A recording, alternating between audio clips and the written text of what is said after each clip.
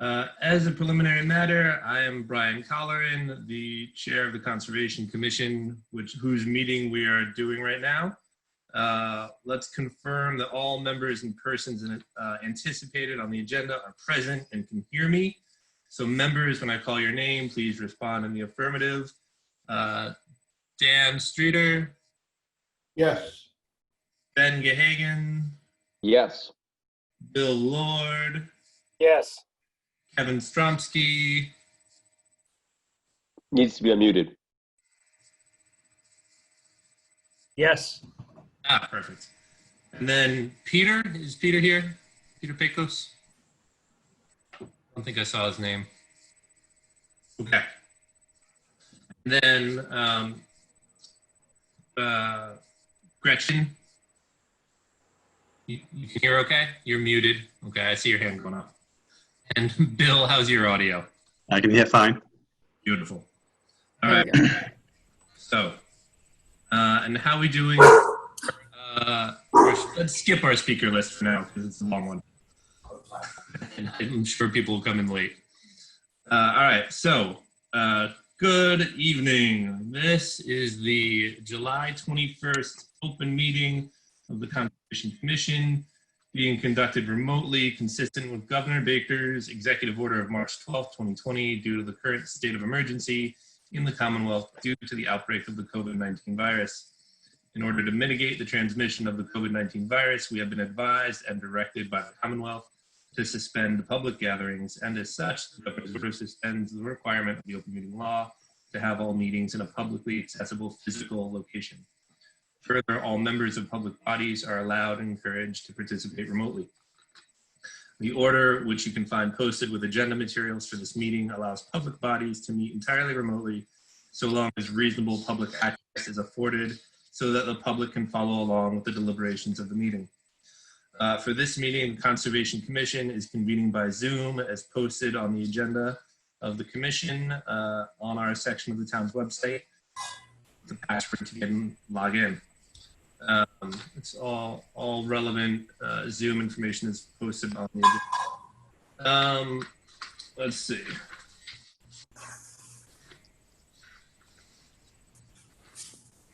Please note that this meeting is being recorded and that attendees are participating by video and/or a telephone conference. Meeting materials were provided to the board members prior to the meeting for review. Everybody received did everybody's email work? Anybody have a problem with their email receiving anything? I see nods of encouragement, so that seems good. Applicants or the representatives may be called upon to speak, and if needed, share information to the screen. Please state intention after you've been called. Before we turn to the first item on the agenda, permit me to cover some ground rules for effective and clear conduct of our business and to ensure accurate meeting minutes. I will introduce each speaker on the agenda. After they conclude their remarks, I will go down the line of members, inviting each by name to provide any comment, question, or motion. Please hold until your name is called. Please remember to mute your phone if you're on your phone or your computer when you're not speaking. Please remember to speak clearly and in a way that helps generate accurate minutes.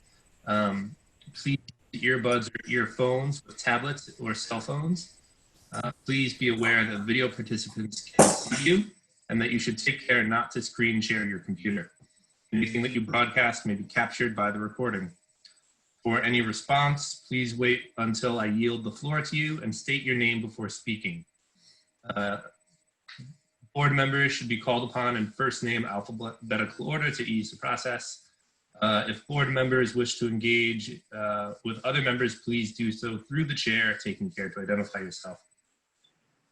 After the board members have spoken, I will afford the public comment as follows. We will go through using the raise hand function primarily. We've been able to handle muted people waving at the screen too. Usually it is somebody sees you, but try to use the raise hand function, please.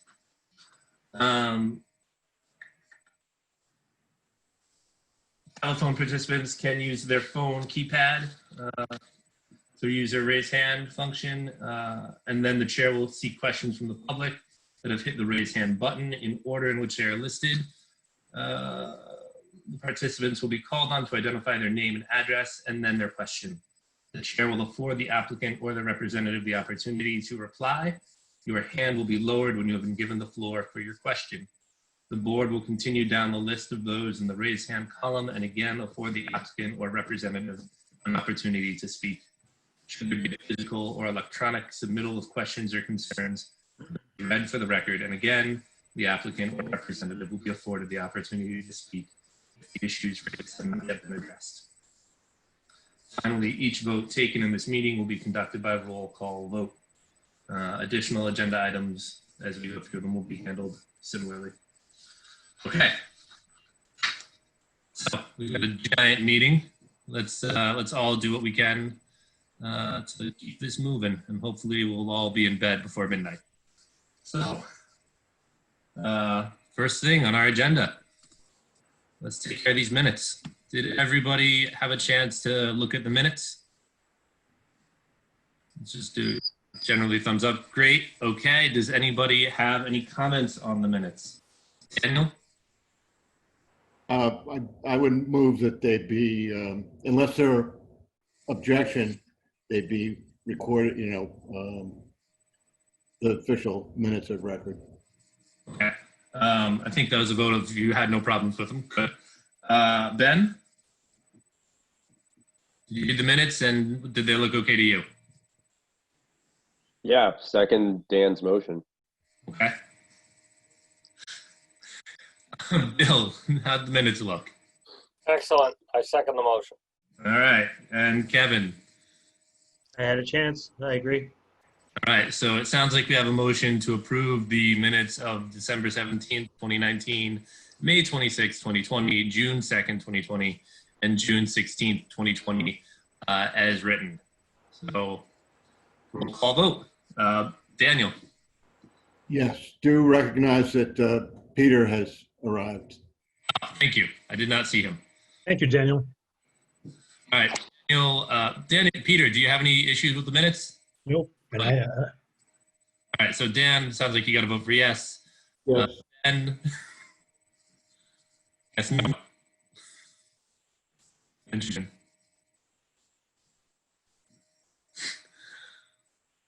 Ben.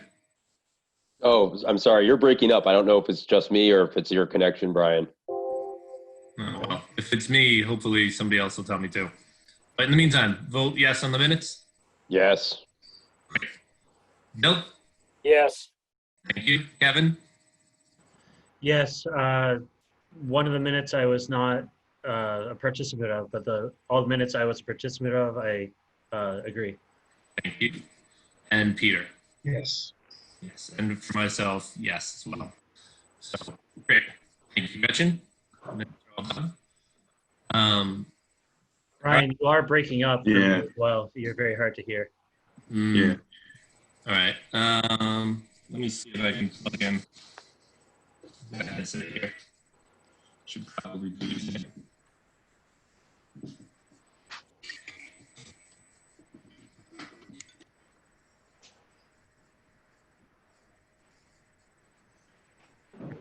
Does this improve anything? So far, yes. Okay. Very, very much improved. Okay, good. So until otherwise.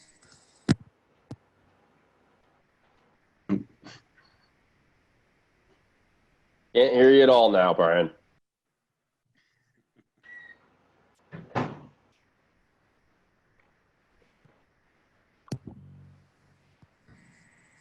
Is this any better? Yes, but I suspect it's your connection more than anything. Yeah, I think you're probably right. This is English. Is there anything else connected to your Wi-Fi, Brian, that can drop off? Not that I know of. Okay. Not that I know of. I'm also on the opposite side of the house from the bar. So that doesn't help. All right, well then I hope you will all bear with me and forgive me and not hold it against me personally. But yeah, let's go Paul Novak, 616th Street. Bill, we still don't have a DEP number? Not that I'm aware of. I checked earlier today, and no DEP number has been granted yet. Okay. So then, Bill, why don't you fill us all in on how that site walk went, and then the other commissioners who want to say anything can speak up as interested. And we'll take it from there. Okay, we went out on the sidewalk on June 22nd at 5 p.m. Some of the members and abutters were present, and we reviewed the site, discussed drainage on the site, discussed the vegetation on the site, and the location of the driveway, and potentially defining the driveway with some fencing or curbing. Mr. Novak answered those questions as best as he could at the site, and said he'd have them drawn on the plan, and I believe we have a revised plan that shows a lot of those changes on the plan. I don't know if there's anyone else has any else to add about the sidewalk, but it was informative, so.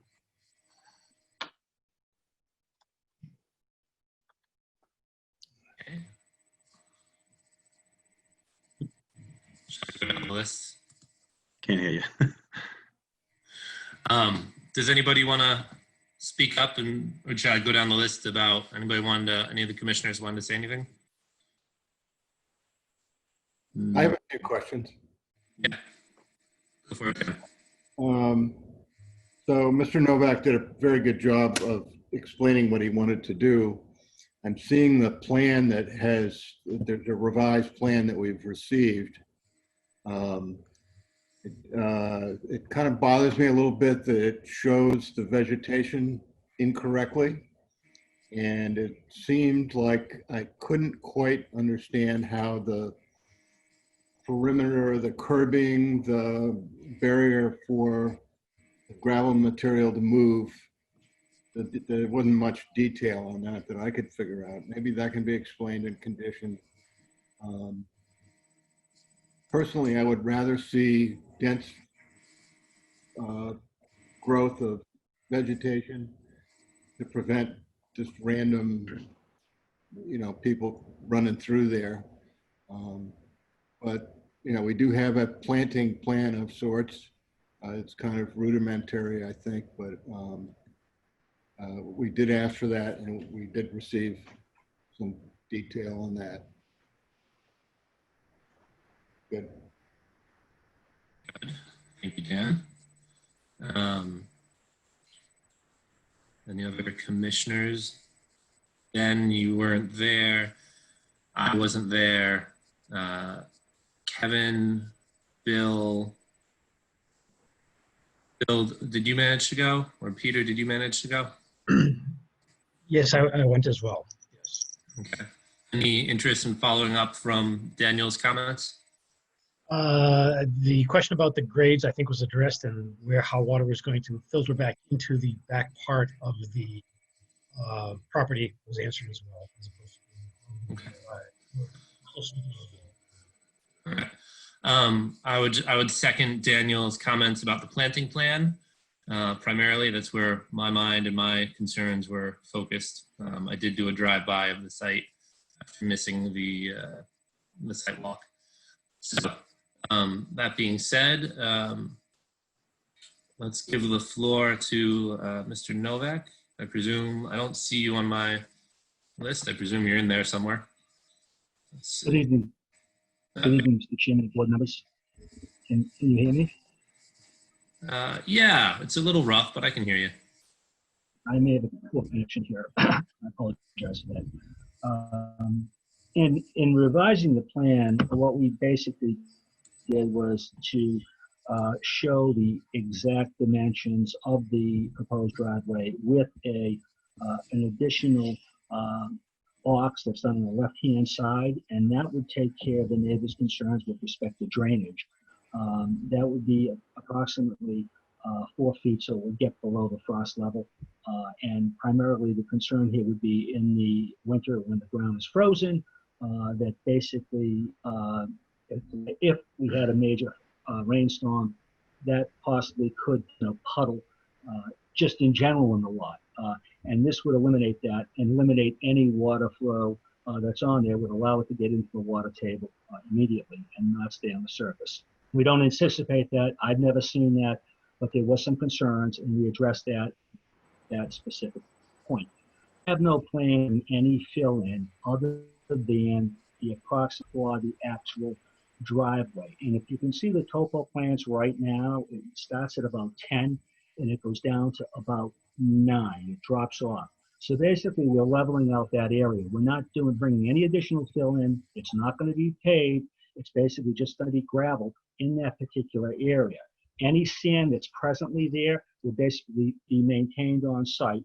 And that's all listed in the notes on the plan where we specifically address those concerns.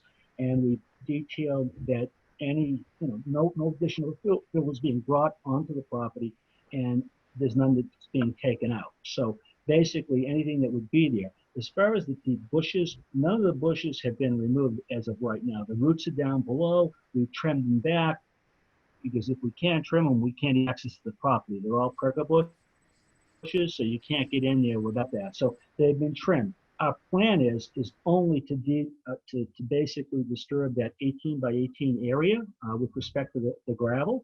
And the bushes are vibrant on both sides, right up into that area. And any additional sand that's pushed on the side will be there so that it'll level off and that there won't be any juts or places where water can channel and run in and go towards the rear of the lot, that it would be feathered out. It's a very, very slight, as far as the 6 inches go, and that would be just lost. The way it goes back with the existing topo, you wouldn't even notice that. It's just going to be, it's only 6 inches, so you wouldn't notice. There's not going to be a regrading of the lot per se. The grades are going to stay the same. With respect to that other area that's going to be excavated at the corner of the driveway, that sand again would be maintained on site. It's a minimal amount. It's basically 3 by 3, probably about a yard of sand. We would keep it on site, and that's specified right within the note section. And we plan a one-to-one replication with respect to that. And the concern here also with respect to the roses in that is that's not a native species that's native to Plum Island. The species that's typically here on the island is the beach grass, and that's what under the conservation rules that we've read and we've reviewed in the past, we've always replicated with generic beach. That's basically the best approach in general to take with respect from an environmental concern. And the only other, let me just see, issue, we have some, in that we noted that in our comments that there was some Japanese knotweed that started to come onto the site. And that's what we wanted to also replicate with the beach, the current beach grass. And at this point, we don't see an issue with people going through here. We basically will probably have a rope or some type of thing across the front so that people just don't park there in general. It's not permitted for public parking or anything like that to be public. And it's just personal parking for us as the owners of the site. With that said, like I say, we see that this would not have any impact. That in here is de minimis. It's an 18 by 18 foot area. We have not disturbed any of the other areas, and they're strong and vibrant with respect to all the other plantings, and primarily the existing rose bushes, and the other plantings that are on the lot per se. And if there are any questions, I'm more than happy to address that. Thank you. Let's go first to Bill. Do you want to sort of, bring in the technical issues that we are going to be focusing on? Just because to remind everybody, this is the Conservation Commission, and so our jurisdiction is Wetland Protection Act and Newbury bylaw for wetlands and how they apply to Plum Island.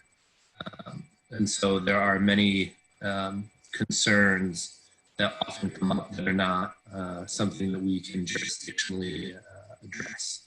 And so, Bill, yeah, you want to take it from there?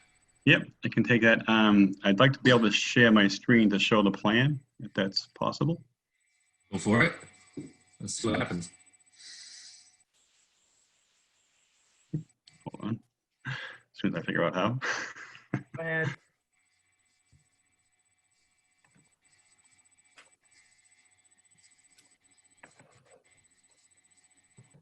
Yeah, hold on a second.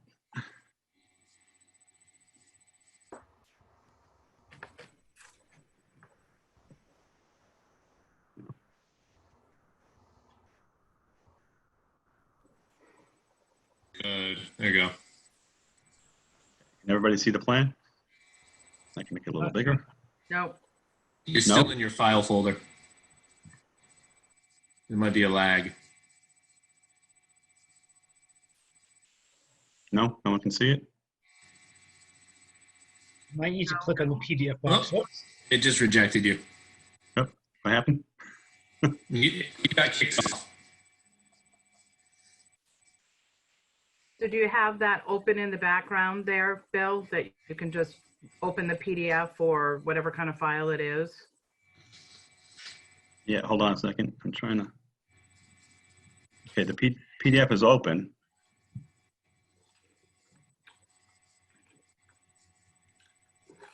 But I don't know what I'm seeing here. Do you have anything else Window. open on your screen? Can you see that? There you go. Yeah. Well Sorry. done. I'll learn how to do it again. All right, so let me make it a little bigger so everybody can see it.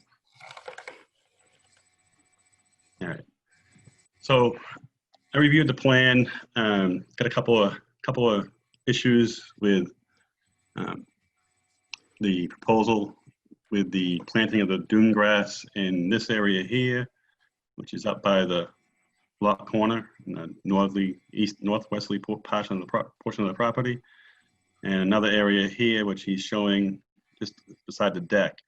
If you go out there, those two areas are pretty well vegetated right now. I don't think they need any enhancement.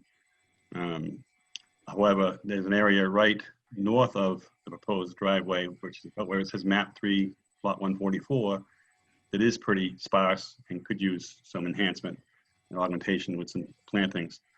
There's also an area over to the southeast of the lot, near the lot corner.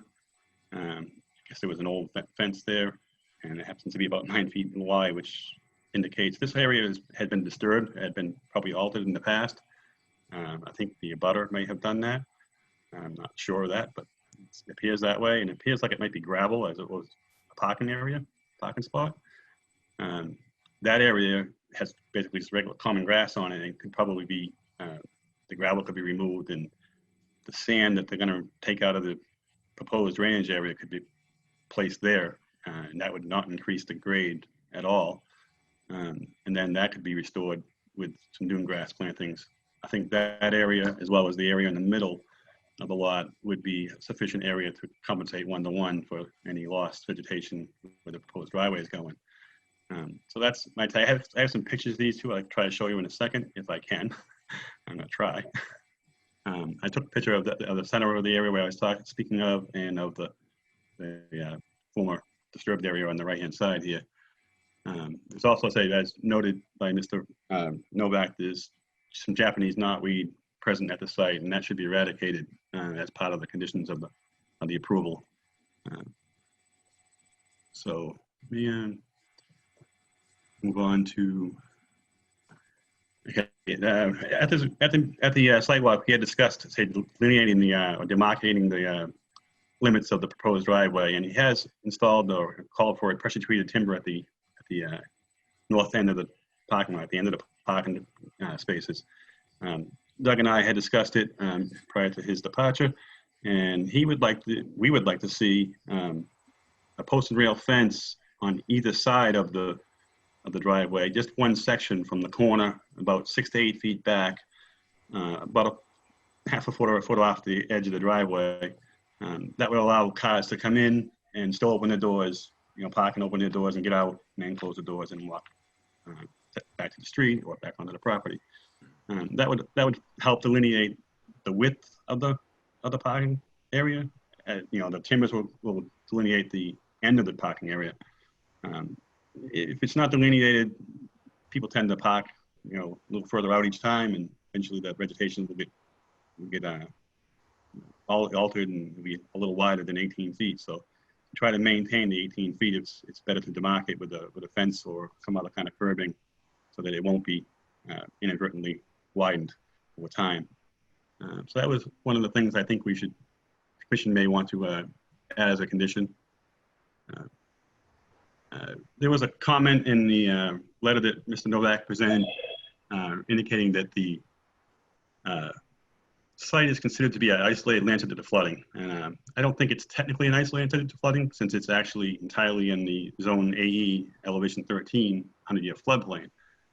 It does have the topography does have a depression on the site. It's created actually to the northwest where these bushes are. There's an elevation 8 here, which is actually partially on the property and partially off the property. So there is a little depression here that may have some runoff to it. My guess is it wouldn't raise to the level of a isolated land sensitive to flooding on the jurisdiction. But it definitely has, some flow going towards it if there's any runoff at all off the site. Well, it's not an isolated land sensitive to flooding. It is a depression that may receive some runoff. So I don't think it really has to, you use the criteria to see how much runoff can go there, but it's not going to raise to a level where it's jurisdictional. As far as the not changing the grades, I disagree. If he's going to bring in 6 inches of gravel over the entire driveway area and not remove any material before placing it down, it's going to fill in some of the property. That, and as well as the 3x3x4 drainage area, you're going to remove approximately only 36 cubic feet for that, and 156 cubic feet for the 6 inches of gravel over the proposed driveway if you don't remove the material before you place the gravel down. That's not a significant amount of fill, and in terms of the fact that it's a AE elevation 13, but the flooding body of water is the Atlantic Ocean. Under the coastal guidelines, you're not required to compensate for that minor fill in this area. So it's allowable, and I don't think it would be an issue with DEP, but it does affect the amount of fill. It affects the amount of storage is available on the site. Again, I think if he was to replicate or take out the gravel that's in this area here, which I suspect, I didn't do an actual test out there, but it looks like to me it was gravel driveway at one point. They could remove that, place some of the sand in that location. That would alleviate some of the fill requirements. There is a little low spot right at the end of the driveway that might require some of that material to be placed as well, as opposed to bringing it further back. So I think that's something that we should look at. I don't really believe there's much increase in runoff off this driveway. I did a quick calculation based on standard practices for curve numbers or runoff curve numbers for a parking area versus the existing conditions it is now. And for the 2 and 10 year storms, which are a majority of the storms we're going to see, there's not much runoff. I think the 3x3x4 drainage area he's showing would be acceptable and mitigate any runoff off the driveway. The driveway should be sloped from the street toward the property so that none of the runoff comes into the street and it's diverted around the proposed driveway. Right now it does flow in this direction. It seems to come off the property here and on the easterly side and a little bit more to the westerly side down to this area here. So I think that that's if he grades it from the driveway, from the roadway toward the lot, it would keep the runoff going in the direction it's going in now and not have any flooding in the street. Let's see.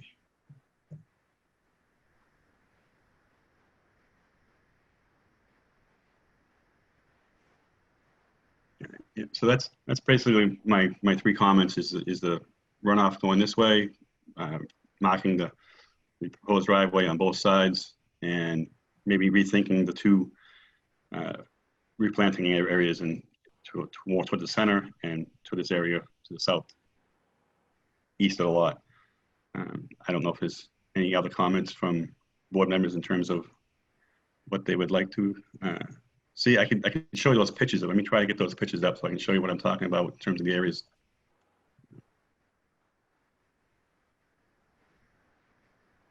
And Bill, while you're looking for the pictures, maybe this would be the opportunity to run through the commissioners and see if anybody else has any questions while you're booting those pictures up. And we can sort of talk if we can talk through your slideshow maybe.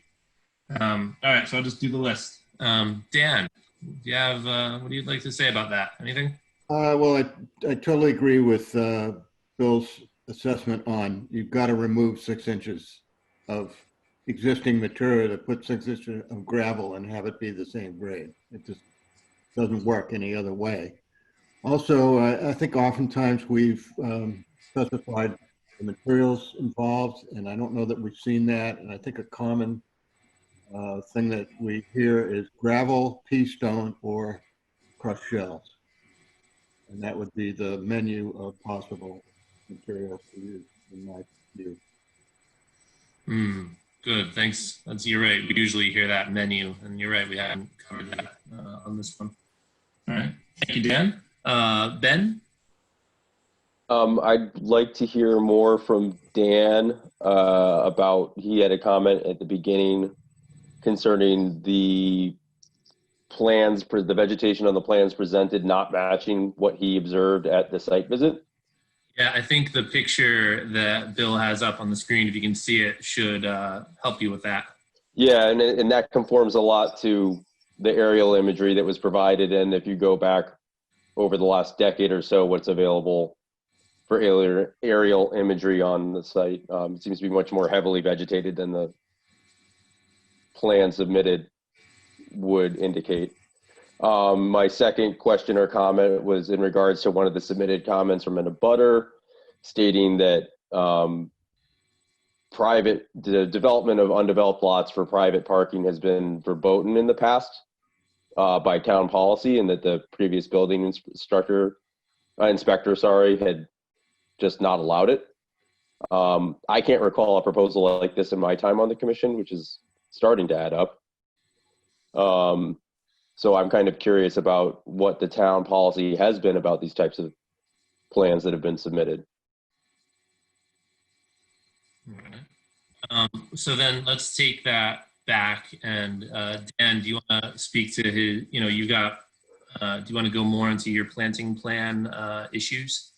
Or do you want to let them speak for themselves? You talking to me or? Oh, Daniel, sorry. Oh, Daniel, okay, sorry.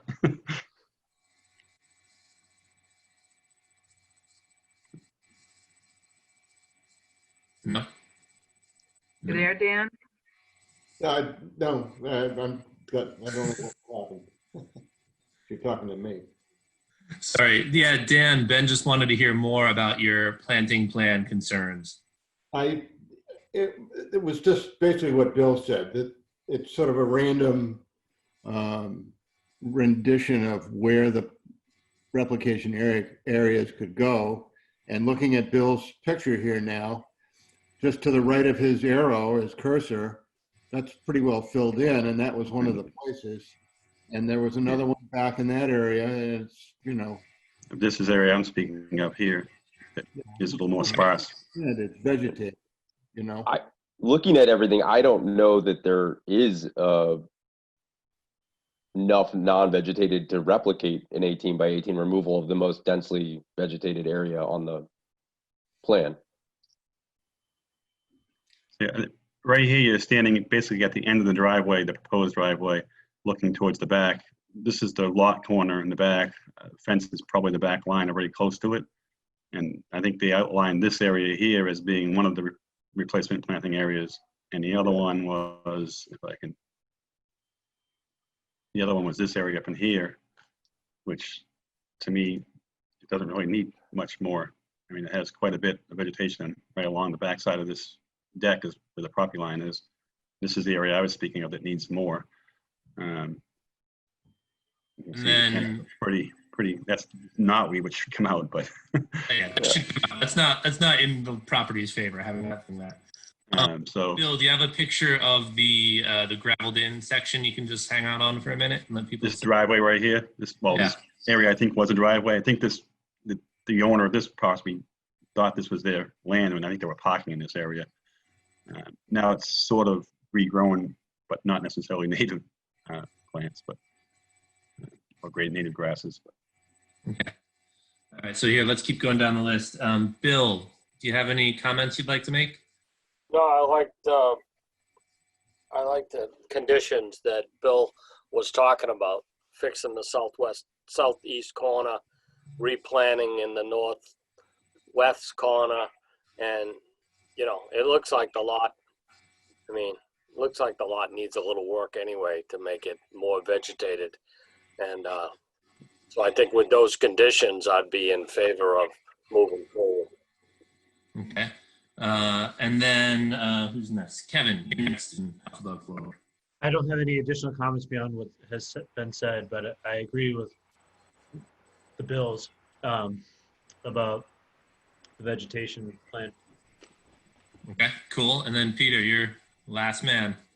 No additional comments. Thank you. Okay, thanks. So then, yeah, generally on my part, I'm going to agree with a lot of what was said. I have a particular concern with the Japanese knotweed and the other, the invasive rose bushes. I think that the one point that hasn't been made in terms of compensation would be, to put together some sort of invasive removal plan.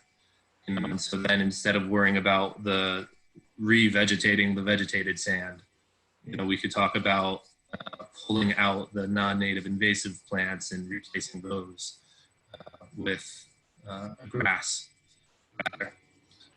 Okay, so then based on all that, let's go quickly to Mr. Novak. Does this all sound like it makes sense? Yes. Everything that's been said is acceptable, and based on the climate as far as now, that would have to probably be in the fall once we can think. But I see that. And just to clarify, I didn't mean that we were just going to not change that initial.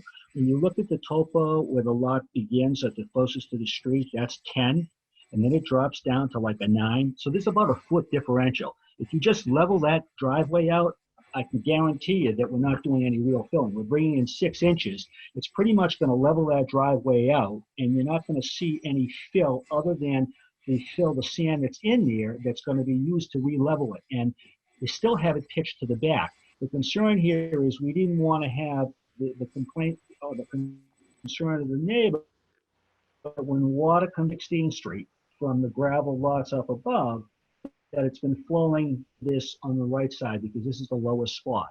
Well, I pointed out that the current elevation of the driveway area right now is about a 2 to 3 inch grade height just because of the city's and the town's sanding and silt that's built up there. So it's not pouring in right now. It's not exactly level. It's several inches high. We would maintain the same grade, so we're not going to empty more water in. The water is currently being absorbed along the area with the rose bushes. It's in a built-up form. So we're not going to be changing anything. We're going to try to maintain that current grade with feathering out the lot. As the pictures show, it goes back. There's about a foot variance between the front now and the back. If we level that area and put 6 inches on, that's going to be the simplest to do. We're not introducing new fill other than that limited 6 inches of area in that area. And if the board feels that we can replenish, we're fine to use those same or a similar cutout and to see if we can use any of the gravel that's currently on site for that reason, at least as the base coat, the first 2 or 3 inches. If we have gravel that's left on site on the right rather than trucking it off site, it makes sense, I think, to use that as the base, and then the final 2 or 3 inches we can use a new finished gravel to build it out, a crushed bank gravel. And that's what we found works best on the island as far as, in general, you're not going to have people getting stuck with a softer bank gravel. But I think everything that's said tonight we're in agreement with, and we can basically agree to those stipulations that were stated. Okay. Good. So then, Susan, do we have many raised hands? Or Bill, do you see the raised hands? I think you need to maybe ask if anybody has any questions. Figured they would be raising them as we went along. No, not yet. I turn to the abutters now. And so if you've got a question, hit the raise hand button, please, and we'll try to address these in, first come, first serve order. Stephen Mangian has been waving his hand. All right, well, Susan's in charge of unmuting people right now, so I'm gonna let Susan pick our first lucky contestant.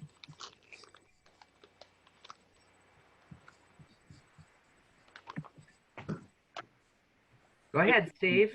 Thank you for unmuting me. Yeah, I had a couple comments. One, seems to be, a notice of intent, but when we were out there the last time, I thought it was just a request for determination. But in any event, since we were out there, there's been more cutting of the vegetation, which I didn't think was allowed, and does cause me some concern about how the applicant's going to follow through on conditions that the Conservation Commission may lay down. Since we were out there, the roses have started to come back. There were flowers there. And since that visit, they've since been cut down again because the flowers are no longer visible. So that's sort of just a general concern, which I'd like to hear the Concom respond to, or maybe Bill, as the case may be. The other thing is that a little bit earlier today, a reference was made to what the previous building inspector has done about limiting parking on the island. Some of you may or may not know that a person had been parking cars at the corner of Harvard and Southern Boulevard, and he got a cease and desist from the building inspector. The police have been out there at times. In addition, on Northern Boulevard, someone started parking cars, had a sign out there, and the police went and said no. So I'm just a little bit confused about what the town has to say about turning empty lots into parking spots. This could have long-term implications for development, and there may be an issue that the planning board, and I see our chairman here, might have some insight into how these parking spots can be used. I can easily imagine that, yeah, the owner, Mr. Novak, would want to park there, and I get that. But if, shall we say, renters of Mr. Novak's properties, whatever, want to park there, that does become sort of a commercial use in order to enable people to come to the island or perhaps rent other properties on the island and then park there. So to me, there seems to be some underlying bigger picture issues about allowing parking to occur. I'd also like to point out that, let's say if I owned a beachfront lot on the island where I couldn't otherwise have any parking put in, well, if I owned that lot and then said, gee, I'm gonna buy Mr. Novak's lot and that'll be my 2 parking spots, let me build. That could be a problem too for long-term development. And what is, as you all know, is an area designated as the island is an area of critical environmental concern. And, they will be looking at more unwanted development on the island, on the ACEC. So I'm curious what the planning board representative may have to say, particularly vis-a-vis what the previous building inspector had to do to try and limit parking. I'd like to point out that the abutter that has the parking lots, and her building is on Northern Boulevard, and she parks cars there. She's able to do that because she was grandfathered in for doing this for 20 years. So there were exceptions, and that was one of them. But that abutter's ability to park cars wasn't meant to give carte blanche to other nearby properties. So sorry I can't be concise in my questions, but I'm sure you can ask me if need be. So with that, Susan, you can mute me. Well, here, let me take that to start, because the relevance of your concerns, unfortunately, we can't address, because we're talking about the building inspector, we're talking about zoning, we're talking about planning, we're talking about the general direction the town wants to take on the island.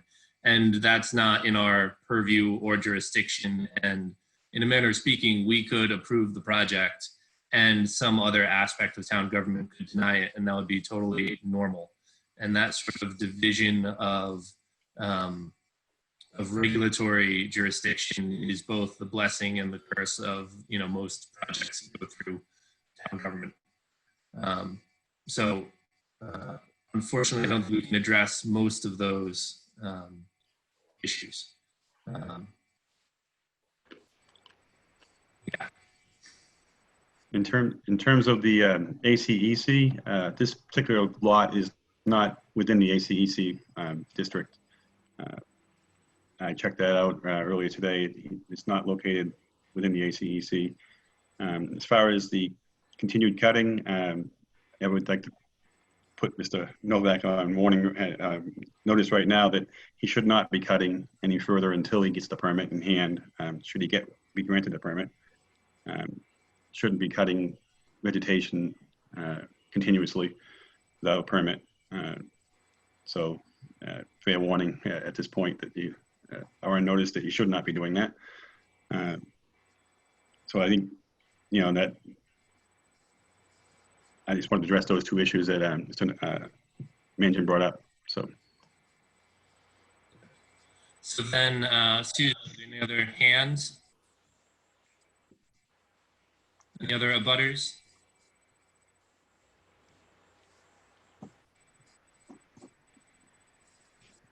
Oh, I see one. Oh, there we go, Catherine. Okay. There we go. Hi, everyone. I tried to do it the real way, raising the It worked. electronic hand. Thanks so much, Catherine Mulligan from 8 16th Street. Really appreciate Mr. Novak taking the time to address a lot of the questions that we had from the last meeting. And I think most of our follow-up questions were actually asked by the commission. I just had one. So in clearing, can you explain a little bit about how the roses would be cleared? Just I'm thinking through the root system. So given that it's pretty interconnected, so how does that clearing take place to make sure that the roses on either side are not impacted or pulled up? Can that Basically, be? Thank you. if I may, basically the roses are on the right and on the left, and we would basically use the bucket of the loader to basically cut straight down, or a saw at that junction, so that we're not going beyond that 18 by 18 foot, and that would be just cut straight down at that level, and we wouldn't be just ripping out other bushes when we're going through there. It would be limited to those that are staked off now. Make sure one way or another that we're not ripping other bushes out, that it would just be the blade itself. It's got down pressure. It can basically go straight down to 6 or 8 inches, whatever that depth is, enough to get to the root system. Basically to be, like somewhat segmented bushes that are, every couple of feet, 2 or 3 feet. Say we have not destroyed any of those bushes to date. I just want to clarify that. They've been trimmed. They come back. We dealt with these bushes in the past down there. The only way that you're going to damage them is if you dig them out. Trimming them does not. In fact, they come back stronger than ever. But with your point in question, we're not planning on damaging or going beyond that boundary, and we will demarcate it when we actually put that in. We're only going down 6 inches, so we have no intent on going down further. If we have a situation where the roots are down deeper, then we're probably going to just leave whatever's down there. We're just going to go to that 6 inch, and then if we have to weed whack it after to keep it down for a while until it dissipates. But we don't intend on digging or excavating down deeper than that minimal area in the front, which would be approximately 6 inches, where we have a contour of cat. But we can to basically minimize any damage to the adjacent roses, both on the right and the left. Okay. Catherine, that work for you as an answer? Okay. I see some commissioners putting their hands up. Just hold on a second, guys. Let's see if there's any other abutters while we're on the abutter phase. Anybody, any other neighbors, abutters, concerned, members of the public? Nothing? Rolling through the pictures, and I don't see anybody raising their hand, and I don't see the electronic hand raised.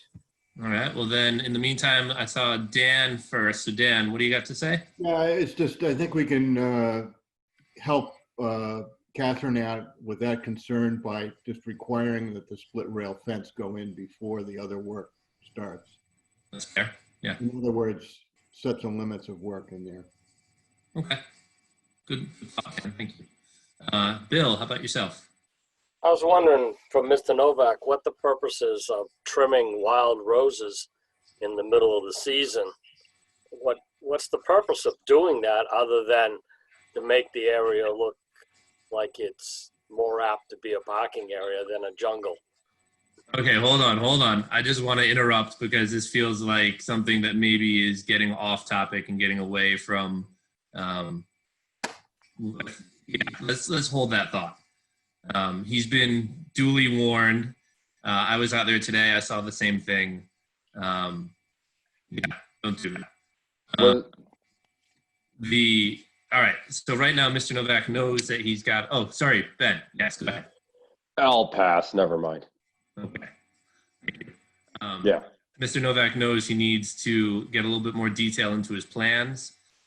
He's heard our comments about the vegetation. I think he has his homework and he understands it, and Bill also has a pretty strong understanding. So I think at this point, if there's no objections or comments, we can move this on to the next meeting and let Mr. Novak adjust his details. Yes, Ben. I will make a motion to continue to the next meeting. Seconded. Mr. Novak, is that okay with you? That's fine. Thank you. Okay. Now, so I'm clear, what we want is you want the areas, the only modifications you want are the two areas based on your comments this evening for the replication. I didn't catch all that. Do you mind saying that again? The changes that you're proposing were the relocation of both replication areas and the showing of a split rail fence, one section on the right-hand side of the driveway at the terminus and on the left-hand side of the driveway. Yes, and the greater detail about the composition and construction of the driveway, and whether you will get the local gravel from the former parking spot, or if you're going to bring in crushed shell.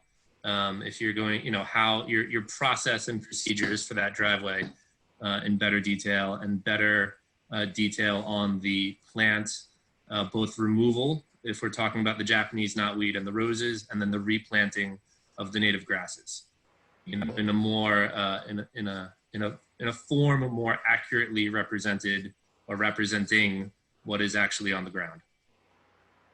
Very well, thank you. And if there's any details, obviously Bill is available to work out some of those final points. Thank you. Okay, so I think we've got a motion on the table to move on to the next meeting. Yes. Do you have to vote on the continuance? Or is, Yes, I think so. Yeah, and also to a date, it's going to be August 18th will be the next meeting. So you should probably specify the date that you're continuing That's a to. good point. All right, so all in favor of moving the current topic to the 18th of August, I vote aye. And then Dan, Yes. Ben, Aye. Bill, Yes. Kevin, Yes. Peter. Yes. All right, excellent. Thank you. All right, so let's see what's next on our list. Fred Jackman for 68 Green Street, DEP number 0501327. Is Mr. Jackman or representative? Mr. Chairman, they had contacted me earlier and they've asked for continuance until the August 18th meeting. Excellent. I'm happy to do that. So moved. Seconded. All right, so let's do the vote. Yes, I vote aye. Dan, Yes. Ben, Aye. Bill, Aye. Kevin, Aye. Peter. Yes. Excellent. So that's going in the next meeting. So then what's next on our list? We have Tim and Judith Wareham at 10 20th Street, an RDA to replace an existing storage shed.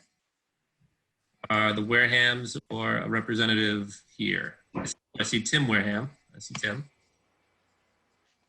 Yeah, Tim is gonna have to let me know what he's using for audio. Tim, can you hear us? Because he's not got audio on his computer. I don't know if he's phoned in, but I can't tell what number may be his if that's the case. Okay. Is there anybody else on besides Tim? I can see him on the screen. Yeah, I can Yeah, see. he's there, but his audio is not activated on his computer. Hmm.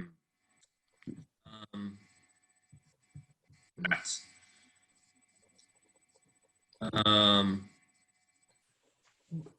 He's, yeah. Yeah. Maybe Tim. Is it possible to call in? Yeah. Tim, if you've got a phone, do you have the agenda? You must have the agenda if you've got the password to log in.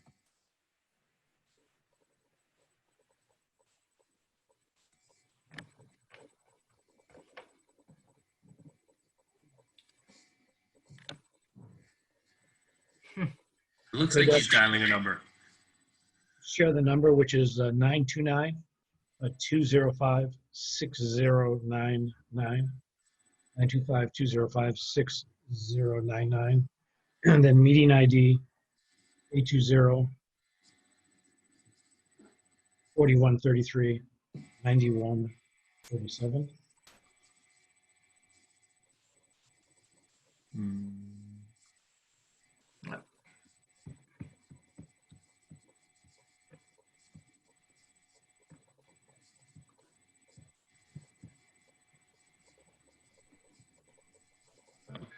His phone. Yeah, unfortunately, Tim, if you can hear us, can you tell us what number you dialed in on? Maybe hold it up to the screen. What's your phone number? Yeah. Hey, Susan, do you think maybe can you work on this on the side in the background and maybe we can move to the next thing and we'll come back to. I suggest that you hold this till the next hearing so he can try and work it out. I can't fix it for him, so. Oh, I just meant if you I just got the number up. 978-808-0927. 808. It's on there. Hold on one second. You understand?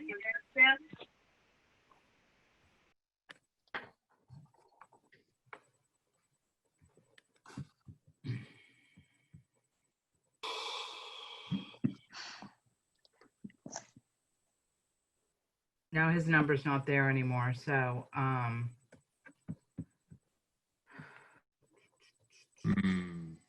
so why don't you just move on to the next hearing? I'm going to write down that number and call him and mute myself. 978-808-0927. So I'm going to mute myself and you guys perhaps can move to the next item. Right, we'll come back to Tim in a moment. Over for that.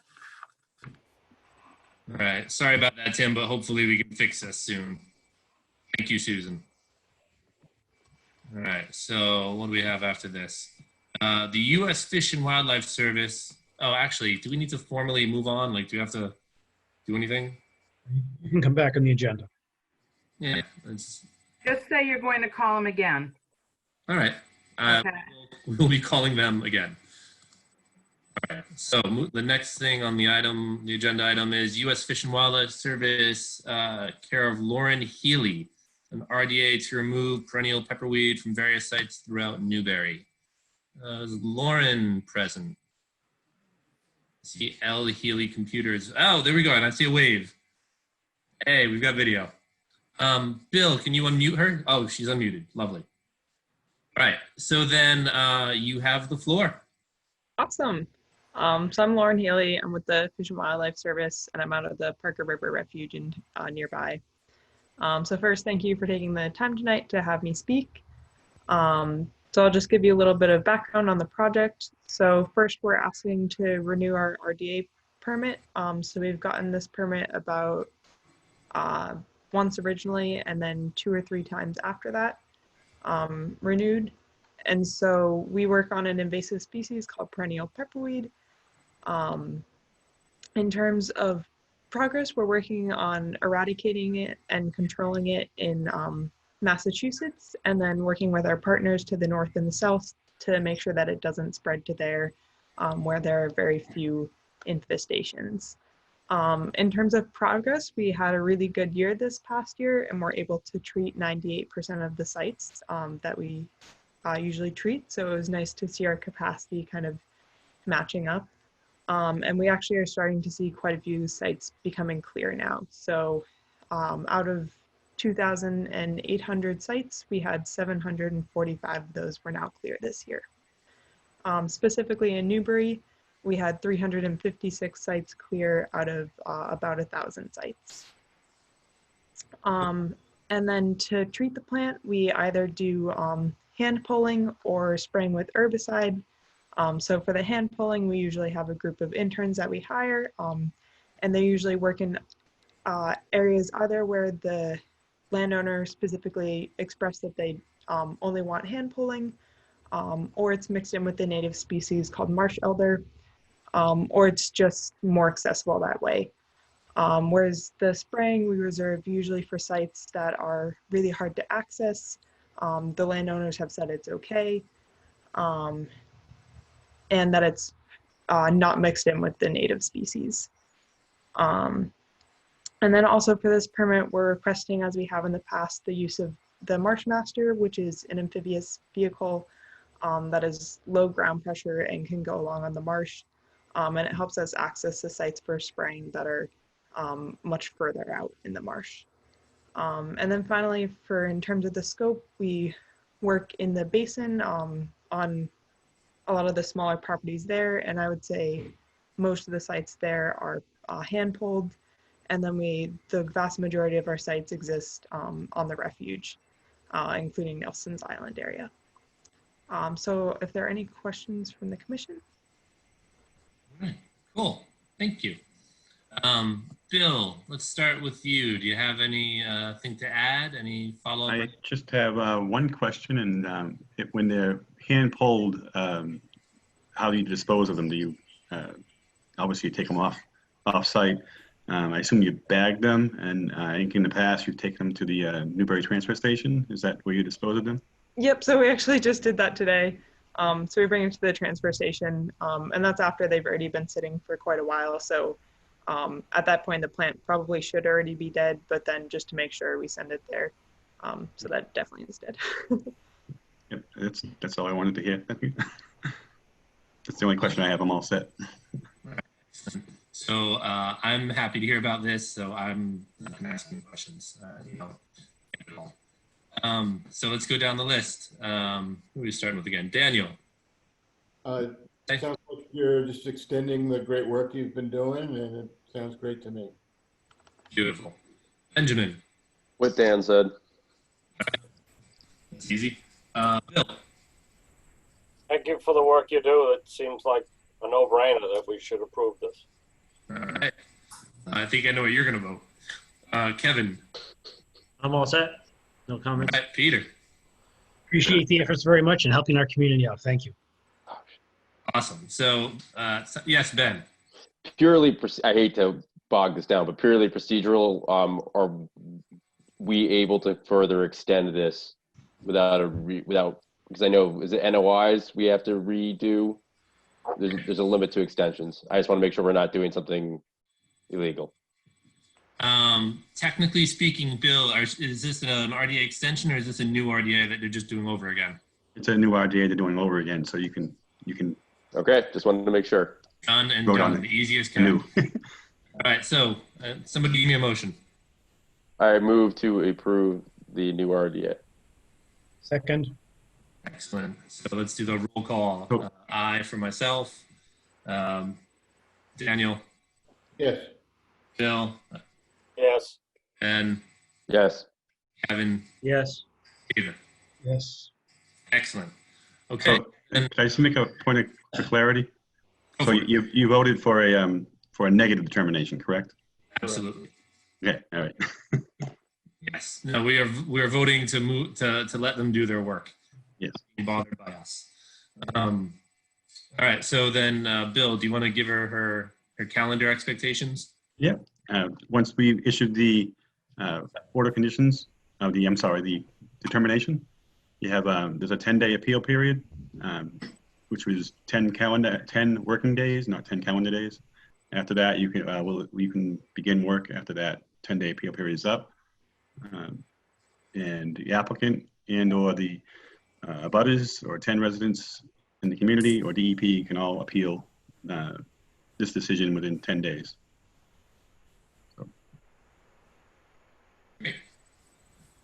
Well, then, I suppose, Lauren, if you're good, then yeah, you get it in the mail, and yeah, that's all it is. You're all done. Awesome. Thank you. Keep it up. Thanks. Brian, if you'd like to recall Mr. Wareham. Oh, excellent. I see his face up here, so I hope this means this works. Can you hear us now, Tim? Hello. Oh, I hear you guys. Okay. Before, during, and after. So I learned something new. You can't use an unlisted line on Zoom because you can't see it on your line. all right. Well, here, let's call this again officially. So next on the agenda, Tim and Judith Wareham, 10 20th Street and RDA to replace an existing storage shed. All right, Tim, have at it.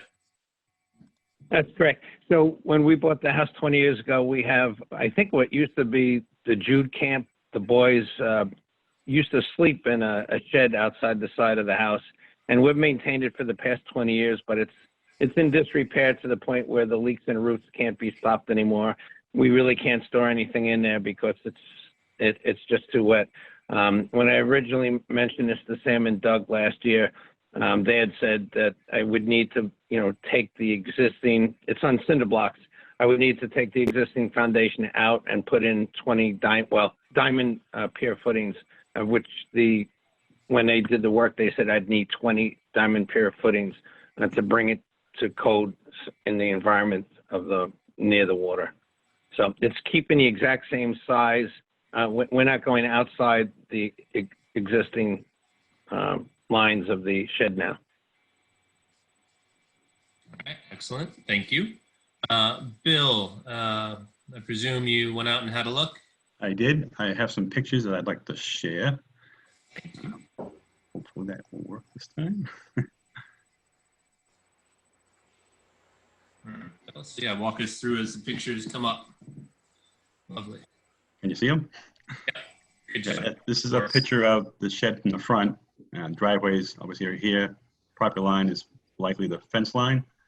And you can see the shed. You can see under the shed between the trash cans, it's got about a foot of open area under the shed, which probably coincides with this first step. I get some other pictures that would help. For the back view, this is behind the back side of the shed. And again, you can see it's probably about 8 inches of open area under the shed. Maybe a little less right there, maybe only about 6 inches there.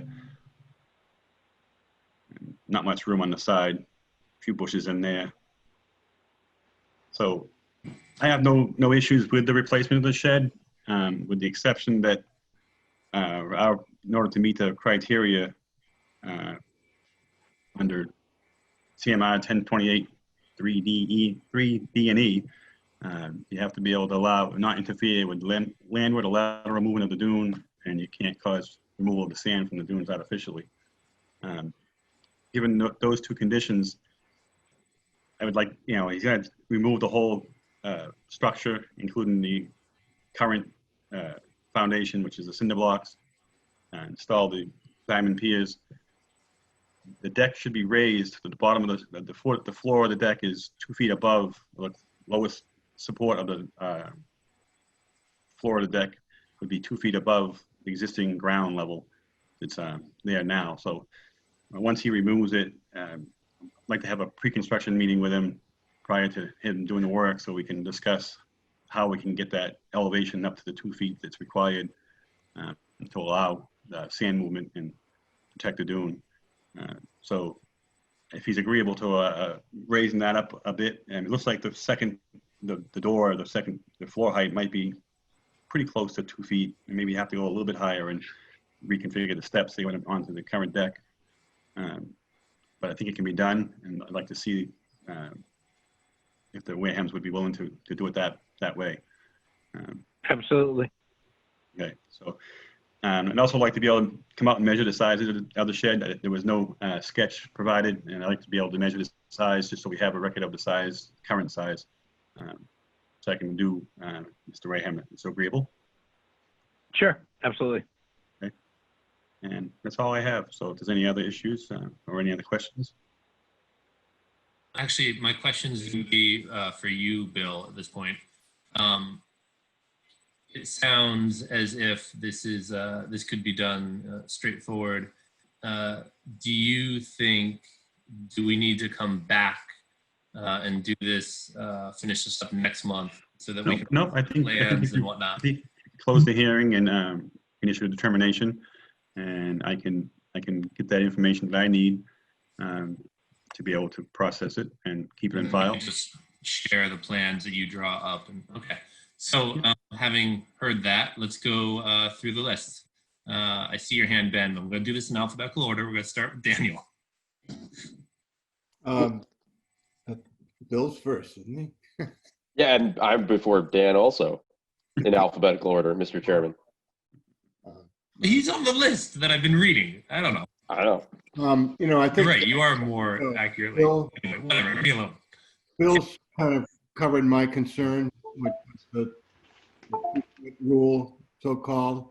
This is also in a flood zone, and I'm unclear what that, what the implications of that are. How the building, it's a building inspector issue, really. It's not our issue, but I just don't really know how the whole flood zone thing works when you're just replacing a portion of the structure. Actually, raising this will bring it further out of the floodplain, so it'll alleviate some of the concerns with flooding. It's 13. Everything around the house is like there's no flood zone there at all. So we're not really making the conditions any worse. Right. So I would support adhering to the 2 foot clear underneath. Okay. So then returning apparently to alphabetical order. Your turn. That Bill or Ben, I couldn't tell. No, Benjamin Gehagen. I can't recall. I have absolutely no problem with the theory of this proposal. I just can't recall ever approving any of these projects on the island without at least a rudimentary plan to view as a commission prior to voting on it. And I personally, before voting on it, would like to see a plan. Okay. Fair enough. Bill? I'm good with it so far. Okay. Kevin? Am I mistaken that this is an RDA? If we start asking for plans and requirements for raising 2 feet, wouldn't it then be a NOI or something like that? Am I mistaken? So the RDA, generally speaking, is sort of a watered down NOI, the kind of thing where if we ask them to do an NOI, the filing fees go up, the paperwork goes up for him and for us. And the RDA is essentially asking permission to do this thing without going through all the paperwork. And the last RDA that we just had where we gave the negative determination, if we voted on a positive determination here tonight, we would basically be saying, come back to us with an NOI. And we'd be saying, no, we can't do this in like paperwork version of the handshake. We actually have to still give, but we can still give like requirements and have it be an RDA and not be out of our jurisdiction. Okay, that's what I want to be clear on. Okay. Yeah. So like to Ben's point about plans. So as long as it's over 2 feet, it doesn't apply to us and we're okay with it. It's basically what we're saying. Like, Yeah, the okay. thing that Bill is proposing is tweaking the project so that it meets our standards, and then drawing up the plan to put in the file. Because, Okay. Yep. All right, I'm on board then. Yeah, especially the 2-foot thing. It's like the thing we've been the biggest stickler about. Like, show us plans where you very clearly show 2 feet of clearance under your structure. Yeah, I'll be clear. I'm okay with it, with what Ben said, needing plans, because we've always required that. Okay. All right, good. So then, Peter? I would follow suit. I think plans appropriate. Okay. So then it sounds to me like Mr. Wareham and Bill that after you guys have your on-site, we'd like to look at those plans and see what gets drawn up, and hear about any of the conversations that you have and any of the details that you address. All right, I can guide Mr. Wareham in preparing a sketch for the commission's review. All right. So then, let's humor a motion to see Mr. Wareham on the 18th. Is that all right with you, Mr. Wareham? Sure. I actually have the plans and dimensions, but I didn't know I needed to give them to you, so sure. Okay. And then actually, before we do that, we should probably check. Is anybody here, any neighbors, any abutters, any concerned neighbors that want to speak up? I see none with the electronic. Let me just check, make sure nobody's waving. It looks okay, Mr. Chairman. All right, lovely. So then, yeah, let's have that motion with Mr. Wareham's blessing to see him again next month. Thank you. Motion to continue? Second. All right, and then doing the roll call, I for myself, Daniel, Aye. Ben, Aye. Bill, Aye. Kevin, Aye. Peter. Yes. All right, excellent. So thank you, Tim, for coming back the second time, and we'll see you again for another second time. Thank you. All right, moving down our agenda. What do we have next? Michael Noyes, 11 Moody Street. An RDA to construct a new driveway and parking area, relocate large boulders, and reloam and seed. I was contacted earlier today by the applicant. He has no access to computers or internet. So he has asked to be continued to the 18th so he can arrange to get access to be able to connect into the meeting. So that sounds like we need a motion. Do we need a motion? Yeah. Motion to continue.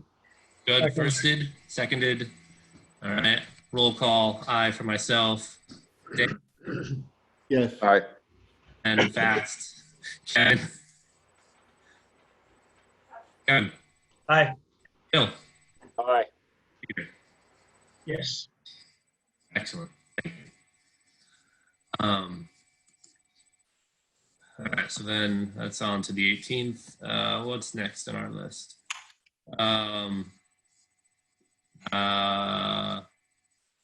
Corey Rice, am I doing that right? 91 Northern Boulevard, and RDA to rebuild an existing front porch or deck. Do we have a representative or Yeah, he's here. Can you hear me? oh, there we go. Hey So there. how do I do on, how do I do your name right? Yeah, just shot perfectly. Corey Rice. Hey, all right. Well done, me. Nice. Well, the floor is yours. All right, so over at 91 Northern Boulevard, I have a client there. I'm the contractor. They have a front porch that is in a state of serious disrepair. The joists and beams and everything are pretty much just barely being held together. So our plan is to pretty much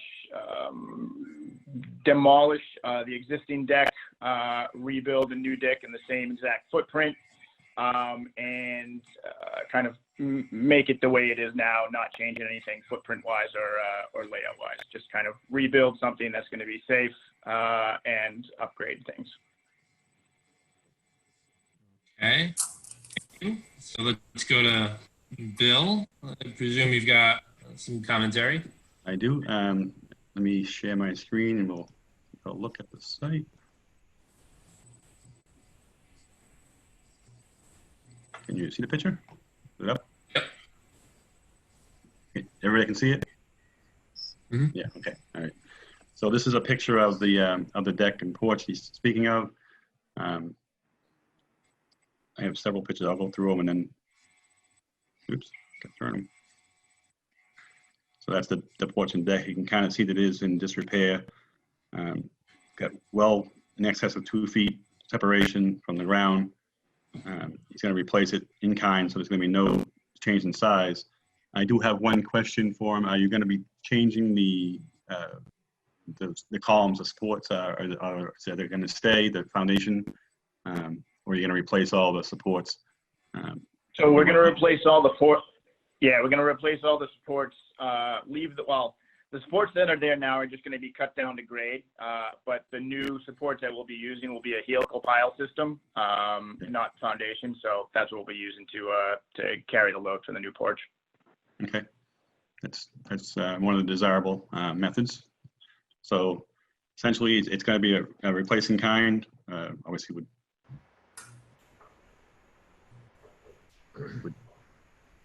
modern techniques.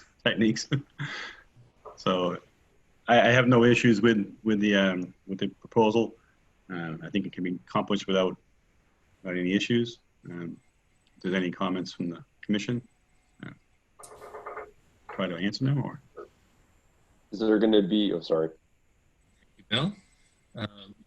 Yeah, hold you. Well, whatever. You go first. We'll start with you. No, it's fine. Bill first. I'm having trouble adjusting to this.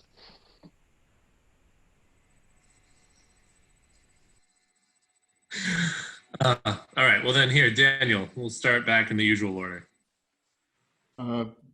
Look, I have no real comments. I'm just sort of curious, though, what about the foundation for the actual main house?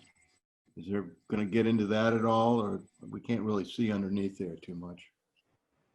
No, so the only thing that we'll be doing will just be, we won't be touching anything on the existing house. We'll attach ledgers, which is the way the joists are attached to the house now, but in terms to anything lower than that, there's no impact on the foundation at all. You got 4 posts there, that's it? Yep. Okay. Yeah. So also, I think, Right. I'm sorry. No, it's okay. Go ahead. Okay, yeah, sorry about that. So yeah, there'll be, I believe on the plan that we submitted, there is 1, 2, 3, 4, 5, because there's 2 on each side before that front row of 6. So there'll be 6 helical piles that will be carrying the beams, that will be carrying the load from the porch.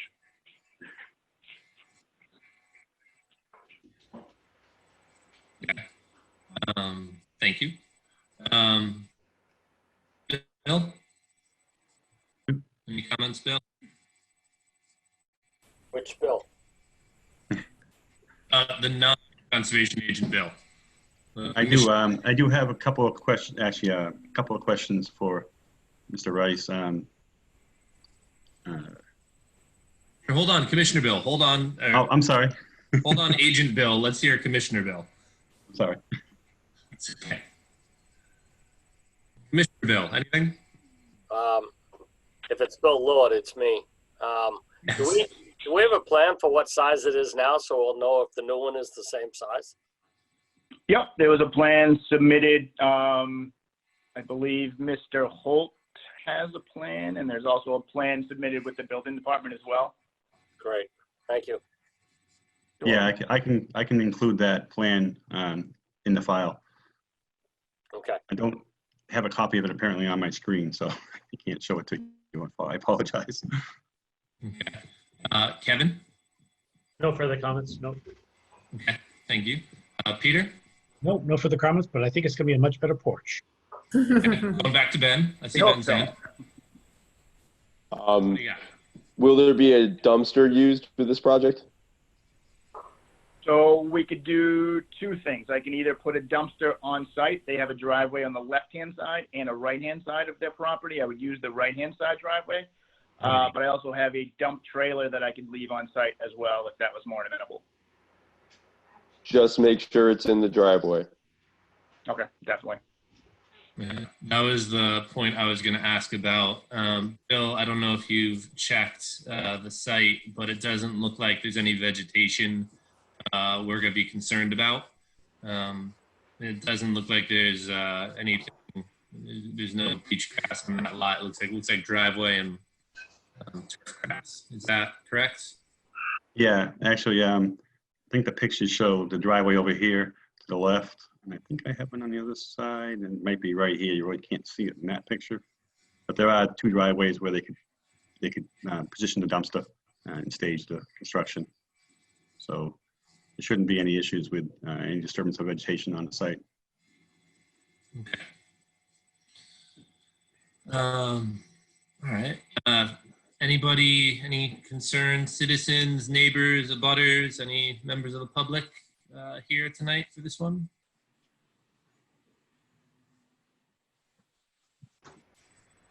There are no hands I can see. Going through the pictures, nope, don't see anybody. I think Commissioner, you're all set. All right, thank you. All right, so then it sounds as if as long as Mr. Rice gets the dumpster on site in a good spot and, in a manner of speaking, doesn't make a mess. Sounds like there's no other concerns on the table. Am I right? So, right? Yeah. Okay. Nobody else is waving at me. Great. So yeah, let's have a motion for a negative determination. Move to issue a negative determination with that condition that any dumpster or trailer remain in the driveways. Okay. Let's go a second. Second. All right. So then let's do the roll call. I'll vote yes. Ben? Yes. Dan? Yes. Bill? Yes. Kevin? Yes. Peter? Yes. Excellent. All right, thank you. Bill, do you want to give Mr. Rice his calendar? Yep.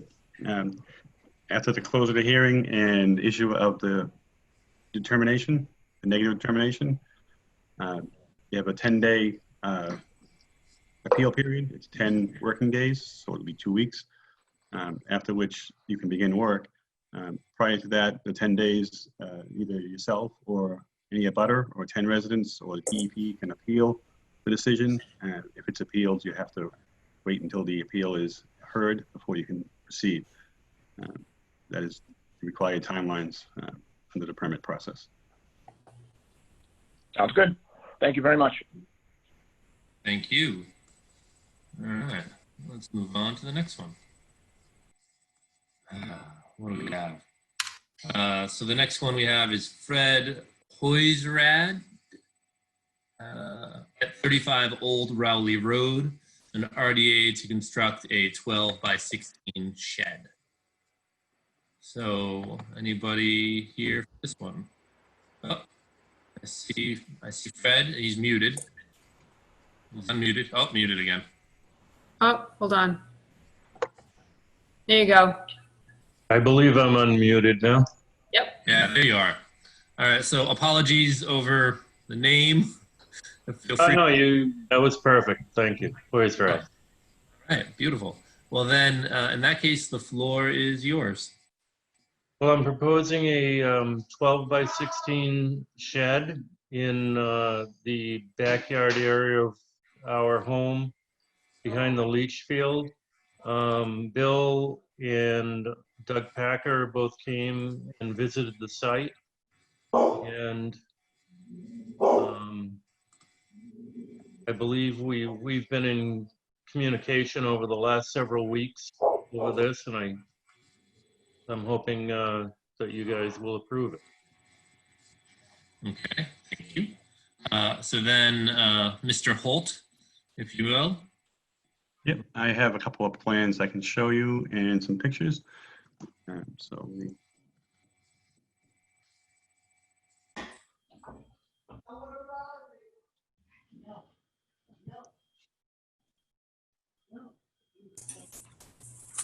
this plan is the original plan for the construction of the house, which was built, I believe, a couple of years ago.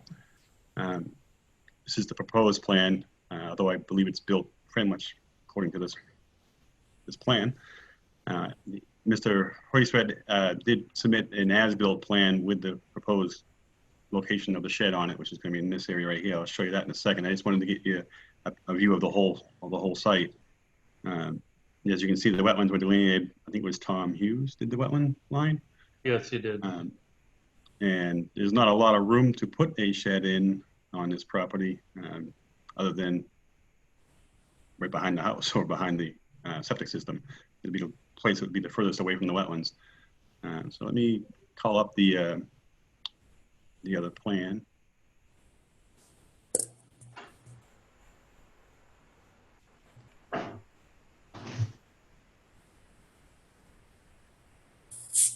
So this is the as-built of the septic system.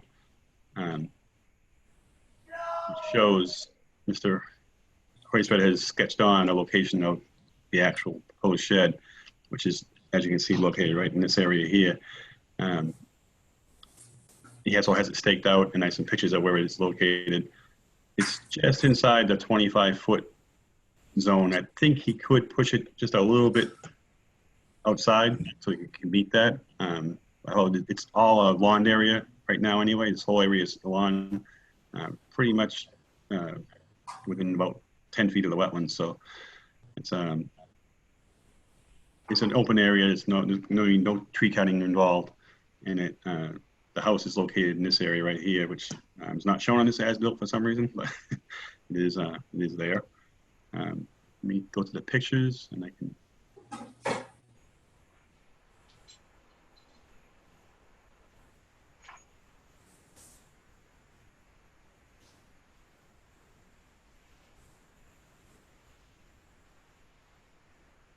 All right, so this is the back of the house. The septic's over in this area behind what you're seeing here. These are the 4 stakes where the septic, where the grass is, and this is the slope. The septic system is just to the left of that.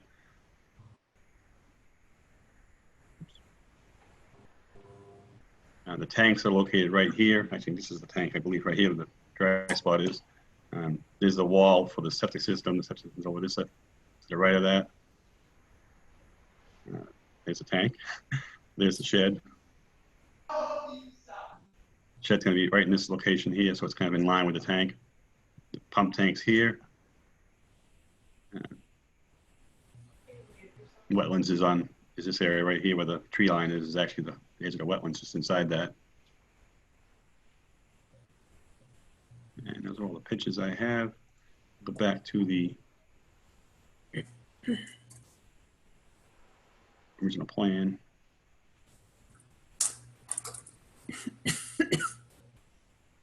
So the area, again, where the shed's going to be proposed is right here, at the total slope of the septic system itself, and the wetlands is down through here. So my only questions are, he's going to use, I believe he's going to use concrete blocks and just level those up. He's not going to be installing any concrete footings for the. I think Mr. Hoysred could explain that, right? What he's going to use for a foundation for the project for the shed. This area does provide the greatest setback to the wetlands. Anywhere else in the lot would be closer to the wetlands or too far away from the house to really be useful. I would ask that he install straw walls or silt fence at the edge of the wetlands or a few feet outside of wetlands. So during construction, other than that, I think it's a project that could be conditioned under a negative determination. So I'll let the commissioner ask any questions. So let's go to that point about the foundation before we take the permission. What kind of foundation is this shed going to have? What I'm proposing is 6 inches of 3/4 inch crushed stone with blocks raising it up 1 foot to 1.5 feet or further if you require that, above grade. I picked that location. If I moved it further back towards the septic, it would require greater excavation. Under my proposed plan, I can dig out the 12 by 16 area with a shovel and remove the grass and replace the grass with 6 inches of the 3/4 inch crushed stone and put blocks on top of it as the foundation. Okay. All right, thank you. And the reason I'm proposing that is it has the least impact on the property. Anything else for a foundation would require greater excavation. I found that most of my property has been filled with large boulders and concrete and other materials that make it very difficult to dig further and deeper, and it would require me to bring in an excavator, and this would have the least impact on the property, in my opinion. Okay. Okay. Thank you. I think Bill, you look like you're ready to have a question, so let's start with you. Let's go from the back. Is this a stick-built shed, or is it coming in on a crane? I actually have Reed's Ferry bringing it in a kit, so it would be built on the blocks in sections. So it would be a prefab shed that they build in one day. Do you know if they carry that in, or They carry it in, yes. And that was one of my considerations in using them, in that it didn't have any other impact on the property as far as bringing in any kind of heavy equipment. Fantastic. Thank you. You're welcome. Thank you. And while we're in the back of the list, let's go down to Peter. Let's give Peter a try. Yeah, so I'm just looking at the gradations, but it looks like if Bill Holt's suggestion was to push it back a little bit further, is that going to interfere with the elevated grades? Because it goes from 9 to 10 to 11 pretty quick.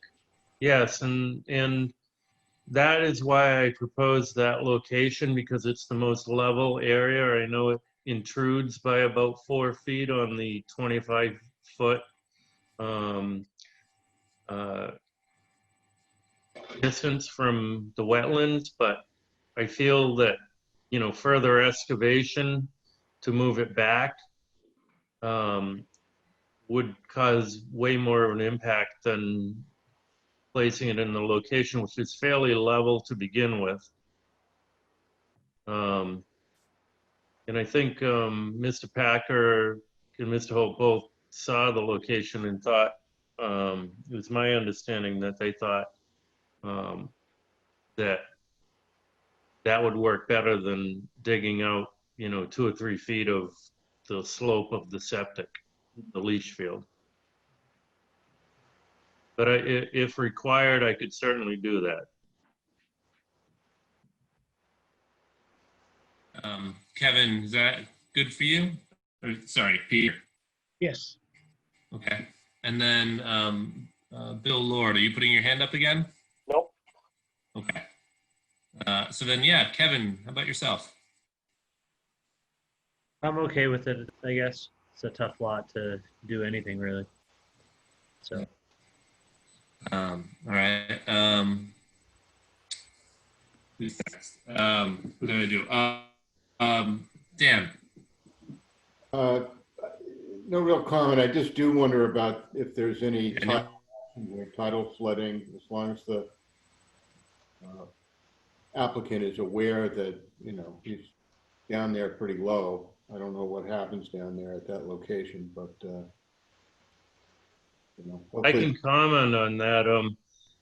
You know, we've had many moon tides and flood tides in the last 2.5 years. And in fact, I know the history of the lot, and the mere fact that grass is growing prolifically in that area, as well as the, you know, there's a giant buffer with the trees and shrubs that are between the grass and the marsh. The wetland, the flooding has never had an impact on that area. Very, very good. I mean, I do think you picked the best possible location. Thank you.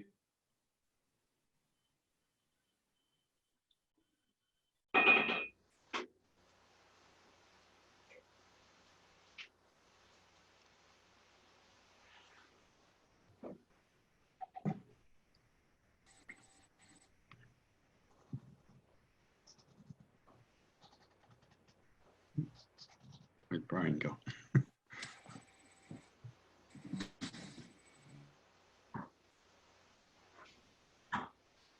Did we lose our chair? I think we might have. Mhm.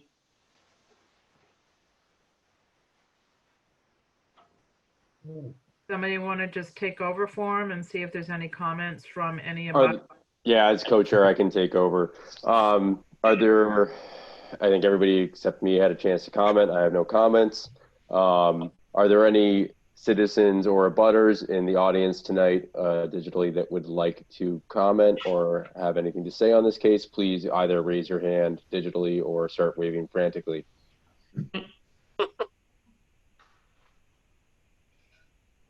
So it looks like everyone, there are no questions, so I think you're good. Thank you very much. No problem, Mr. Hoysrad. With the absence of Brian, do we still have enough people for a quorum? 1, 2, 3. It looks like Brian might be back. He's I see coming. the image.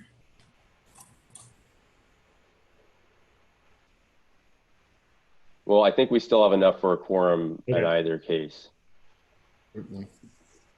So I will, while Brian figures out everything, I will, he wants to show off his sunset. I will entertain a motion from any commission member. Remind me, is this a RDA or an NOI? An This RDA. is an RDA, so we were looking for a negative determination. Move for a negative determination. I'll second that. Okay, we will, I'm just gonna randomly list off people. I vote for a negative determination. Kevin? Aye. Bill? Aye.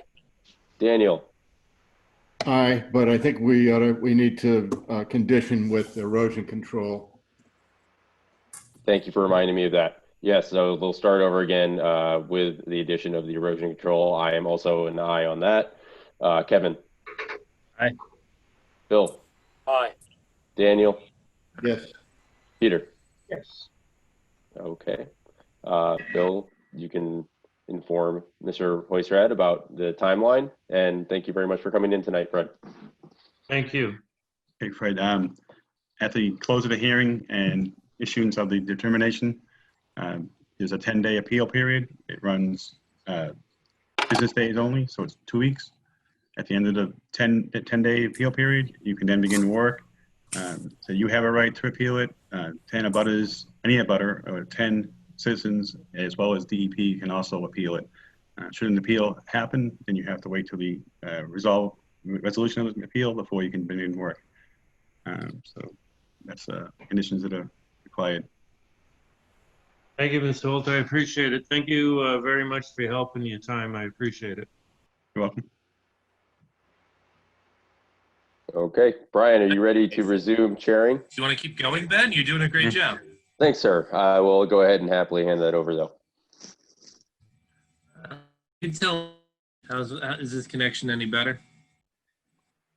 Maybe? I can keep trying, and if I fail, Ben, you did a great job stepping in. So keep it No, up. you do sound better, Brian. Maybe not. No.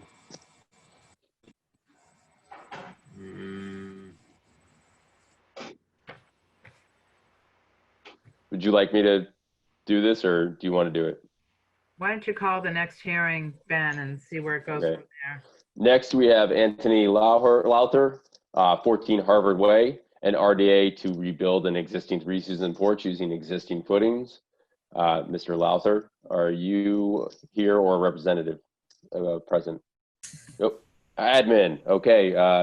Gretchen, do you see the admin? Yep, label? I got it right now. Perfect. Well, Susan, can you do it? Okay, There got it it. goes. Good now. All right, Mr. Lowther, thank you very much. You can go ahead and show us any materials and walk us through your proposed project, please. Thank you for your time tonight, guys. The project is on 14 Harvard Way on Plum Islands. There was an existing three-season room that I proposed to put to fix the leaking roof and replace windows and doors. The base of the existing three-season room was fine. Everything else was beyond repair. In talking to Peter, the building inspector, we had the project started and underway, and we stopped the project to come sit in front of you guys for request for determination. The existing porch is exactly the same size, nothing changed other than the walls and the windows. Never touched a piece of sand, didn't touch anything other footings. It's built off of an existing base that was already there. So we're just looking for a request of determination to continue on with the project.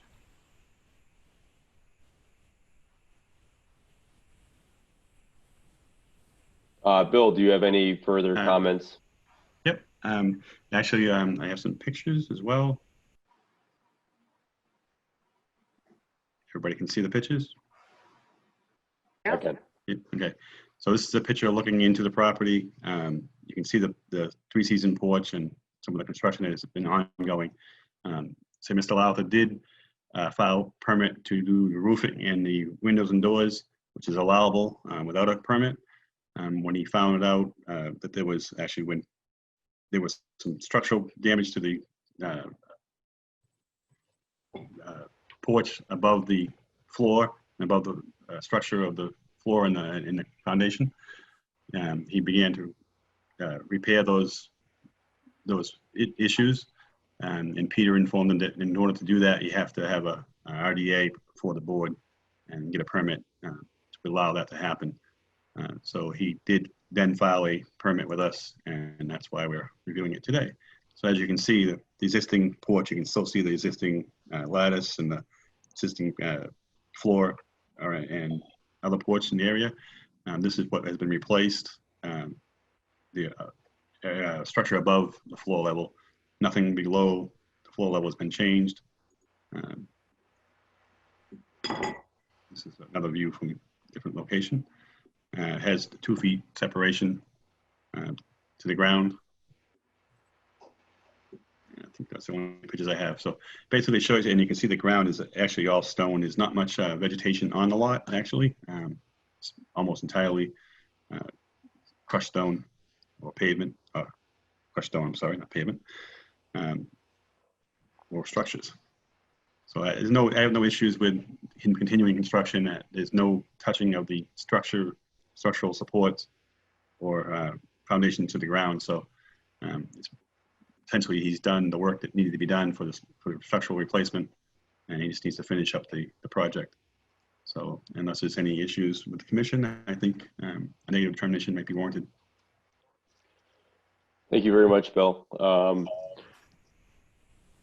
Bill Lord, do you have any questions? Nope, I'm good with it. Brian Colleran? Beautiful sunset. Mr. Streeter? No comment. Kevin? Nope, no comment. Peter? Good. I also have no comments. Are there any abutters or other residents in the audience tonight who would like to comment?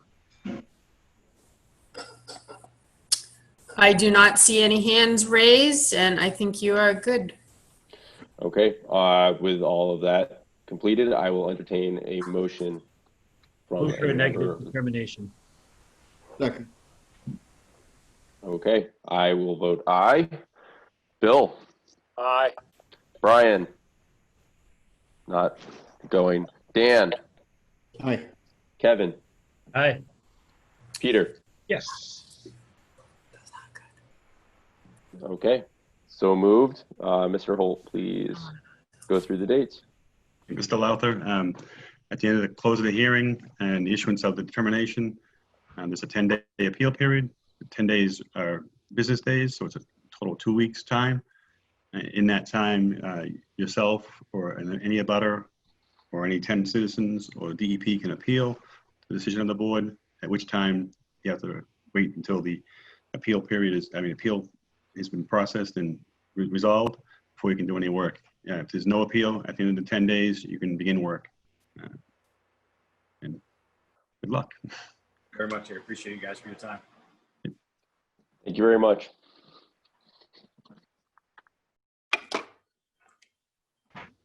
All right. Next up on the agenda, we have Stephen Capolupo at 40 Old Rowley Road, an RDA to renovate an existing detached accessory apartment and existing decks to be removed or replaced to include a sunroom and covered entry.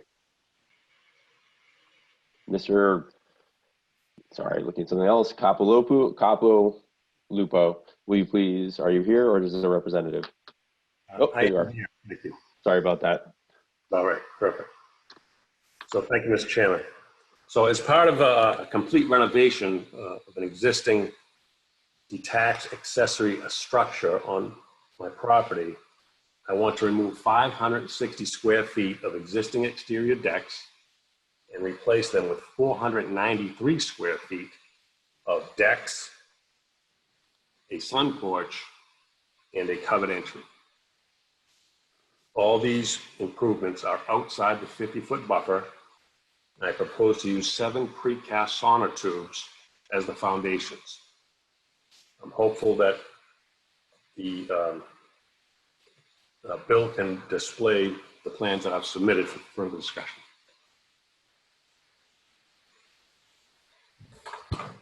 Mr.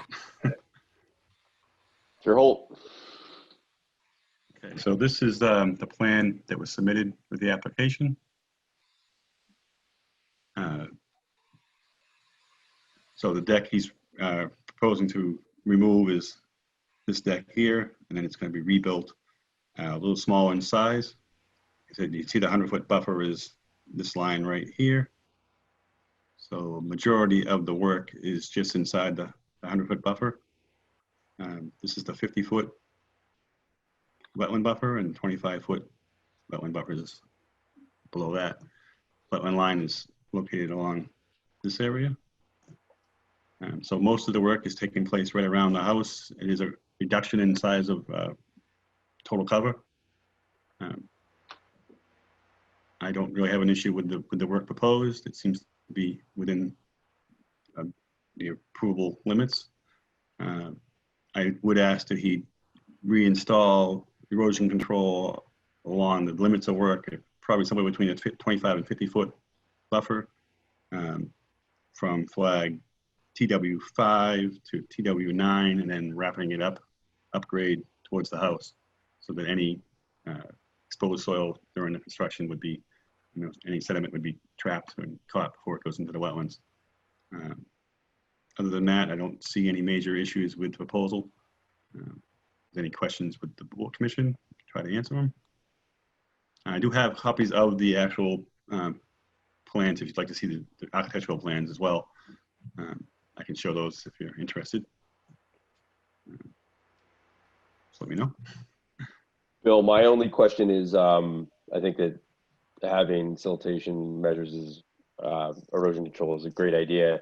Just as far from the pictures you provided, I could not tell if there was any vegetation between the structure and where you propose to have the erosion control. Okay, I can show you some pictures. Hold on a second. Yeah, I'm just having a hard time orienting myself with that. Okay, I can. Yikes, maybe I can't. Anyway, I can't. Hold on a second. I just gotta find them.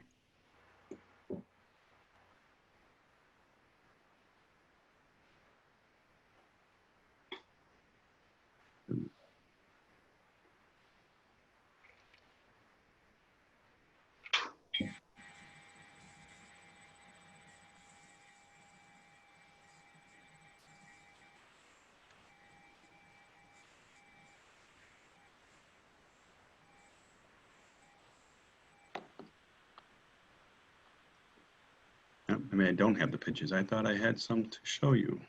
You sent us some pictures. So Yeah. I do have the pictures you sent. If you can share them, that would be great, because I apparently didn't copy them over to my other computer. Well, then now it's my turn to struggle with this, I suppose. How do I go about sharing my share screen? I want to share this screen. All right, let's go. Can people see the picture? Yeah. Well done. All right. Okay, so here is. Oh, I'll let, I have to go the other way. So you go ahead and describe what you're seeing here. I'll let Mr. Capilupo explain. So you're looking at the rear of the structure where there is obviously a deck all the way across the back, and it even extends further. It's going to be replaced within the limits of the structure. It won't extend out further to the left. It's 38 feet. And if there's a picture of the front, is where there's going to be a covered entry. This is the front? That side will go completely. That entry will be moved to where to the left, and all the decking on that elevation will go away, as well as the stair. Correct, right there. And right where the arrow is now, basically is going to be a covered entry. And the area where the erosion control will go is in the grassed area, it's no trees around that area. Yeah, so I think that was my question. Can you guys see where my cursor is now? Yep. Yeah, so on the plans you were showing before, is that basically all the way down to the wetland area where the flagging was is just grass. So what we see here in the background is the wetland. I believe it might be a little bit inside that tree line, but the hay bales will be in front of that tree line. Yeah, I just don't want to, mess with any bordering vegetation in order to put erosion control in. That's my main concern. Okay, I'm going to stop. Is there anything else I need to share, Bill, before we? And if you want to see the architectural plans, you can share them, or I can share them. But if you're satisfied, I'll let you share them. Go ahead. Okay. No, I mean the full architectural plans. Yeah. I don't know. Hold on a second. Trying to find them. Yeah. I'm going to be good tonight. This is one of those questions where I get scolded for asking questions outside my jurisdiction. So I guess this is the proposed, what the property will look, the house will look like after it's done. The front porch. The right That's an side. accessory. That's an accessory apartment. Yes. Exactly. Not a house. Correct. Yes. There's the second house. The other house is to the right. The only house. Yeah. This is so that's the pictures of the elevations. I don't know if you want to see floor plans or anything like that, but I believe I might have I think he gave us an existing house as well. Let's see if I can. Yeah, there's an existing floor plan and an existing and a proposed floor plan. Let's submit it. Yeah, I only have the proposed. Unfortunately, I don't have the. Probably okay. It's staying. We're seeing a reduction in size and staying within the footprint. It sounds like. Are there any questions? Thank you very much, Bill. Sorry. Are there any questions from the commissioners? Bill, Lord, No, I'm good. Brian. I have a connection, right? I'm okay. Okay. Yep, you sound good. Beautiful. Yeah, no questions. Daniel. No question. Kevin, No questions. Peter. Peter? Oh, I'm fine, thank you. Okay, great. Okay. Yeah, I do not believe I have any questions. So I will check to see, is there anyone in the digital audience tonight who is in a butter or other town resident who would like to make a comment on this case or hearing? I am seeing none. Give them 2 or 3 seconds just in case. I'm seeing none also. And I will be happy to entertain any motions on this request for determination. I propose we have a negative determination. I'm going to add in Bill's conditions for the erosion control and look for a second. I will second. Okay, thank you. All right. In that case, we will do a roll call vote. Bill Lord. Aye. Brian. Aye. Daniel. Aye. Kevin. Aye. Peter. Yes. And I will also vote aye. Okay, thank you very, very much, Mr. Capolupo. I can say it once, hopefully, correctly. And Mr. Holt will inform you about the timeline. Okay, Mr. Capolupo, at the end of the close of the hearing, Commission will issue a negative determination.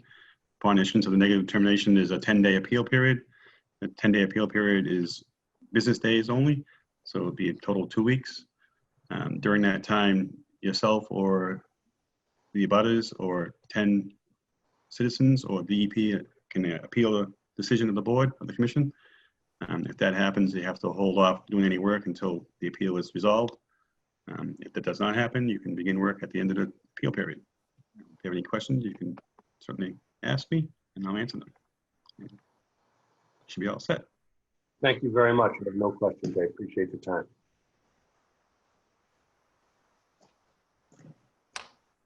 Congratulations. Have a wonderful evening. Thank you. Okay. Ben, you want to keep going? I can, if you'd like me to. It's Hey, up your to call. you. If you're enjoying yourself, you know, you have at it. Oh, I mean, I'd hate to deprive you of the next ones. Oh, Okay, next up, we have the first of 6 hearings from Triple Q Inc. Mr. John Colantoni, Colantoni Crossing off 108 Main Street, DEP case number 050-1326. And this is an NOI to construct a new road, grading, utilities, and stormwater management features for a 5-lot residential subdivision. Work is proposed within the resource area and within the 100-foot buffer zone to wetlands resource areas. Prior to Mr. Colantoni speaking, or his representatives speaking, I'm going to note that this is the first of a total of 6 hearings for tonight. I think with other commission members, most likely anticipating site visits, if not visits.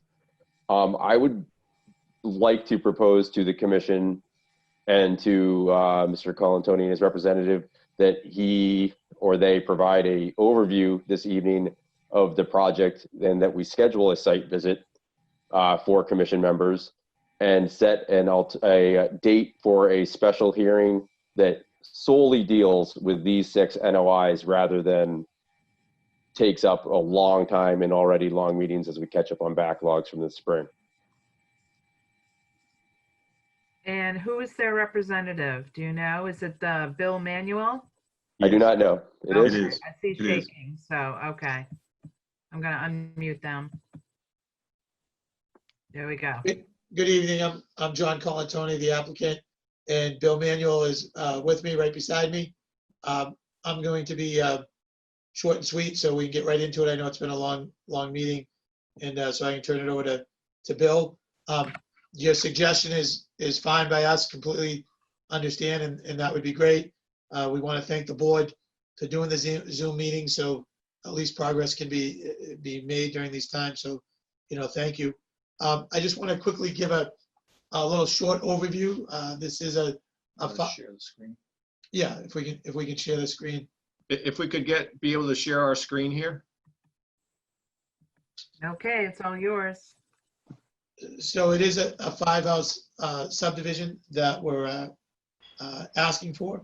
How this came about is back in September, the town was auctioning off certain properties, and we found it unique that the town put 2 properties together, 108 Main Street, which you see Bill pointing out right there, as a connector piece to a bigger lot called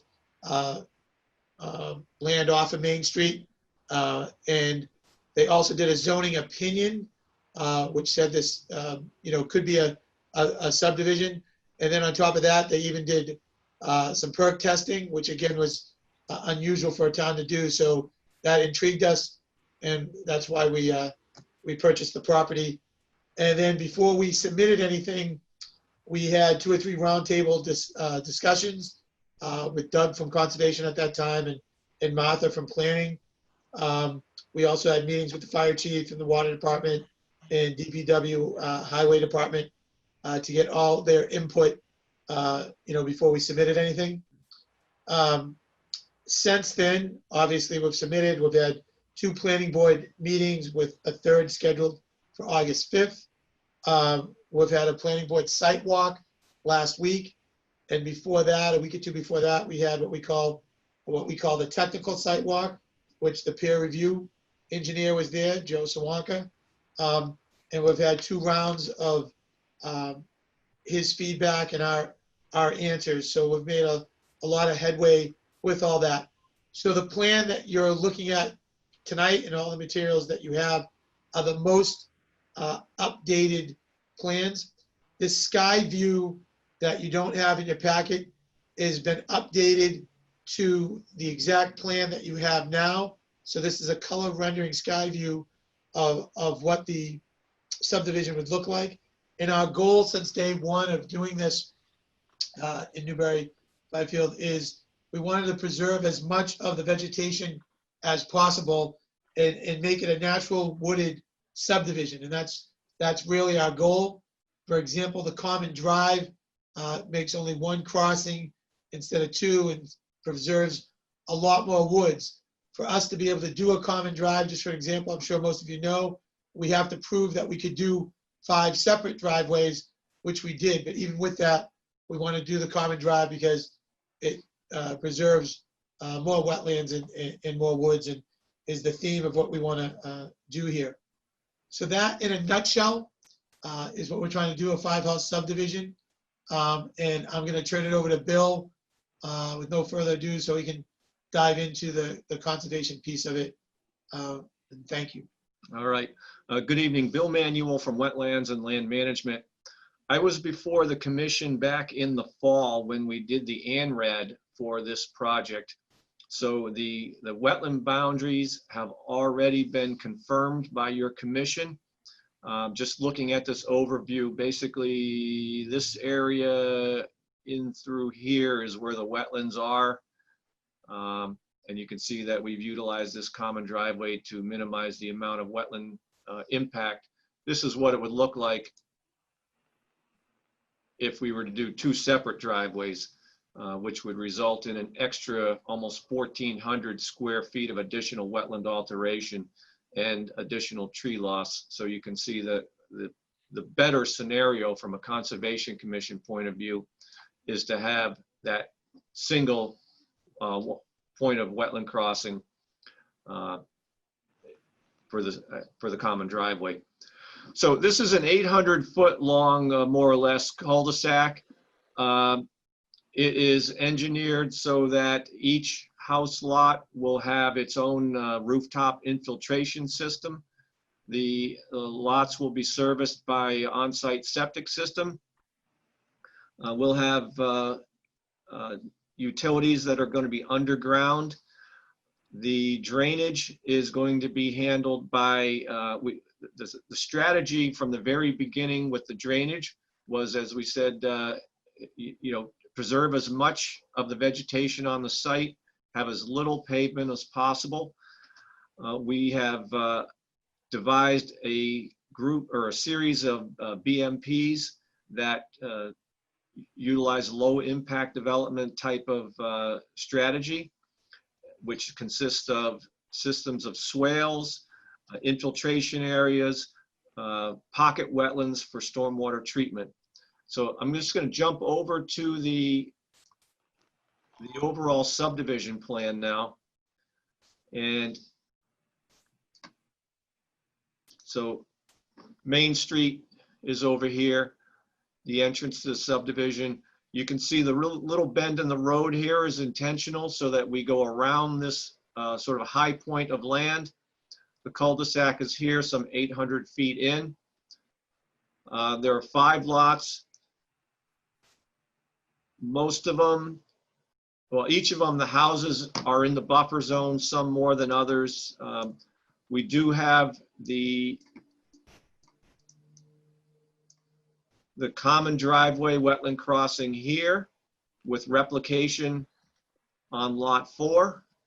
And then we also, to access lot 3, we have a small amount of wetland filling here and here with replication that is directly adjacent to it. We have gone through, as John said, we've gone through a couple of review cycles with the planning board's peer review engineer to work out the drainage issues.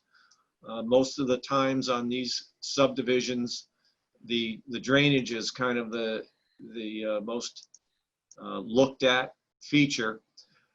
What we've done is this BMP here is an infiltration basin.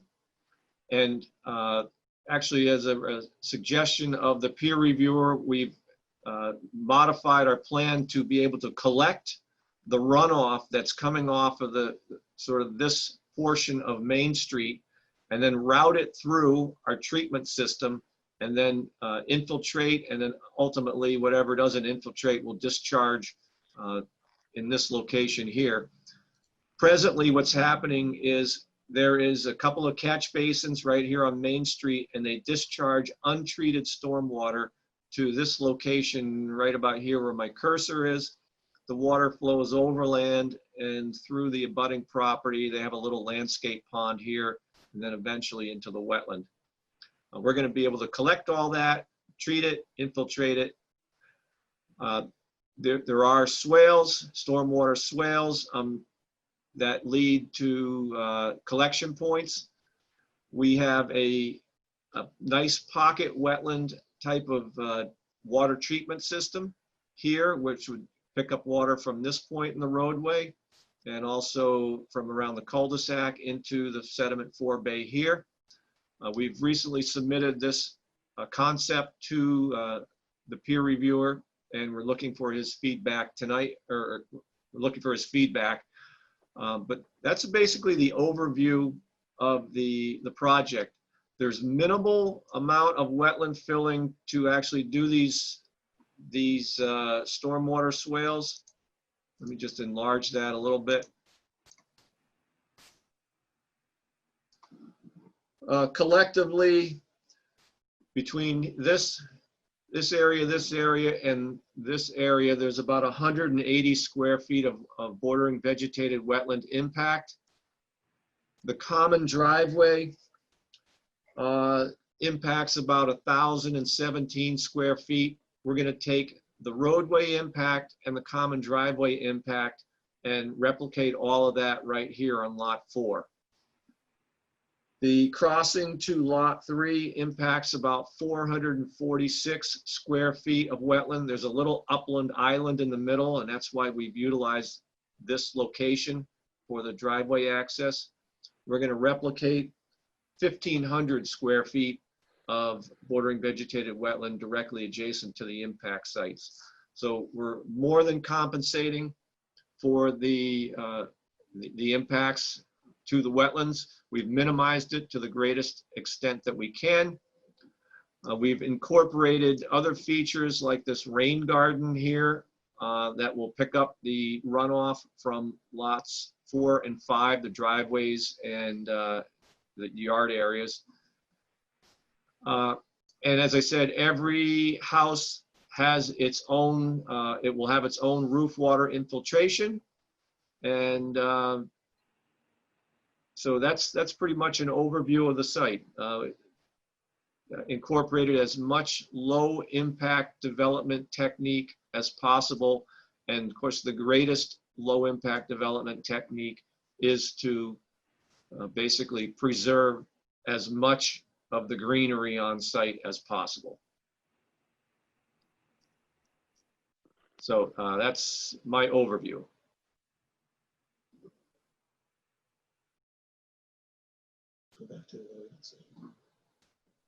So, Mr. Holt, is there anything you want to add prior to scheduling a site visit? Actually, I haven't had these plans very long because they have gone through some revisions with the planning board. So I've done a cursory review of them, but I need to have more time to review them. So that's fine. I like the concept. I like the concept of the drainage. It seems to be appropriate, appropriate design. I'd like to look at the crossings a little closer so I can make some comments on possibly those. So I think I need to have a little more time to review the plans that were really just revised not too long ago, and the drainage calcs that were revised, and then offer my comments at the next hearing. So I think a site walk would be appropriate at this point. If the commission has any questions, then I can try to help answer them. Yeah, I've kind of, having checked with the rest of the commission with my plan, I don't want to rule by fiat here. Commission members, are there any objections? Just speak up to the idea of doing a site walk prior to, and then a special hearing for these 6 applications prior to, rather than us getting into details tonight. Very appropriate. Yeah, I think that'll work too. Although I think that if there's anything that jumps out at anybody, to give the applicant some time to start working on some of our questions and comments and whatever before the next sort of special meeting. If there's anything that jumps at anybody, now might be a good time to bring it up. The road location jumps out to me, Brian. I understand that the applicants are trying to maximize the number of lots on the parcel, but putting the road dead tight through the 25-foot zone in the middle of the parcel to get lots 1 and 2 adequate space does not strike me as a very conservation-minded move regarding the wetlands. Yeah. So I would say that when I walk the site, I'm going to have that in mind. Yeah, I think I would second Ben's approach. You know, the thing that I see on this plan is, you know, the 5 lots have been spread out to be roughly evenly sized, and if the homes were rearranged and the space was re-envisioned, arguably you wouldn't need to touch the wetlands. You know? And so just because we're trying to get everybody the same size acreage for their lot, roughly speaking, if the lots were, you could have 5 homes without touching the wetlands. You know? And so that kind of observation is certainly where my mind is going. Right, Mr. Chairman, maybe we can, I don't want to let some of these get too far down the road without some comment and feedback, but the road location was specifically designed to work around the features, the topographic features on the property, and you'll see that when you get out to the site visit. The center line of the road is staked out, and you'll see the high points that are thickly vegetated with a nice canopy, overstory canopy, and that's why the road has that bend in it.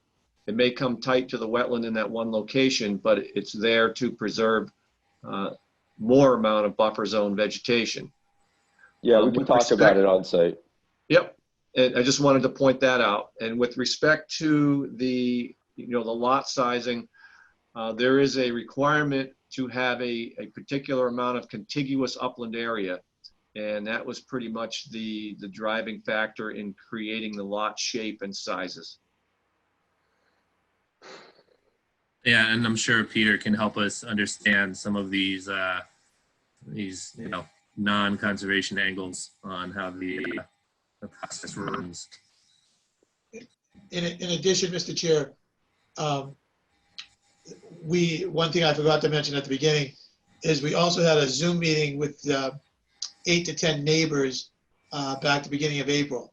It was going to be a coffee meeting at someone's house, and then everything happened, so it turned into a Zoom meeting. And the way the road sits, as Bill had mentioned, keeps the natural, what I call, for lack of better terms, hill, which sort of hides things. And everyone seemed to like that concept. So we're also trying to get the feedback of the neighbors and keep them involved with it. Thank you for that. It's good to know. Barring any further comments from commission members. Ben, do you want to see if there are any neighbors too? Yeah, that was the barring.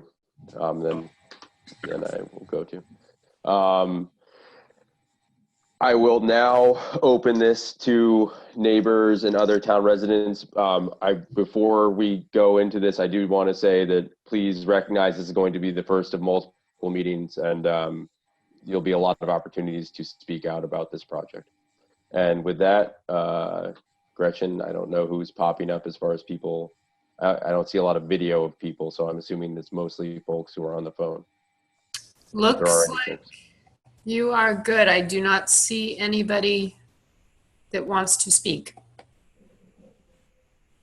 So you're good. Okay.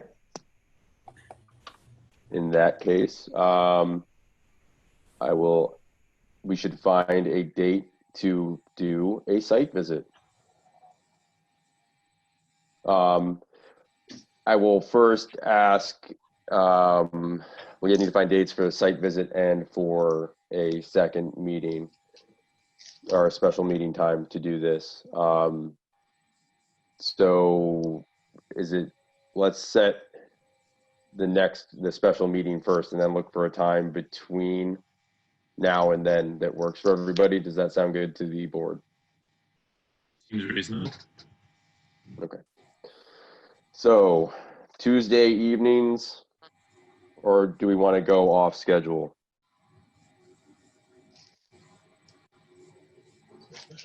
Do Tuesday. Let's go Tuesday. All right. Sorry, let me bring up my calendar here. So prior to the next meeting, we have the 28th, the 4th, and the 11th. To give ourselves time, I would start with the 4th and then look at the 11th. How do people look at 7 p.m. on August 4th? I will be away. Okay, so that's Kevin. Bill Lord? Bill Lord's muted. Gretchen, can you unmute Bill? He has to unmute himself. Yeah, he's working on it. Okay. All right, Bill. August 4th. I keep on interrupting you. My fault. Sorry. Go for it. August 4th will be fine. It'll be fine. Okay.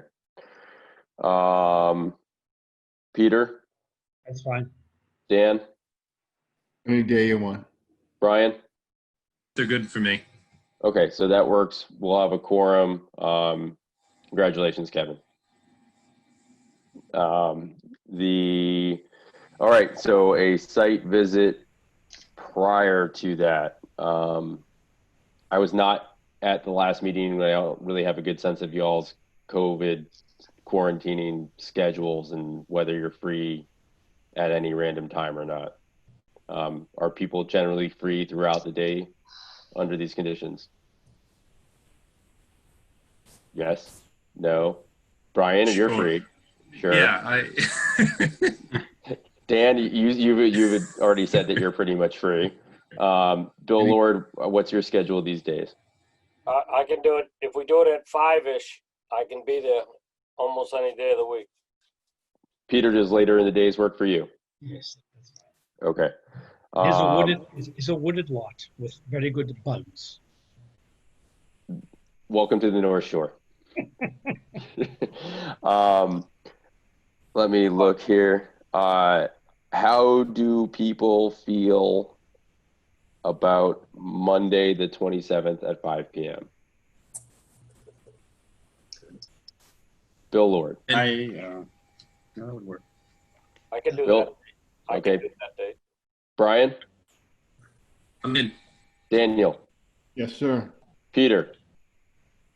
I think yes. We have that joint meeting, but I think that's at 7. Thank you. That was a concern. Thank you. Okay, so are you okay to do that at 5 prior to a meeting? Okay. All right, so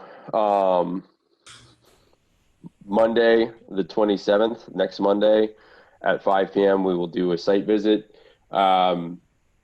Is the site currently able to take 4, 5, 6 vehicles in front of the street? Are we gonna be able to park on site?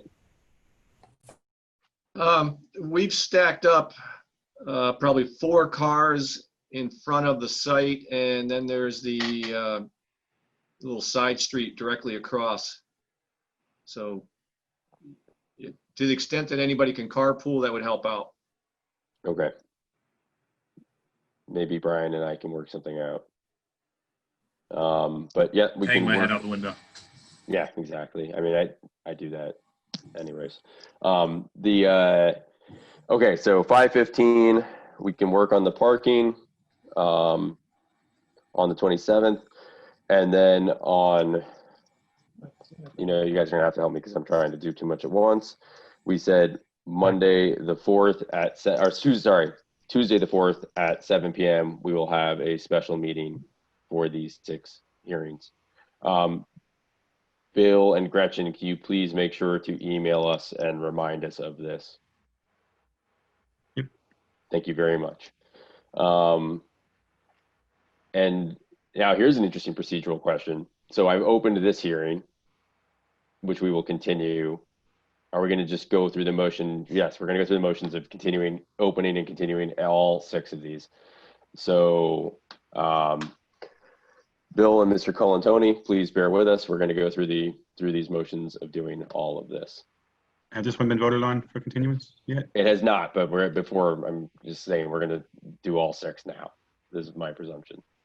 So and this all sounds good. Those dates work. I didn't even check with you two, Mr. Colantoni and We're all Bill. shaking our heads, yes. Okay, sorry. I'm managing like 5 things right here. Okay, so in that case, I will entertain a motion from the board to continue the open hearing So moved. until August 4th. So second. Okay, I vote aye. Bill Lord, Aye. Brian, Aye. Dan, Yes. Kevin, Aye. Peter. Yes. Okay, we have continued this hearing.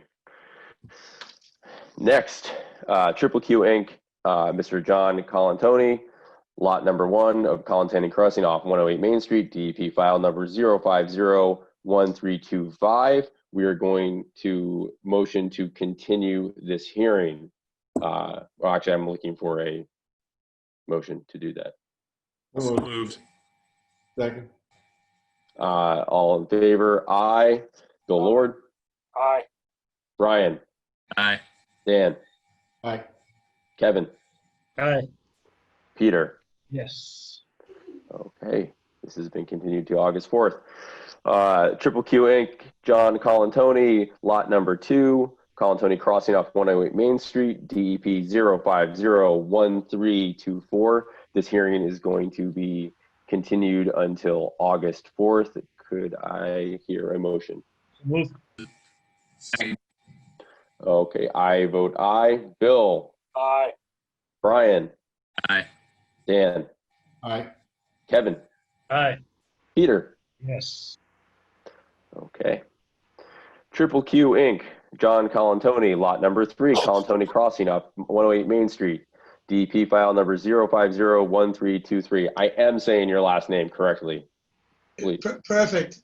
Okay, great, because I'm saying it a lot. We're going to continue this hearing until August 4th. Can I have a motion, please? So moved. Second. I vote aye. Bill? Aye. Brian? Dan? Aye. Kevin? Aye. Peter? Yes. Okay, next up is Triple Q Inc., John Colantoni, lot number 4, Colantoni Crossing off 108 Main Street, DEP file number 0501322. We are going to continue this hearing until August 4th. Could I have a motion, please? So moved. Second. I vote aye. Bill Lord? Aye. Brian? Aye. Dan? Did he say aye?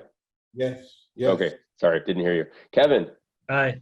Peter? Yes. Okay. And finally, Triple Q Inc., John Colantoni, lot number 5, Colantoni Crossing off 108 Main Street, DEP file number 0501321. We are going to continue this hearing until August 4th. Could I please have a motion? So moved. Second. I will vote aye. Bill Lord? Aye. Aye. Yes. What is Dan doing? Kevin? Aye. Peter? Yes. Okay. Wonderful.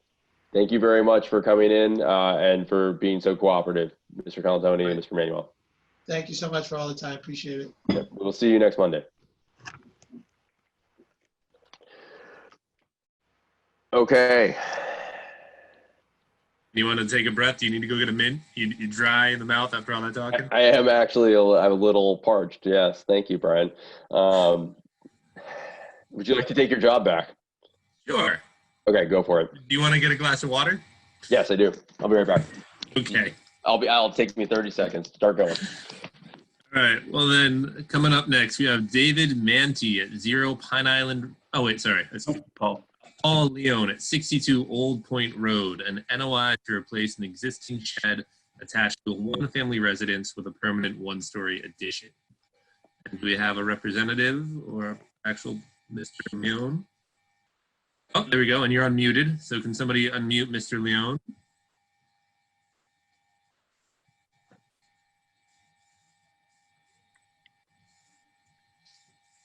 How is it now? There you are. You're speaking. Good. All right, the floor is yours. Sorry? The floor is yours. Great, thank you. So I've submitted the notice of intent as the contractor for Kathleen Gagne, who'd like to convert her existing shed, which is supported by concrete blocks. I'd like to convert that into a full bathroom.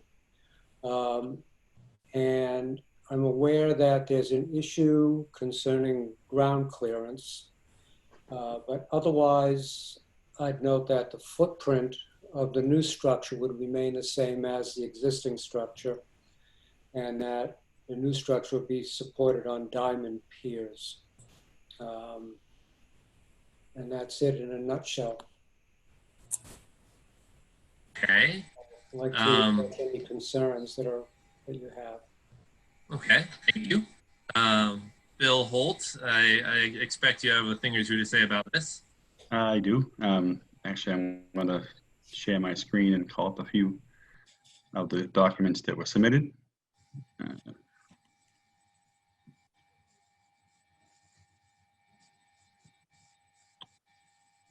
I can do it. Come on.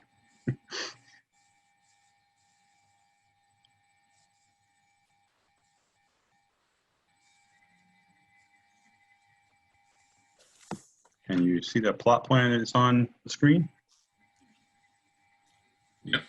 Okay. So this is a plot plan of the property showing the existing one-story house and the shed that they're wishing to convert to a bathroom one-story addition. Just to give you a location as to where it is on the property. I did check earlier with the DEP on assignment of a DEP number, and they have not assigned the number, and they had some comments on the material in the application. They are requiring a site plan, a full site plan with topography, locating the wetlands, which is across the street on Old Point Road. Basically, they want to see more information before they issue a number. So I don't know if the applicant was aware of that. I did find that out today. So I'm fairly certain we'll be continuing this hearing so that the applicant can prepare the proper site plan that the DEP is looking for, and that we may also want to see with some of the issues that are with the height of the structure. My understanding it's going to be a bathroom.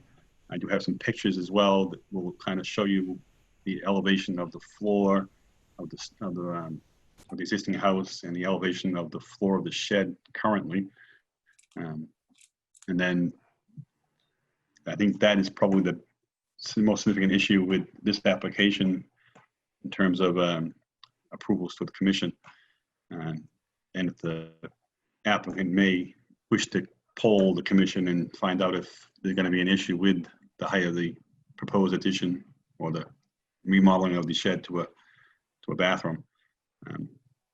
The expense of preparing a site plan may not be warranted if the commission has issues with the height of the proposed addition. So let me try to show you some pictures of what the site looks like.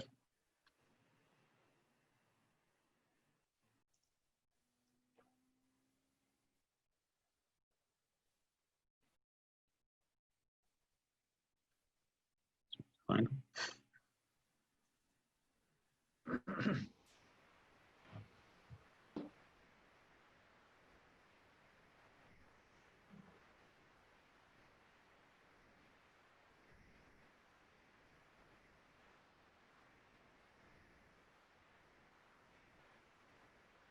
Oops. There we go. Can you see those? Yes. Yeah. Okay. So this is a picture that the applicant has provided of the back of the house. This is where the existing shed is located, and there's a wood deck. I believe that is the front of the house, this picture here. And this is a picture of the other side of the back of the house, which kind of shows a difference in the elevation. You can probably see it on this picture. I have another picture that might be a little clearer, but you can see the elevation of the existing floor of the main house. And this is the existing shed, which is attached to the house. I understand, I think the owner was there this morning when I revisited the site, and I asked her if there was a connection between the shed into the house right now, and there is not. Basically, the only access to the shed is outside. You can see the shed's probably about a foot, maybe a little more than a foot above the grade. And that's the structure they're wishing to remodel and make into a single bathroom for the occupants. To raise that floor of that shed is probably 2 steps higher, so about 1.5 feet higher than the current grade of the existing building. I think I'll let Mr. Leone explain how they're going to access this new. Sure. The addition. existing shed has to come off. It'll be totally demolished. And the floor of the existing shed is probably maybe not quite 1 foot higher than the finished floor of the finished part of the home. So it would have to go down, but not by 1.5 feet. I believe that the bottom of the new replacement structure would still be about 8 inches above the existing grade. So there's a little bit of room to work with there. We'll just never see 24 inches of clearance between the underside of the addition and grade. That's just not practical to achieve. Yeah, so. Is this addition, is the bathroom to make it ADA accessible, or is it Just That would need a, be partially. I don't think the design meets every criteria for ADA, but it certainly meets some of them. And having a flush floor with the existing house would go a long way to making it more accessible for the occupant. yeah. You know, in future So, years. so again, the issue with this is probably the height of the proposed new addition when they reconstruct it. Mhm. I think the commission would have to be satisfied that that would be acceptable to the commission, given the fact that we normally want 2 feet. Yeah, and I would say that it would look a lot like what you're seeing at the back of the existing home now. You know, where that entrance door and window is, that wall of the house. I would say that the addition would be at the same elevation visually as what you're seeing there at the back of the house as a reference. I have one other picture. Let me just, a little bit clearer than that. I think it might help to see it. Okay.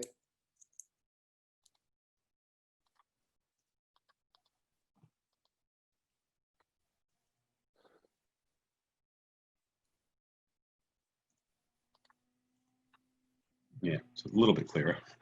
But then you can see the existing sill for the door and the existing sill for the shed. You're saying it can go down to 8 inches Well, or a foot and have 8 inches left over? I think we can bring it down, and the grade does seem to drop off a little there where the shed is now. I think we can get some clearance under there. Maybe not quite 8 inches, but I think there would be at least, you know, a 4 to 6 inch airspace under there, clearance underneath the new floor. But I would say the bottom of the new addition would be roughly equal to the bottom of the back wall of the main house. All right, so I think that's the key issue for the commission is the height of this new structure. So I think the commission would need to discuss that and probably give an indication to Mr. Leone as far as what the commission would like to see or would not want to see. I realize that's, you know, out of, you know, it's lower than the requirement, but, you know, you could look at it this way, that the entire house is already there at a low elevation. So I don't think we're, you know, really aggravating the situation to any degree, you know, large degree, by changing the elevation of the addition. So I guess I'll leave it there as far as commentary on that. Excellent, thank you. So, Bill, the question, I was just looking in the stuff you sent us. Yeah. Just trying to figure out what the flooding, what flood zone are they in with that? It looks like they're right on the boundary of a flood zone and not a flood zone. Yeah, I think that is the case. I will take a look. I think we need some elevations. Again, that's why I think DEP was asking for the elevations of the property to be included on a site plan to show there's a wetlands across the street, show the buffer zone for that. I think those are some of the information the DEP wants, and I think they need to have a site plan done, which is going to incur additional cost to the applicant. And I think maybe that would be something they could avoid if the commission is not receptive to lowering the structure below the 2 feet requirement or below what it is now. So I think. Yeah, I just, you know, I was bylaw related rules about what's considered development and redevelopment and what isn't, and how that relates to the flood zones. And so, you know, just being where they are, you know, I'd like to get that straightened out. In addition to the 2-foot thing. But, that's something that would be on my mind. And in the meantime, let's go through everybody. Ben, you have to make comments. I was just going to say, in addition to all the topography and proper plan comments that Bill Holt had, is that we will need to see a profile view plan as well, which I don't see submitted. Bill Holt, is that correct, that there's no profile plan with elevations? Of the house?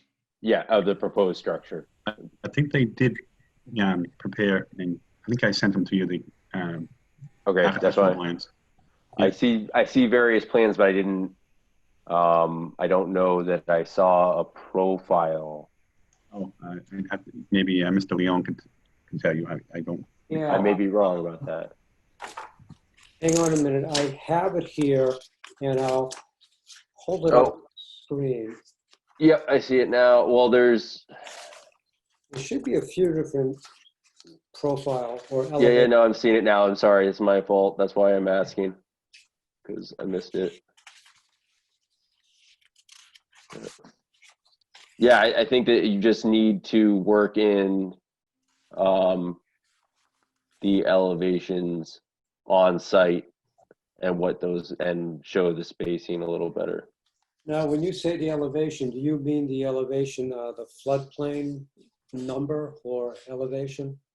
How you need to figure out exactly what the elevation of the floor is going to be relative to the elevation of the ground there, and show us exactly how much space is going to be there, whether that's no space, whether that's 8 inches, whether that's 24 inches. You need to give us plans indicating what's going to be there Okay. between the floor of the new structure and the ground. Got it. You okay with that, Brian? Yeah, that makes sense. I'm just also looking, the lot is 4,856 square feet. What's the square footage on the house? Because the 20% of a lot can have a structure on it. I just want to know if we're going to get into that. Yeah, I think I did check that. I think they're okay with the 20%. I think Peter and I both checked that number out. The building inspector. Yeah. So then, my only thing I think at the moment would be the flood and the development rules and the bylaw. Okay, so sweet thing. And so, Bill Lord? This existing house on a foundation, Yes. a full foundation or just a slab? I believe it's a crawl space foundation.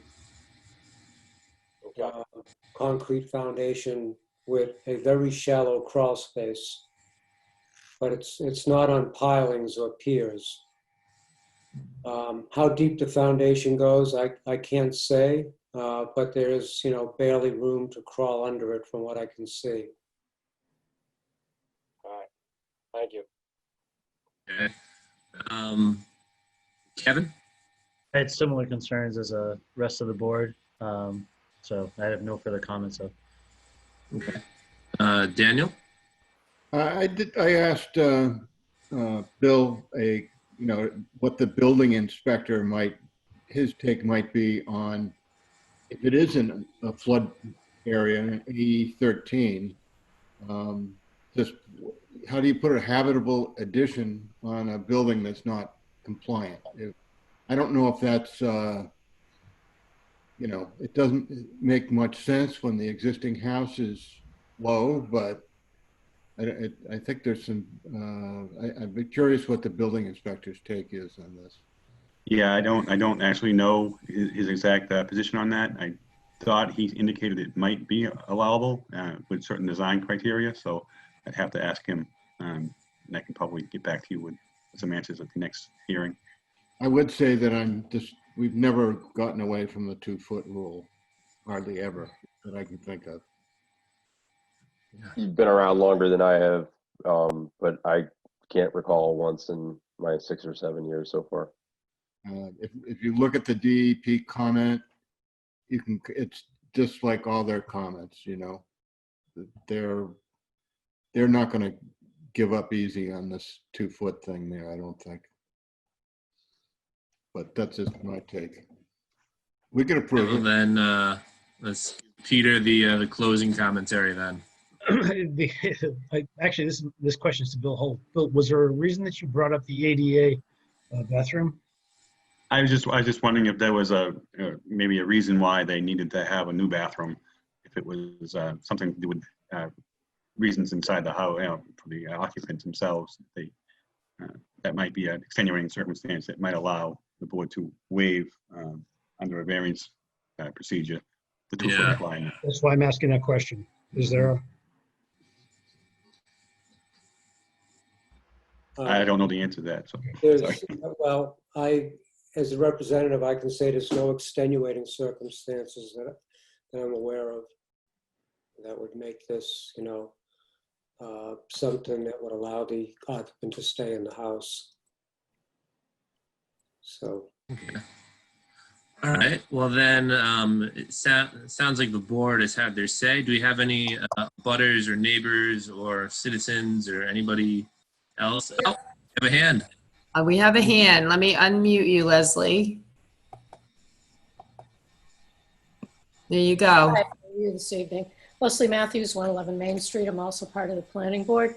My question is that the elevation of the existing shed, which has no redeeming factor except for the fact that it is a storage facility, how will if you reduce the elevation, how are you going to, unless you reduce the elevation from the pictures that are shown, you're going to have to change the roof line considerably, and there is also solar panels in place that might interfere with that, probably putting like a gable roof on it.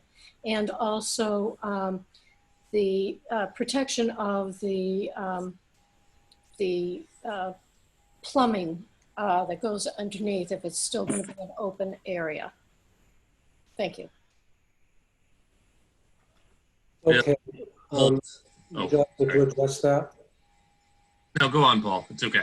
Okay, so the solar panels have been considered, and we may need to move a few of them temporarily, but then just they'll go back where they are.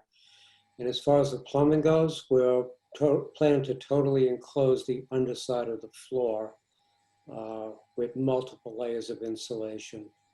So, Will it? I'm sorry?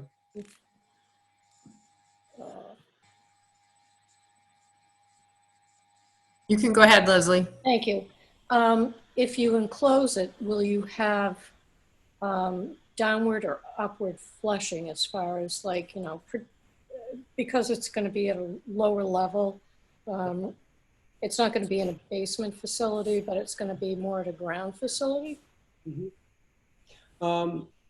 I can't answer that accurately. I just don't know how low the sewer exit pipe is from the existing home. Okay. Thanks again. Okay. Okay, thank you. Anybody else? Any chance? Give their hands in the air. Bill Lord. We have a hand from Bill Lord. Is it ridiculous to think of picking the house up? Open your eyes.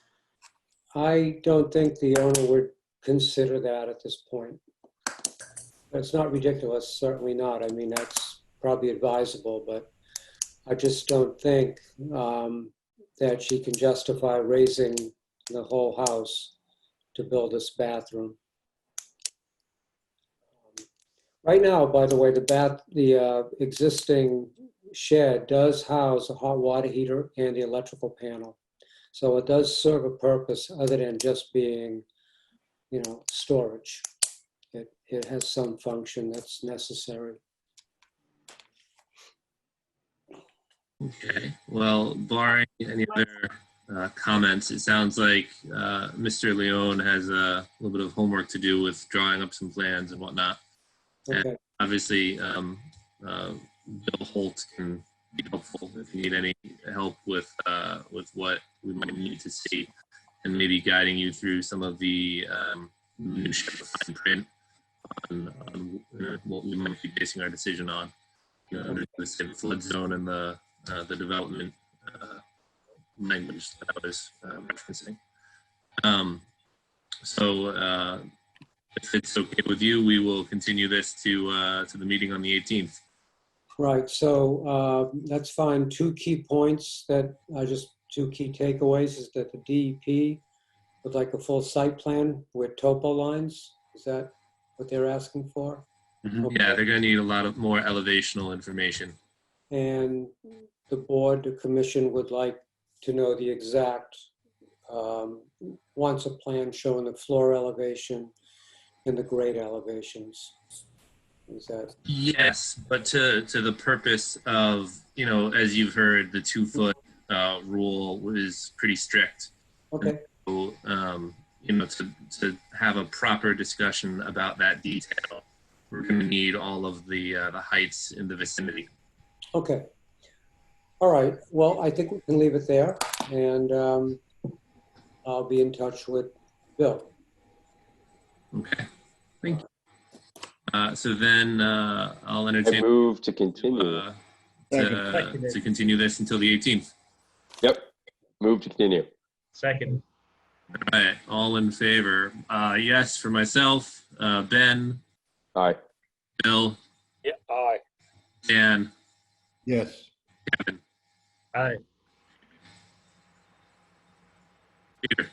Yes. Okay. Excellent. Thank you. All right. Let's move on to our next agenda item. Thank you, Mr. Leone. Welcome.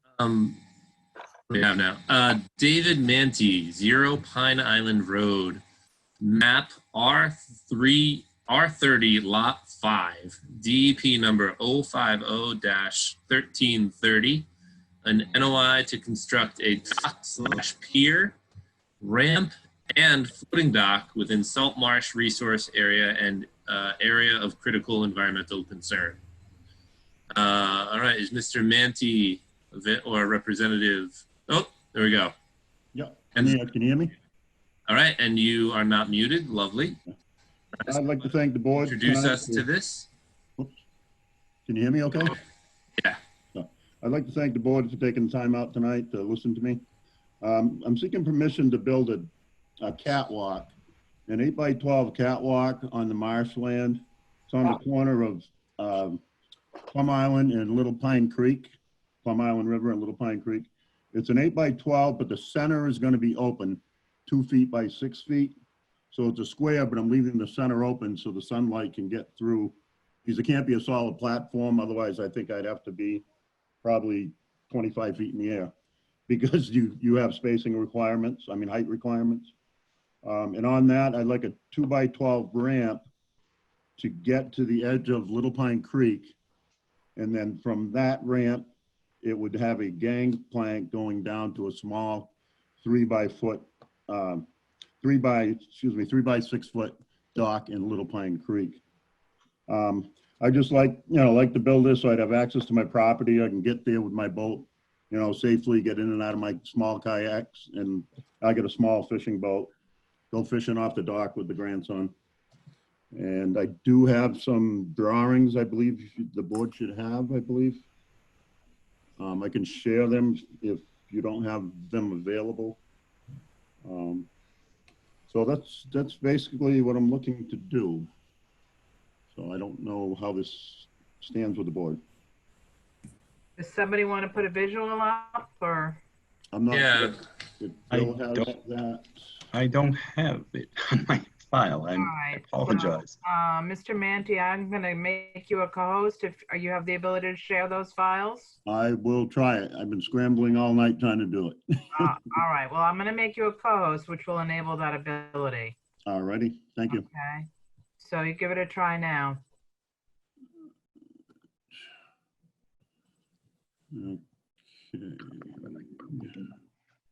Okay, this would be the top view looking down from the catwalk. On if you want to start at the bottom, it says Little Pine Creek, Little Pine Island Creek. That would be the 3x6 dock. It doesn't show the gangplank at this picture. The second picture will show it.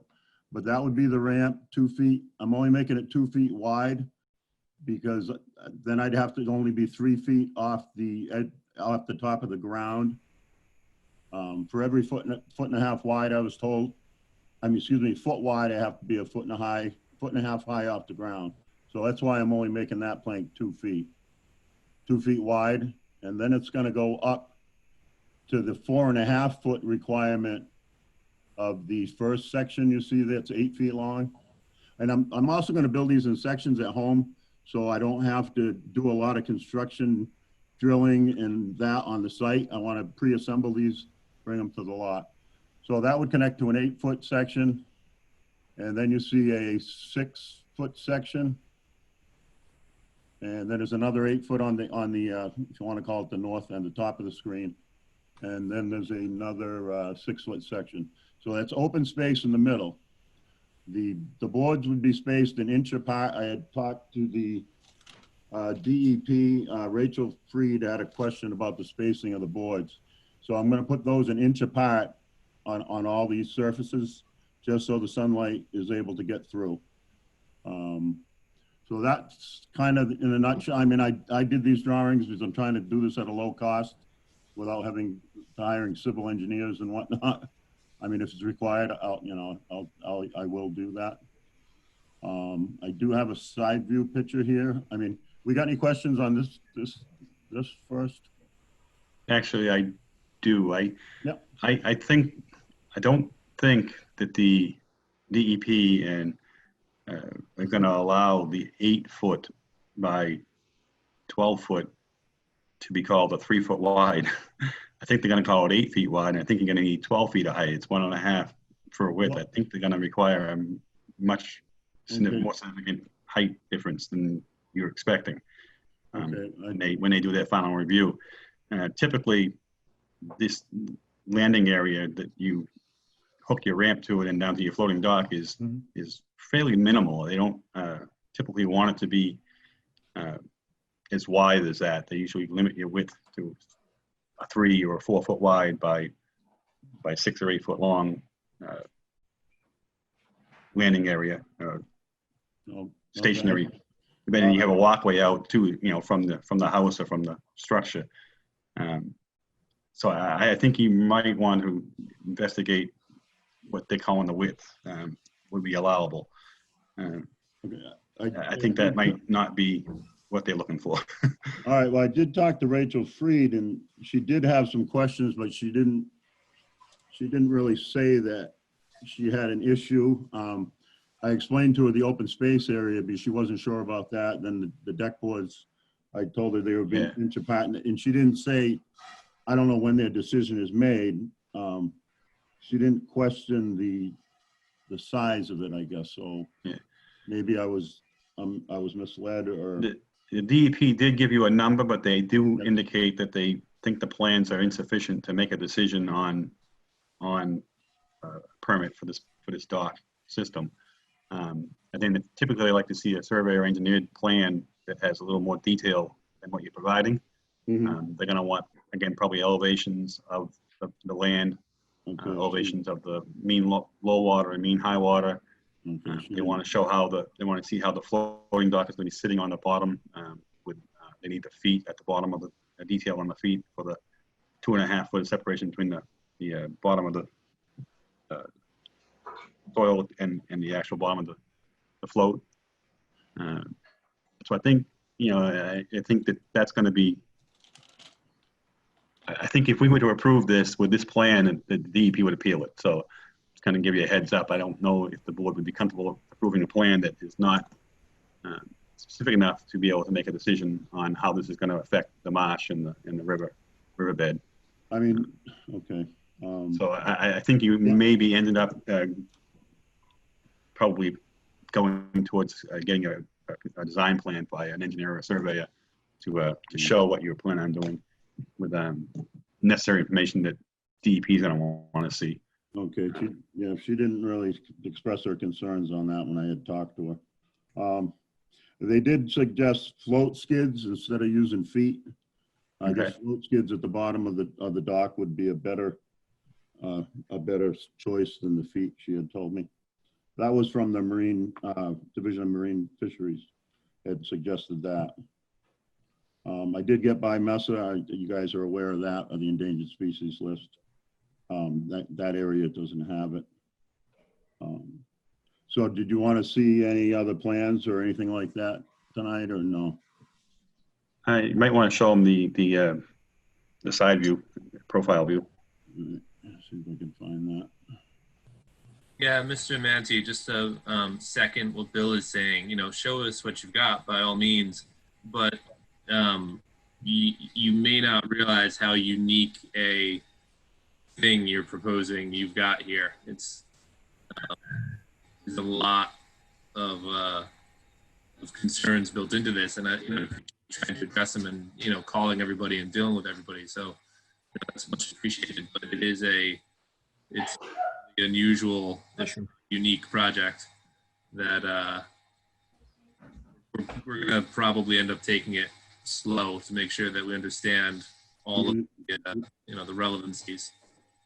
I mean, if I had to eliminate the dock and do some kind of pull down ladder system, I guess I could try to do something like that too. I don't know if that's an option down the road or not. This would be the side view. I don't know if you guys, can you see that all right? Can you see the side view? Yes. That's an overhead view. Yeah, I don't see the side. All right. So basically that's the ramp I was talking about to the edge of the river here. That would be the dock, and that would be the gangplank right here.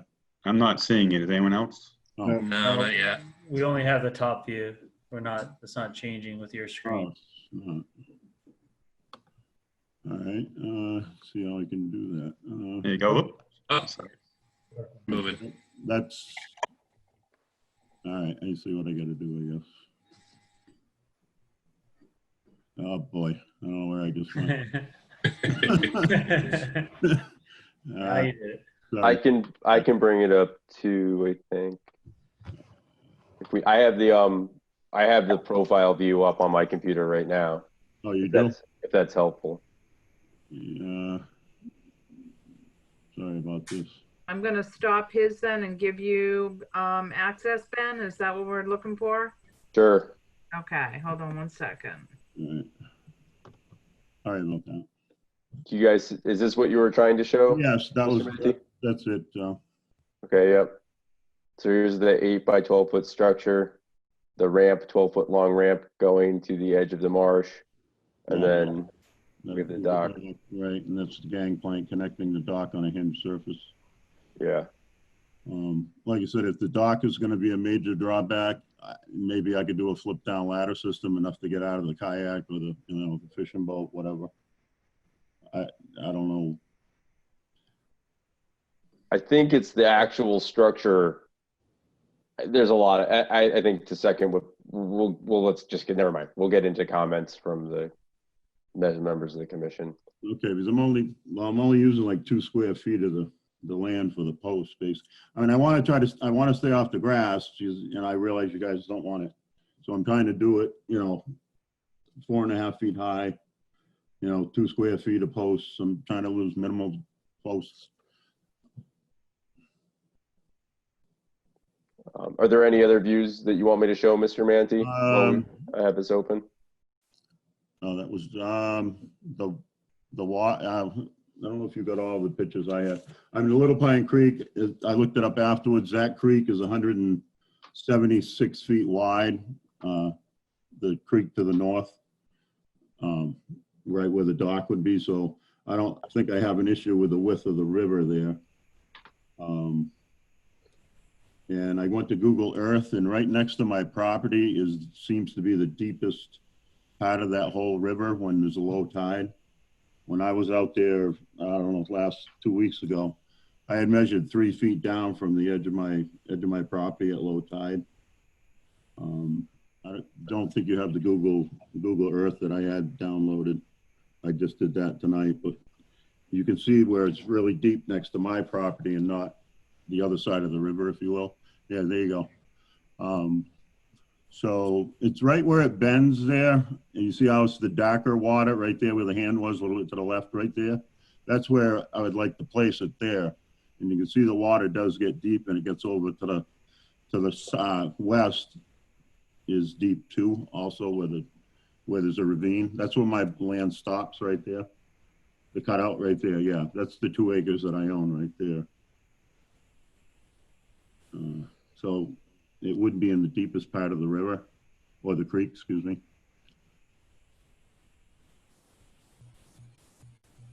And like I said, the area, there is tall marsh grass about 3 feet from the edge of the water. But then I'm not an expert on grass, but the rest of the grass on the land is fairly short right now. It's probably only like 6 inches tall. And there's a lot of dead looking stuff. I don't know if that's what they call perennial pepperweed, like Lauren was mentioning earlier. I have a whole bunch of that dead stuff in the area where this is gonna go. So I don't know if that would be something to consider. I'd remove that if that's what it is. I think that may be why you need to have like an engineer and a consultant to kind of guide you on what you have out there, so that DEP will know and the commission will know. All right. And as far as putting the floating dock in the deepest part of the channel, that might be an issue with DEP as well. Usually you don't want that in the channel. You don't want to disturb. You don't want to prohibit other boats from using the channel. Well, yeah. Well, low tide, actually, no boats can really go down that creek at low tide. Bless you. Little Pine Creek, as you know, probably it dead ends out there, and if you're on there low tide, you're not going to be able to go down there. Because it does get, you can see where the sand. You usually don't go down that area after a certain time. Yeah, you can see all through, so this right. is the whole river dries up, so you can't really get between Plum Island River here dries up at low tide. You're not going many places. But at high tide, you can go right. I've seen 30-foot boats go through there. Yep. So that's why I didn't think that would be too much of a problem being closer to the thing, because there's nobody going to be out there. They won't be able to get by. Yeah. Before I stop sharing my screen, I'm going to point out that this cross hatching for the commission that you see here is the limits of the ACEC. Right. So we'll probably come back to that. All right. Anything else, Mr. Manti, you need me to share? No, I guess that was it. So what you're suggesting, I should go to DEP with, or just get an engineer to. I was just trying to get out of this, without putting thousands of dollars into this. I mean, so far I spent over $700, and I don't think I got anywhere yet. Yeah. This, like Ben and I are alluding to, this one is this might be a head scratcher. There's enough layers of regulation on the land that you're talking about with the ACEC and the town bylaws and what's considered development, what is, and how you develop things and how you can't, and all of this sort of minutia and the fine print that it's a lot. It's a lot for us to look at and figure out. So, if DEP will talk to you more and get on the phone and spend some time with you, they might be able to help you decide, maybe not if your project could or couldn't work, but at least whether or not you'd be interested in, spending more money on a more professional, what you're trying to accomplish. Before you put more money into this, I would also caution you that this is in the ACEC, and later tonight we're going to be considering language that basically says this type of structure is going to be verboten. According to our latest reading of all the regulations, new structures like this for the ACEC are not permitted under the waterways laws, or then how the Wetlands Protection Act laws connect to them. There have been structures like this permitted in town. Upon further review, we've deemed that those should not have been permitted. There's not much we can do about that now. Right. But under my current understanding of the regulations, I wouldn't consider this to be a allowed structure. So new construction within the salt marsh Right. within the ACEC. If it was not ACEC, that's a different matter. So- And I'm really sympathetic to your reasoning and your desires, but I just don't see it as a permittable structure. So basically I can't really get to my property safely and out of my boat, and I can't even walk on it, basically, is what I'm understanding, I guess. It's mostly town land out there. I've walked out there. It's beautiful. I don't blame you yeah. for wanting to be out there. I've never seen it underwater all the time I've been out there at high tide, but it's just a shame I can't do anything. I can't walk on it. I can't even dock to it. I can't. Yeah, I just don't think I don't think a new structure is permitted. Had there been a previously existing structure there, that would be a different issue. I don't know if there would have been back in the 40s before the refuge. Yeah, without any documentation or anything like that, it'd be really hard to show. If you want to go looking, I know that the refuge, I'll say that I've been at the refuge, and if you talk to the folks who work at the refuge, they have some really great aerial imagery of the island that I think was mid-30s. I mean, that would cost you nothing to go down to the refuge and ask to see that. I haven't been in the new director's office, but the old director had it in his office. Yeah. And you might say, hey, I'm trying to do something. If I could possibly see this aerial imagery, it would help me out. I haven't seen it anywhere else, just in this guy's office. They dug it up. I do notice there's a lot of construction going on down there this summer. They're redoing the whole Hellcat Trail, which is like 3,000 feet, I think. I mean, they're drilling holes. They got backhoes, everything down there. And it's crazy, the construction going on down there. And I'm just a little guy with 2 acres of land sitting there wanting to put a little dock so I can get out of my boat. I'm just trying to do it the right way, I guess, but. Yeah, I really appreciate that. And like I said, I have kids. I like to fish. I'm very sympathetic to why you want to do it. I just don't think it's according to the language in the Wetlands Protection Act, that it's permittable. That's my personal opinion. There's 5 other commissioners that can disagree with me and say yes. Okay. All right. But like I said, Marine Fishery and Wildlife, they just seem to have a problem with the float. I don't know what their role in this is. I did check with them. Like I said, I did talk to Rachel Freed from DEP, and she didn't bring it to my attention that the size was too big. So that's why I almost thought that wasn't a problem with DEP, but I guess I'll have to go back and figure that out. And the other thing that might help is maybe if you call or email Bill Holt, tomorrow or the next day, the language about, ACECs, he can, email, he can share with you that established language, and the thing that, Ben was referring to, it's the same thing. It's just, the Army Corps of Engineers usually handles things like this when they get to a certain size, but right, I checked with them too. Projects. I checked with your them. project wouldn't meet them. It's too small, and so it sort of falls into our spaces. Yeah, it's the Coastal Zone Office of Coastal Zone Management, David, that handles the ACEC stuff, and they don't see small projects like this, so they don't get a chance to comment on it.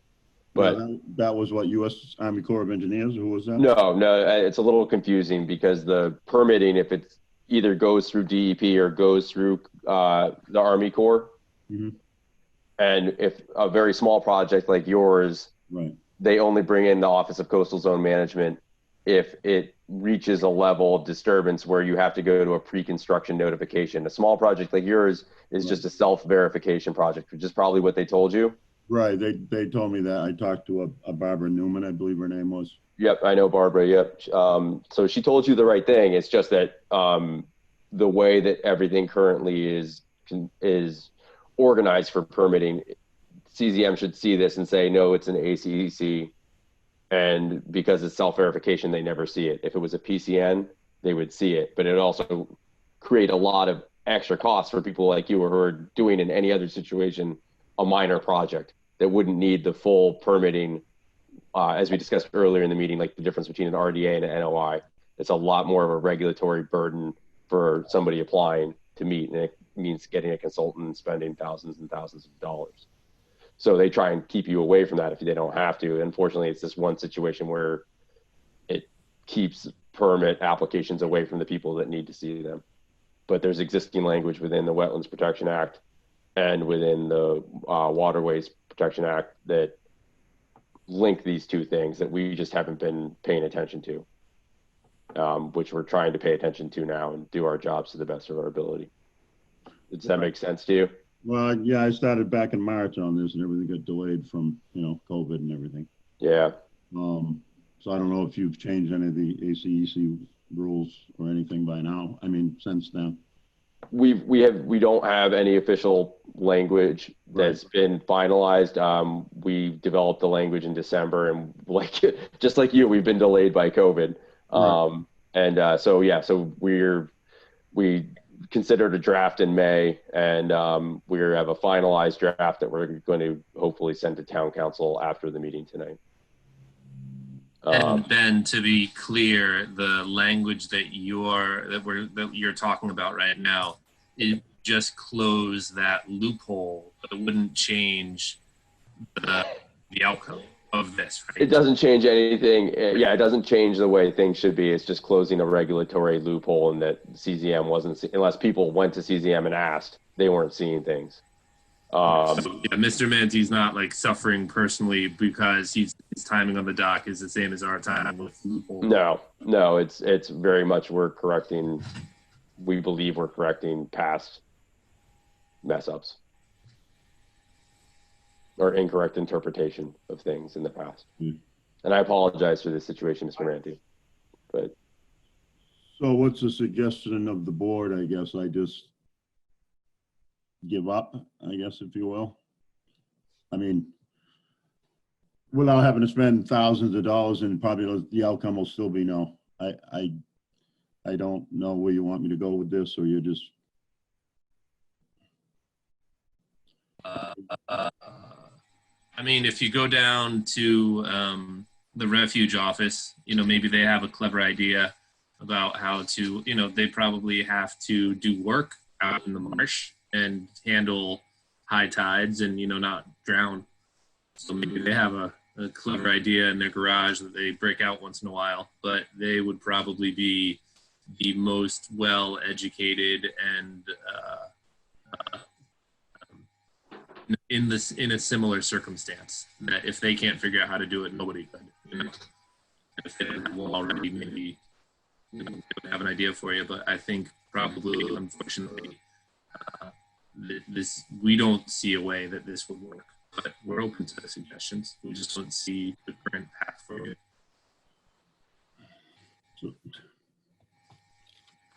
So if the DEP cleared it, the Division of Marine and Fisheries clear it, Army Corps of Engineers cleared it, and MESA cleared it, I still can't do it if they cleared all that. If you can get a sign off from the Office of Coastal Zone Management, I will approve it. Coastal Zone, so that's not, like you said, that's not U.S. Army Corps. It's a state agency, and they work closely with DEP. If Right, you I can realize get, they're probably, like I said, they're gonna want more professional drawings than what I just created for you. And if I gotta change my design and just do a tee off the creek with a straight 3-foot wide by 20-foot catwalk or something. yeah, and I would double check with DEP that they recognize that it was within an ACEC. I had sent her all the maps and everything, but maybe I didn't mention that. I don't recall. Yeah, I mean, honestly, I don't think you should have to mention it. I think they shouldn't. There's not so many ACECs that they shouldn't know. Right. But I think that you'd want to double check that. And like I said, if the Office of Coastal Zone Management doesn't have a problem with it, then they're the ones who administer the ACEC, and I don't have a problem with it. Now, where are they? Are they out of Massachusetts, or is this? Yeah, they're a Massachusetts agency. They're based in Boston. They have regional offices and contacts. I can dig up the Northeast representative and send that over to Bill for you if you'd like. Yeah, that'd be much appreciated. No problem. All right, well, I thank you for your time tonight. So I guess, this is like, does this get continued or nothing, or anything like that with you, or no?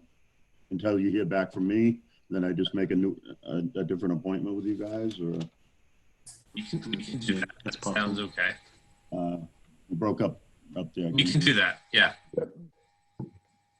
All right, all right. We can just continue it until you call Bill Holt back and let him know that you want to come back or not. If All you right. don't want to come back, we can deal with that.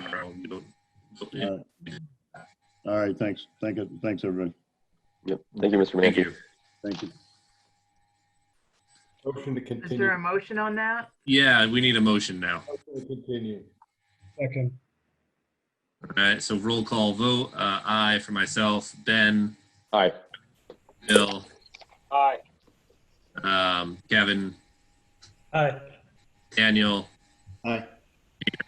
Yes. Okay. All right, well, thank you. And Leslie. Leslie wants to talk. Leslie. For Mr. Manti, for in-town information, he could probably go to Jeff Walker, Board of Selectmen, who is also part of the Great Marsh and all of the surrounding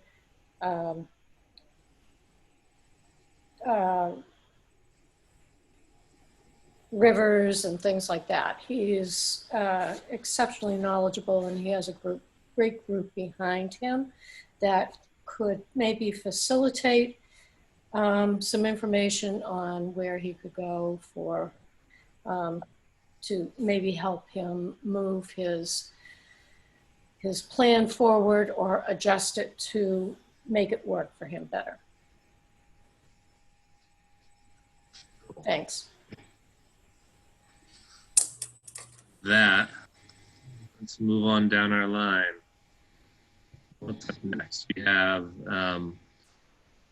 Nobleport Construction LLC, care of Stephanie O'Rourke, 20th Street. DEP number not yet signed. It actually has been issued. So we have Stephanie. Is Tom representing her? I believe he is, yep. Yeah, can you hear me now? When I unmute you, yeah? Okay, awesome, thank you. Representing her. Yep, no, this is Tom Hughes with Hughes Environmental Consulting, representing Stephanie O'Rourke from Nobleport Construction. She has applied for the application on behalf of the owner, Deirdre Lydon, who's on the line. So if we have any questions for her, we can ask that. But if I can share my screen, I think I'd like to start there.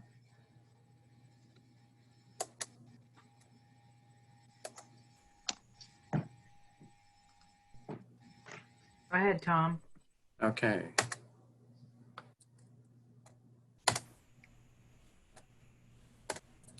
Okay, so 20th Street. We actually applied for and received approval from the commission just over 3 years ago to replace this house. During the process when Deirdre was purchasing the property, the permit expired. So we have reapplied for pretty close to the same project. To start off with, just the normal stuff that I would normally hand to you in a meeting, but here is the proof of legal ad. Here's the proof of mailing for abutters. And this is the location. It's right at the end of the basin. And you can see it borders on the basin with a pretty short section of shoreline. And there's actually this little area where I think you can probably get a into the basin right in through here. The natural heritage does clip into the salt marsh portion of the site, but it doesn't really get into the upland. This line here is following the top of a retaining wall. I'll show you a photo of that later, but it's kind of a mishmash of stone and maybe some old cinder blocks. It's been there for a while. The site is in the AE 13 floodplain. Here's a picture of the site. You can actually see here's that sort of area where the right-of-way goes into the basin. You've got this old armored shoreline here. The salt marsh shown is shown at the maximum limit. We did elevation 6.1. There is some vegetation that grows within the wall, so we just were being conservative in calling that salt marsh. The existing structure is really pretty tight to that salt marsh area. Some pictures of the site. So here's the shoreline right here. You can kind of see in here scattered some blocks and everything. What you're looking at, you can see the kayak here is here. Some pictures of the existing site, the home with the cinder block foundation. So this is the proposal. It's to tear down the house. You can see we're restoring the areas that are shown in green that are where the existing footprint is. We're actually moving the structure 8 feet further away from the shoreline. This plan is nearly identical to what was approved before. I actually have a screenshot of that. This is a screenshot of what was approved before. You'll notice the driveway is a little bit bigger in what was approved before, but when you look at this, we've done sort of more of a turnaround. We end up with a net gain in vegetation on site. I think we're about 20 square feet more than what was previously approved. Everything is elevated up above the floodplain on an open pile foundation. In terms of dune performance standards, this is a really straightforward project. In terms of wetland performance standards, same thing. We're taking an existing situation, we're making it better to the extent we can. We do have, limitations in how far away from the salt marsh we can get because of the geometry of the site. But all told, from a Wetland Protection Act and Newbury bylaw point of view, this is a pretty straightforward project. And again, this commission, and I think Dan may be the only member who was on at that time, but this commission did vote to approve a nearly identical project a little over 3 years ago. So with that, I think it's a house replacement, but I think it's probably the most straightforward thing you've seen tonight. So I would like to ask if you have any questions, if there's any further information I can go over with you, and entertain any questions from the board or about us. All right, thank you, Tom. Bill Holtz, did you happen to look at the old one and the new one and see? I did, and I agree with Tom's assessment that it's definitely changed slightly. I think the house is actually a little bit smaller footprint, and the driveway might be a little bigger, but I think it balances out. I didn't see any utilities shown on either plan, actually. I think the utilities should be shown on the plan. It's nothing that really is going to affect your decision, but it should be shown. I didn't see the water or sewer line. Right, okay. We do show the utility chase, and yeah, okay. We can certainly add those in, and if you'll indulge me, let me take a look at what was previously approved and see if we just left that layer off.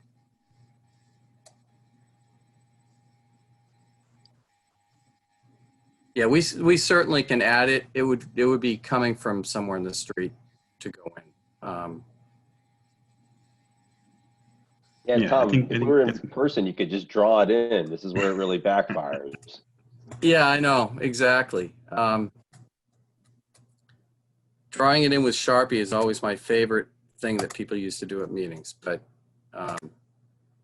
no, we would, I think given that this is so identical to what was there before, and even the trenching, we do have erosion control running along the marsh side.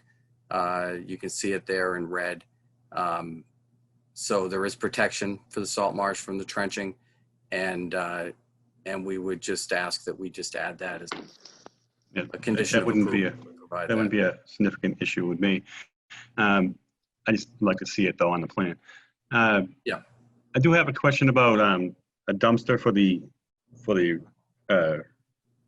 construction debris, and that should be located on the site, not in a grassy area or vegetated area. It should be located on a driveway area, not in the right of way. I know there's a lot of issues with the access on 20th Street, that 10-foot wide access to number 18 and the other house that's there. I know. Like not to see that obstructed for access during construction. Same with the staging and materials. I think would have to be on site, designated area if it's possible. Yeah, I oftentimes, and I don't know 100%, but oftentimes projects like this, they'll actually load things right onto a truck and get them off site at the end of the day. But a dumpster could be located. The one thing about this site is the vegetation is really sort of remnant lawn that's overgrown. So I really don't think there's any harm in putting a dumpster anywhere on this site that's away from the salt marsh. So I think we certainly are open to any restrictions that you guys want to put on how to deal with the dumpsters and all that. But I think that this is a site that was heavily altered, not just with the existing structure with the solid foundation, but also, this was somebody in the past who tried to establish a suburban turf line right next to the salt marsh, which, we don't do anymore. But, you can even see in this picture, you can kind of see how there's a loamy tint to the sand. There's not really, we're not talking about doing grass or native veg. Are you planning on restoring some native vegetation on the site? We are looking at restoring native vegetation to the scar from the old house. We'd be open, I think, to putting some more native plants, and I could actually ask Deirdre, whether she'd consider us putting in, some shrubby vegetation, maybe some bayberry or some Virginia rose even might do nicely there. I'm sure we would want to be sensitive to not blocking the views of any neighbors or blocking their view from the site in terms of what went in, but I'm sure we'd be open to that. Okay. And also it needs a ZBA permit. Has that been obtained yet? Yes, the hearing was actually supposed to be next week, and the Daily News made an error in the running of the legal ad. They only ran the first one and not the second one, so it's been pushed off to next month. Okay. All right. Again, I think it's very similar in a proposal of the one that was approved a few years ago. I think it's a pretty good plan, so I don't really have too many other issues with it other than staging and making sure that there's access to 20th Street. Maybe a revegetation plan that would be, commission might want to review that or see one. And then I'll leave it up to the commission for questions. And Bill? Dan, I'm going to go to you first. Do you remember this? Sorta. I think that I don't remember a lot of controversy. So I really don't have much to add, I don't think, on that score. I did notice that it seems to have, the hung air conditioners, the hung propane tanks. It has a lot of good design features that, pretty thoughtful. The only question I have, maybe Tom can help me on this. It's when that riprap deteriorates, and it's only a little bit of it is on this property, what happens? Well, let's look at that. So it's not like a tree where I can cut it and count the rings or core it and count the rings, but that's been there for a while. I really don't think it's going anywhere. And my guess is if it did start to deteriorate in a way that something needed to be done, I mean, you can see the neighbor has a big block wall, concrete blocks. I think what we would probably encourage the owners to do would be to reach neighboring property owners and try to do a team effort to come up with. And obviously, we always look at soft solutions first. And if we can't do a soft, try to do as low impact hard structure as we could. But you're right. I mean, to some degree, everybody relies on everybody else's property on Plum Island, whether they realize it or not. Yeah. Town right away. What? No, I mean, we're looking at a right away right there. Right. No, exactly. But, but then again, I'm sure the town and the folks who use the right of way don't want to see the right of way destroyed either. Yeah. I mean, if we have an erosion issue, I think it's one of those things where folks in the neighborhood would come together and hopefully work together on it. Well, thank you. But I don't see that as anything that is impending. I mean, you can clearly see there's been a little bit of reflection off here that's hollowed out the bottom of the right of way here over time, but it's nothing significant. Good enough. Thanks. And how about Peter? You want to try? You interested in saying anything? Well, I think if you had a previously approved plan, and this is pretty much dovetail of what was there, kind of it fits. Okay. Bill? Lord?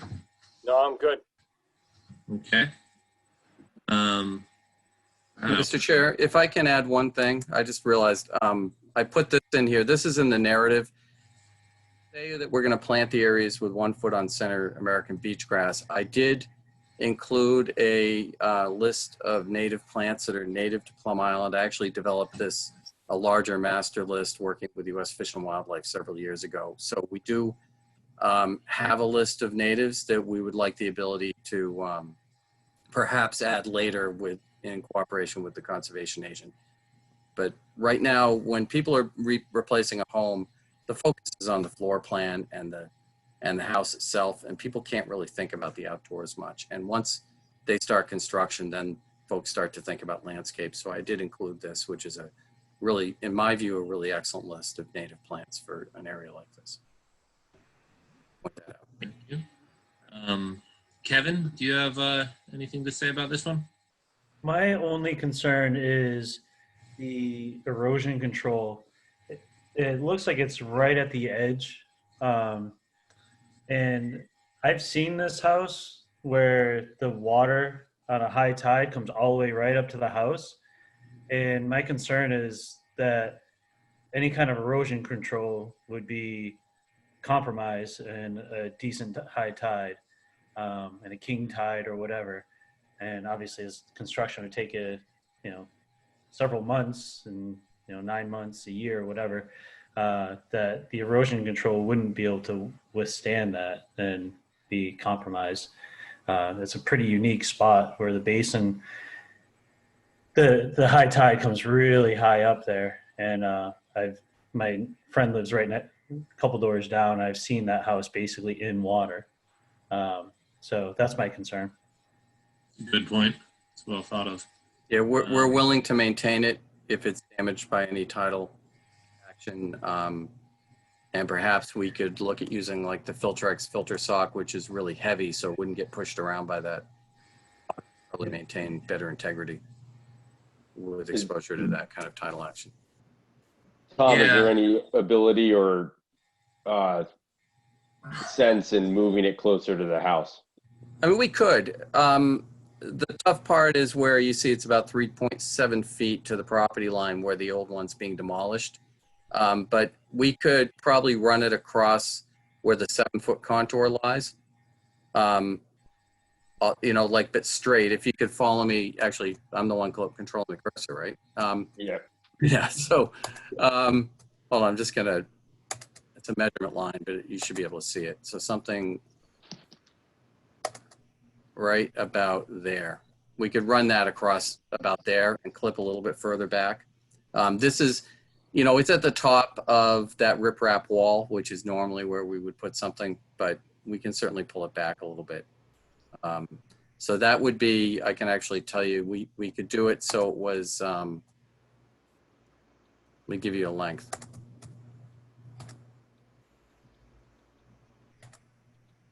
So that's about 5 feet.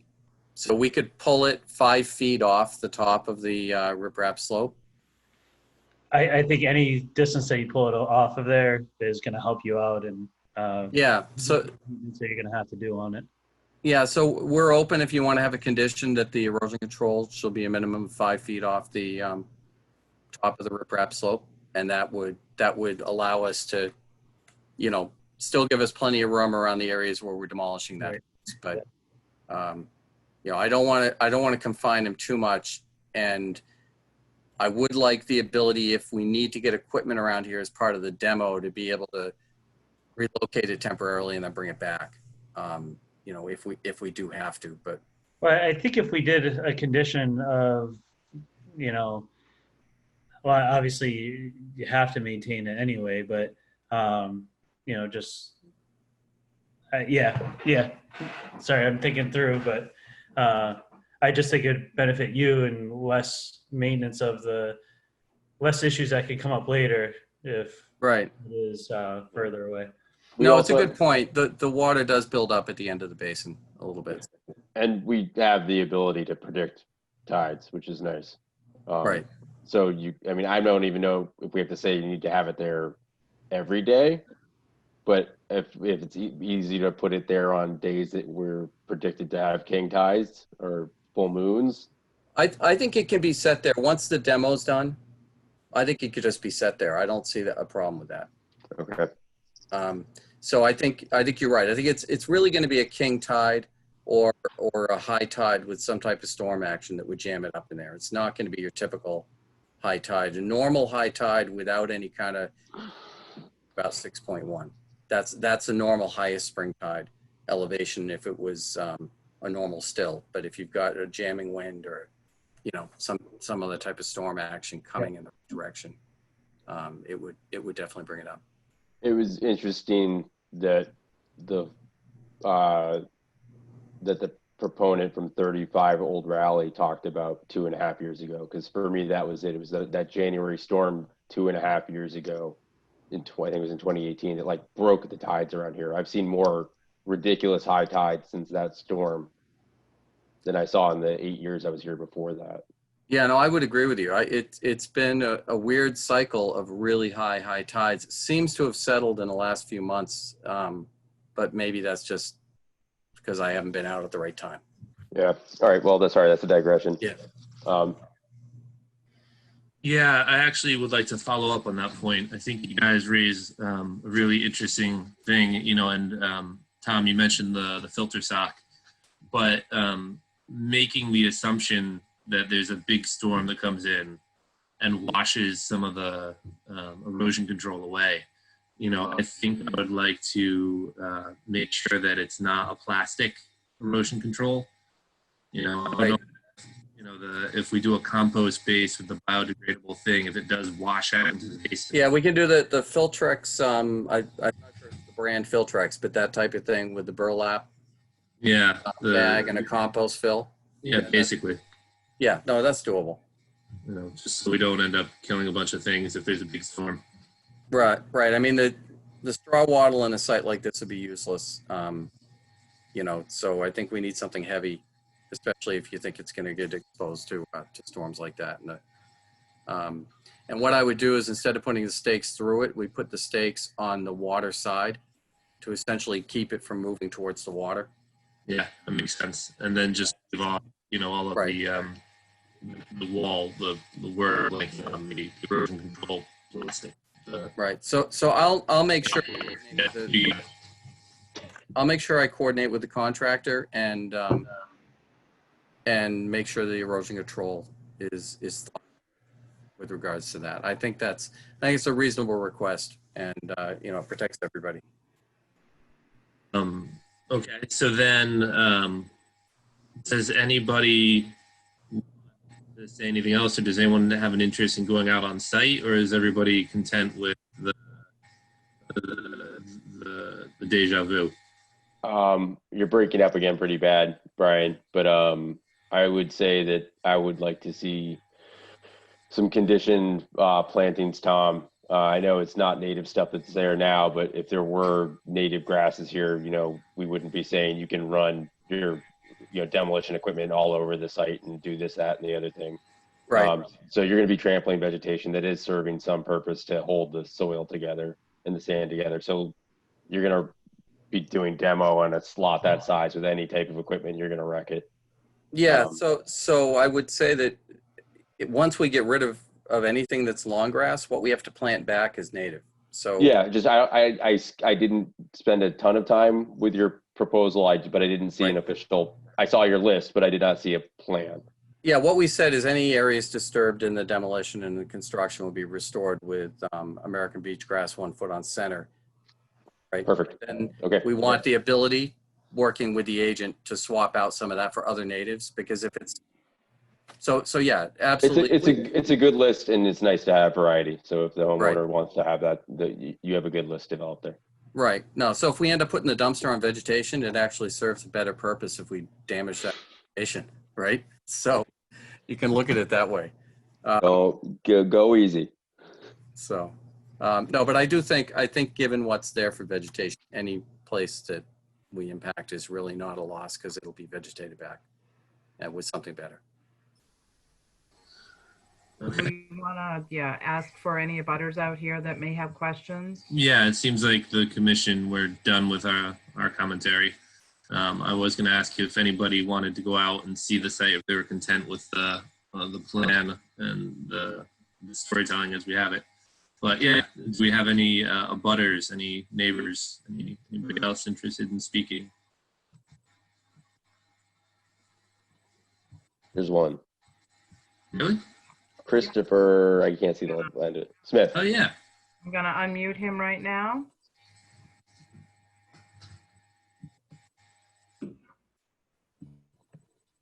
Or ask him to, there we go. Can you hear me? Yeah, we can. Yeah, loud and clear. Just, I guess, a couple questions. One of them was actually addressed on the dumpster. Is that will be on the property, correct, and not in the right of way? Yes. Yeah. I guess the second question goes hand in hand with that. Is there a parking plan? Because I know when they took the roof off a few weeks back, there were 5 or 6 trucks all in the right of way, and there's all sorts of ruts in the right of way now. If you've got a truck delivering materials there, there's not going to be space for 6 or 7 construction guys' trucks, and the area is so congested. Do you have a plan as to where you're going to park all these cars? I don't, but what I can do is I can talk to the contractor about not blocking the right of way. I understand. I've been down there with my truck in the past, and it's narrow and difficult to pass, so we can make sure that that we're sensitive to that. But we don't really have a parking plan per se. There'll be need to have contractors park somewhere, but maybe they can combine vehicles and. There's really not a lot of space there for more than a few trucks, and if you've got totally totally understand. I can't say there won't be a big truck coming down and going out. Is only one way in and out of the property, but. No, you expect that, but what you don't expect is 7 or 8 cars. Like a few weeks back, there were 5 trucks parked in the right of way when they took the roof off. Right. No, and if you need to leave or get into your house, you need to be able to do that. So I understand that. And I guess one last question is, I know there was supposed to be a zoning meeting last week, and that did not occur, correct? Right. So this is making, all the assumptions that the size, again, the floor area ratio is going to be a variance, and all the other issues are going to be a variance approved. My assumption is all of this is based on the predication that will be approved as well, correct? Right. So that application was made and there was an error made at the Daily News. So it's pushed off to the next meeting. Yeah, I'm not sure if it's variances or I think it's special permit that's applied for, but I don't get into the zoning.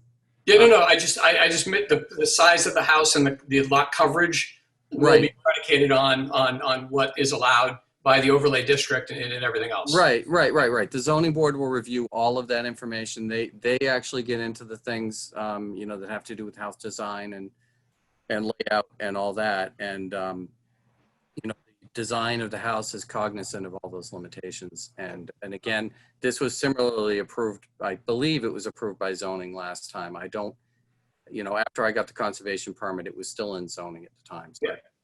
Okay. Your proposal here meets those obligations, right, Tom? Yes, I believe so. I mean, I wouldn't be wasting client time or money knowingly being here with something that didn't comply with zoning. I did check the 20% cover, and it's under that. I think it's 18.4% cover, so that it meets that requirement. On the floor area ratio? I didn't check the floor area ratio. I checked the percent cover of building. So it's I think floor 20%. area went from 30 existing to 28 proposed, and the overlay is 20. Right. I think the floor area ratio might be 25. Yeah. But that's they would need a variance or a special permit for that. Yeah, if I can, so I'll touch on that very briefly. On coverage as it relates to Tom, this, Tom, yes. Yeah. Can we leave that to zoning and just kind of stick to the conservation stuff? Yeah, no, absolutely. What I was going to say, Susan. conservation, the percent that Bill is talking about is the one that's in the regulation we have to meet. Okay. Yeah. Out of our jurisdiction. Great point, Mr. Smith, but out of our jurisdiction. Except for Peter.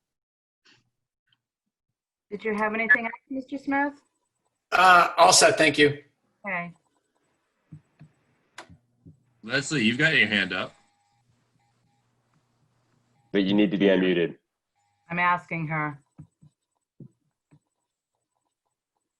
She was Will just anybody talking. from the planning board be invited to this site walk for the structure replacement, new single-family home elevator on pilings, just to see, because there are a few of us that are not well educated on this, and it might be a good way for us to just kind of get a little bit of information. Would that be acceptable for the Concom? I missed the beginning. I don't. I'll take it, Brian. I don't think we're Leslie. We're not planning, as far as I can tell, to do a site walk on this proposal. If you were, I would. It would be. I believe in the past, the way we've handled that is that it's entirely up to the landowner. Were we planning to do that just for future notice? We generally go with whoever the landowner is willing to allow on the property is who can go. But I don't foresee us having a site visit here unless somebody else on the commission feels it's necessary. Okay, appreciate it. No problem. So to that point, does anybody feel the need to go out for a walk on this one? No. I'm seeing all no's. All right, that's easy. Okay, so then what does this stand? So this, we're at the point then based on what was said about planting and erosion control, and what else did we say that we might throw into the condition? We need to see plans that have the utility chases, or that we need to receive. Let's word it. Is everybody comfortable with the wording? We need to receive plans, and then we can vote this through with all the conditions on condition of getting those plans. We don't need to actually have this come back next month. I think I understand you, yeah. Well, as long as Bill Holt has what he wants in hand, he can hand over the paperwork he needs to hand over if we approve it tonight. Yeah, I'm comfortable that if Bill sees it and is satisfied with the utility chase and the layout, then I don't need to see it. Okay. So is that a motion? I move to issue the NOI with the conditions stipulated by Chairman Colleran. Second. Seconded. Okay, so let's do a roll call. For myself, I, Ben, Aye. Bill, Aye. Peter, Yes. Daniel, Yes. Kevin. I think that was my name. Aye. Yeah, that was you. All right, so Yep, thank you very much. We'll get that plan right into Bill ASAP. And we'll update the erosion control line too on that. excellent. Thank you, Tom. Thank you. Tom, you need the calendar model. Or you okay? You know when you're going to get your paperwork. He's got to submit everything. But does he need a 10-day warning window that Yeah. Yeah.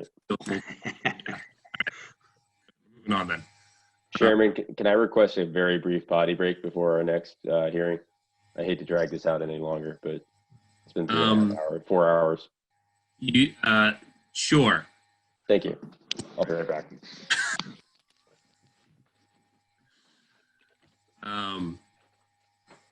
However, we have quorum. I'm not waiting for him. Keep moving. It's a long night.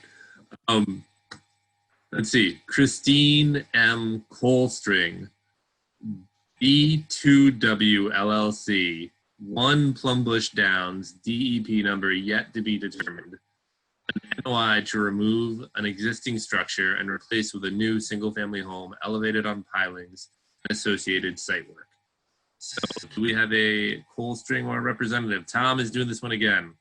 Okay, good. So Tom, don't say anything that Ben really wants to hear. Okay. All right, am I unmuted now? Yes, you're good. All right, awesome. If I can share the screen, please.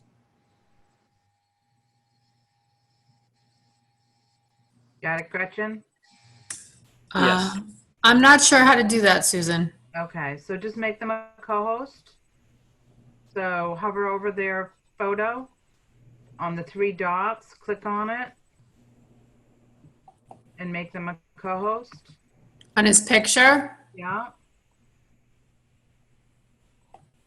not seeing dots. Oh, nope, that's making you look big. Right. I just did it. That's okay. Thanks. Yeah.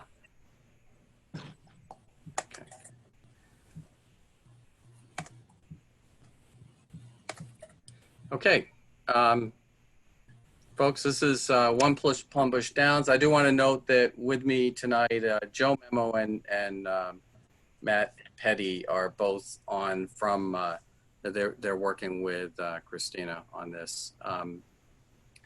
But so this is 1 Plumbush. It's the one located right up on the turnpike. It was built into the salt marsh. Looking at this photo here, this deck is actually open up over, there's a spot here that floods. It actually does get tidal action through the canals.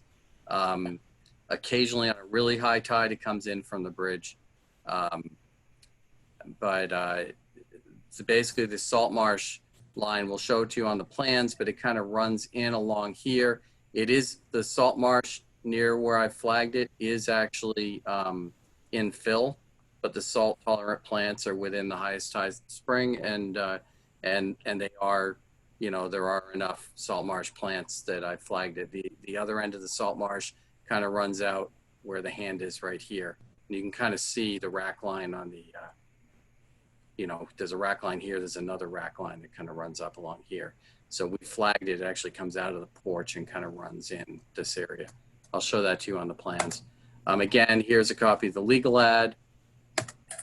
Here is the abutter notice, proof of mailing. The location, Plumbush Downs. Okay, so here's the 2019 ortho photo. You can see it again, open deck. This house, it has solid wall skirting all around the base. It's not in natural heritage. It's in the AE 13, and I'll show you an image later. The Town of Newbury font there cuts over the building, but the limited moderate wave action goes right through the building here. So I did this so you could actually see exactly where it cuts through the building. So the building is considered within the limited moderate wave action. Again, here's the 2017 aerial. This is a view from the road. Salt marsh actually tucks in to near the corner right here on the existing house, and it kind of runs up. These stairs are actually within salt marsh. There's a little bit of upland, but there was enough salt marsh there that we flagged it there. And then the salt marsh actually comes out of this corner of the porch and runs off kind of along that shrub line, and follows pretty much the slope along the roadway there. Here's a shot that shows that that deck, and you get standing water in beneath that deck in this area here. So we're looking to do a tear down rebuild, and on this site we have some constraints that we have to work with.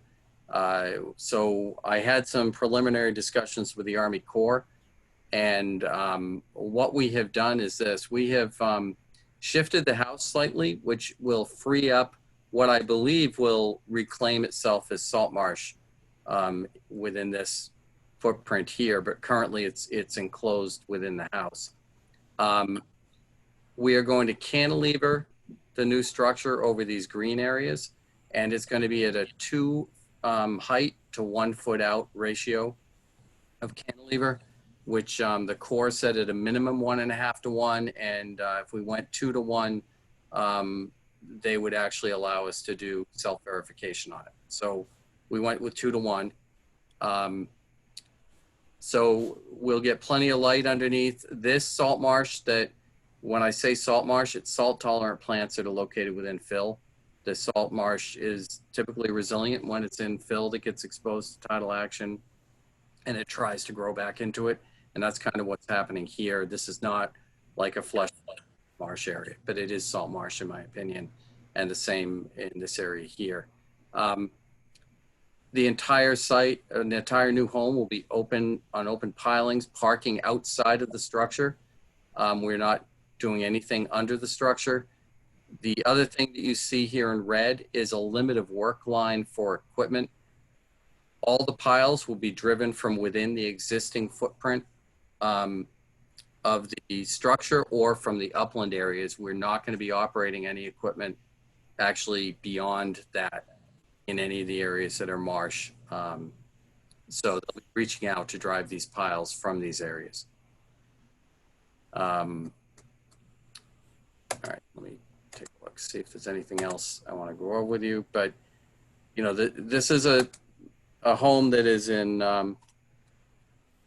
you know, a lot of need to be, to have something done with it. And it wouldn't take much to trigger the 50% value and put it, you know, have to put it in the air. So we've tried to come up with a plan that is sensitive to the site for where it's located and something that will improve conditions.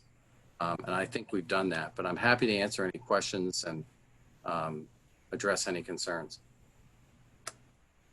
All right, let's start. Bill, why don't you step in this? Because I'm sure you have much. Yep. Basically, a ZBA, I think you've gone to them already for this one?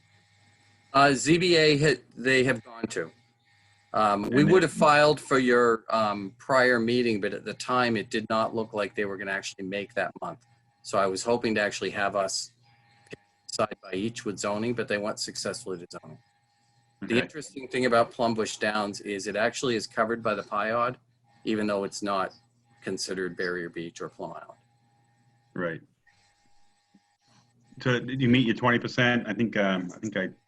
Yeah. So let me see if I have the overall area. I don't have the overall area here, but the lot, what you see for lot lines on my plan is actually exclusive use area. Plumbush Downs is a condo with a massive piece of property. We're not even, I don't think, at 1% of the overall property. So yeah, we would meet the 20%, we meet the 50%, we meet, you know, you name a you name a percentage and we probably meet it. I have similar questions on the location of a dumpster and the staging of materials on the site. Yeah. I assume it will be in the driveway. Yeah, dumpster. I mean, everything that we're doing will be within that limit of work that you see. The upland areas in that are basically remnant lawn infill with, you know, with some stuff sort of growing in amongst it. There's some invasives. There's probably some pepperweed there. But yeah, we're going to try to keep it to the driveway area, which the current driveway area kind of runs in here. And then there is some parking that occasionally occurs up along the Plumbush Downs area here. So it will be kind of in that area. And I also note the same thing. The utilities are not shown on this plan, so they should probably be added. There is a utility chase right here, but Right. but I agree. Yeah, we will need to show the actual utility lines themselves. Okay. And then I have a question on the erosion control, as it's indicated on the plan. It seems to be it's obviously right alongside the existing structure. I'm just wondering how are we going to handle taking the structure down while the erosion controls are in place without disturbing the erosion controls? And well, how are you going to handle if any material falls into the marsh?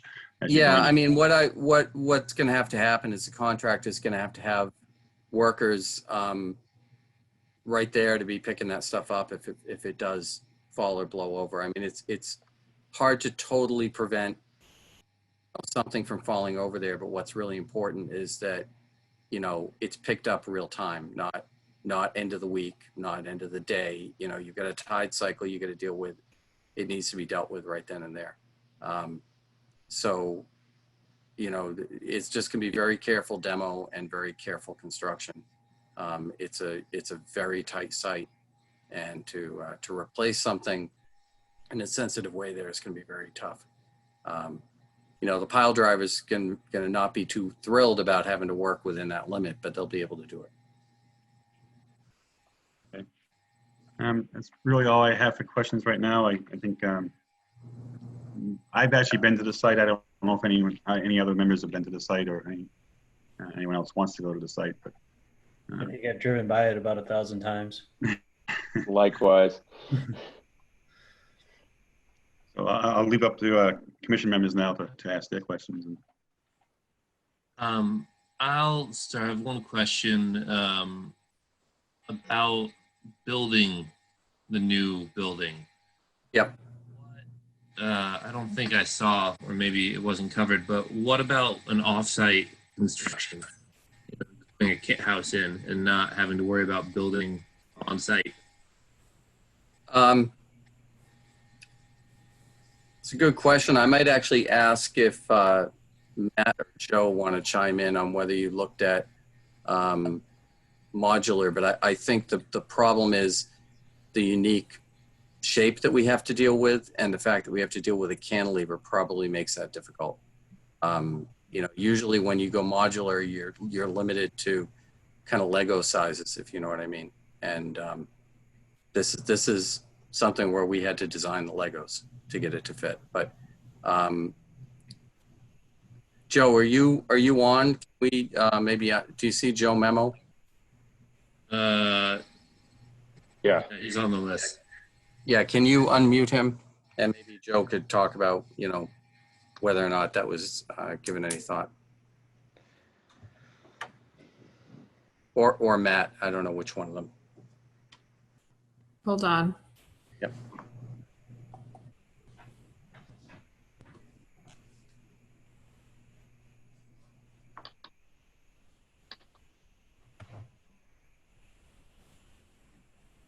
Joe? Is he there? I don't see. Okay, if I did get a text from them saying, yeah, modular wouldn't work. So I think they're agreeing with what I was telling you in terms of the shape and fit and everything. And the only other thing I'll raise is that a lot of the modular companies are really good at dealing with the under part of the structure when it has to tie into piles. Most of their structures are designed to go on slabs or on crawl space foundations or full foundations. There are a few that have some specialty in dealing with piles, but I'm always hesitant to have a coastal house done modular that's up in the air. I'm not sure if that answered your question or not, but it's somewhat of an answer. I think I'd like to see the details on the hows and whys it won't work, if only for the file. Yeah. Because it's a big thing. It's a small house, but the project is tricky. It is right. Stuff would be good.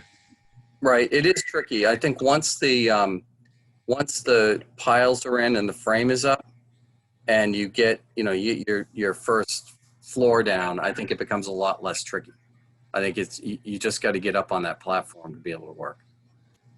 And then the other half of that question, you might be able to see this one coming, is what is connecting the house to the ground, and can the house just be picked up and pulled away? Does it have to be dismantled on site?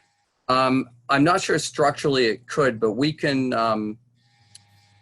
definitely provide more information on how we'll do the demo. Oftentimes these things are actually demoed by hand, fairly carefully with equipment present, sort of cut out sections, and we can provide more information on how we can do a careful demo here. Okay. Because there's plenty of stories about old houses being picked up by mule team or whatever and carried across the valley. That's much going on with the structure of that building, and to just sort of pick it up and put it on a flatbed and take it somewhere instead of being careful in the marsh, you can be messy somewhere else. Yeah, I mean, it's a good point. We'd have to deal with, obviously, A, can it be moved? B, how do you do that on Plum Island Turnpike, and where do you bring it to? Raises a bunch of questions. But we can look at how we can provide you with more detail on demo to demonstrate that we'll have precautions against any impact to the area and to the site. Thanks. So yeah, let's go around to the rest of the commission. Who wants to start? Anybody? Let's go with Bill. Bill, you haven't had a turn yet to go first. Bill, I'm fine. I've been by the house 100 times. I like the plan. Okay. Ben. I share some of your concerns about balancing, let's think about how to say this, balancing the best plan for the site and the resource versus the ideal home of the applicant. That's good. All right, so good. Daniel? So looking at the plan there, I just a question about the propane tanks. Could those be elevated? I mean, generally speaking, I think anything within LIMWI is supposed to be to V-zone standards. Right. Hold on a second. I got the wrong one shared. Stop share. Share screen. There we go.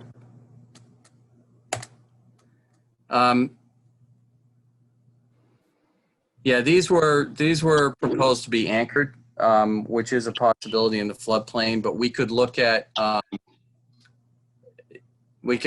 of two different options. One is this commission has allowed folks to bury them with meeting the fire department's standard, or we could look at putting them up on the building. I'd have to consult with the architect, and I would want your feedback on whether we should even consider burial of tanks at this site.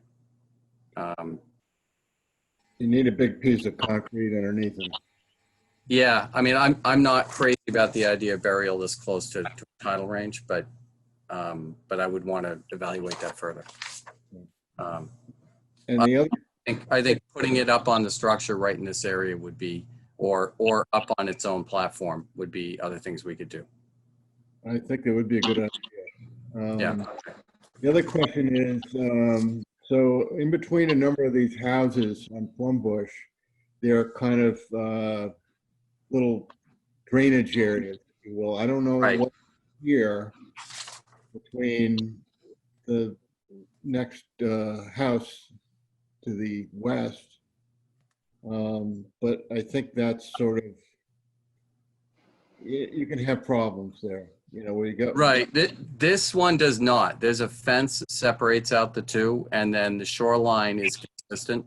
It runs right on. The areas that you're talking about are the next few that have those little sort of slits Culvert from almost. the road and all that. Yeah.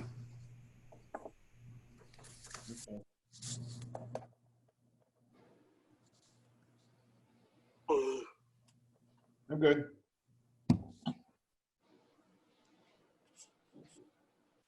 Okay. Anybody else? Did I leave anybody out? I have a question. Oh, who said that? Leslie. Oh, Leslie, yeah. Thanks. Thank you very much. The construction that's being asked to do, is it going to be similar to the one that was put to the front of the street that's on the big pylons that has open garage area underneath? Living here, you know, almost my entire life, I've seen the floods that have gone through Plum Bush on different occasions.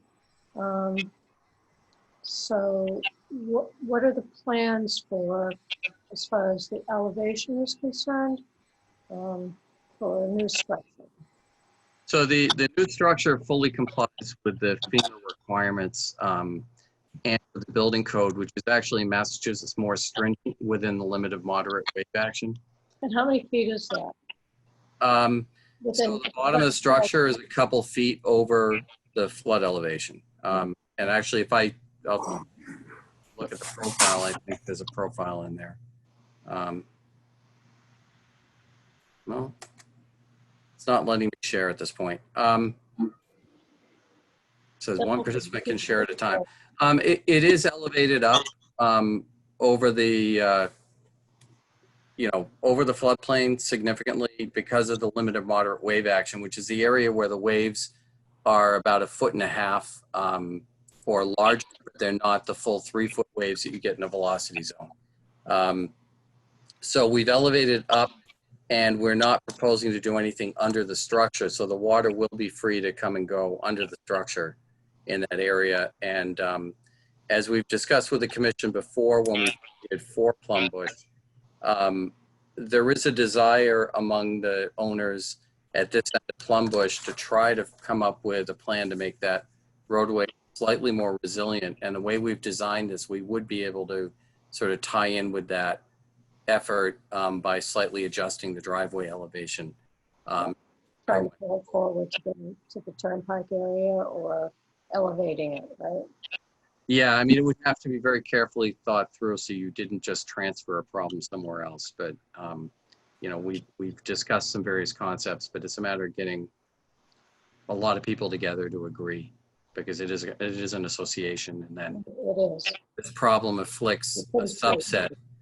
But it's a subset of that association that really gets hit by the low-lying road at this end. So, it's sort of an odd dynamic within that group to deal with that. Thank you for your answer. Thank you. Okay, so I presume nobody really needs a site visit on this one, since we all see it every day. So it sounds like, Tom, you've got a little bit of homework.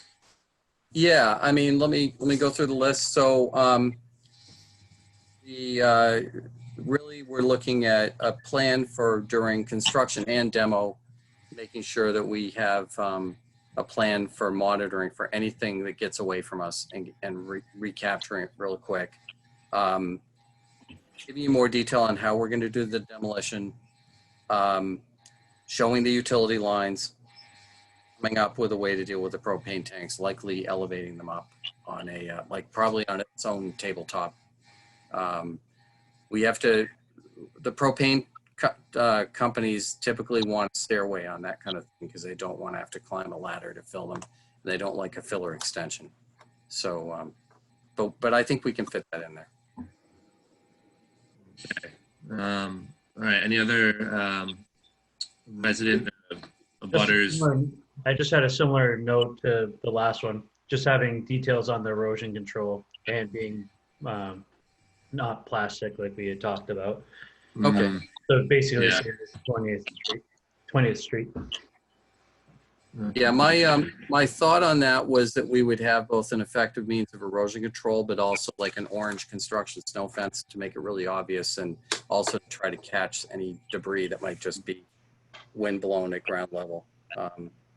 So that's kind of what I had in mind, but we could do the natural fiber, compost filled.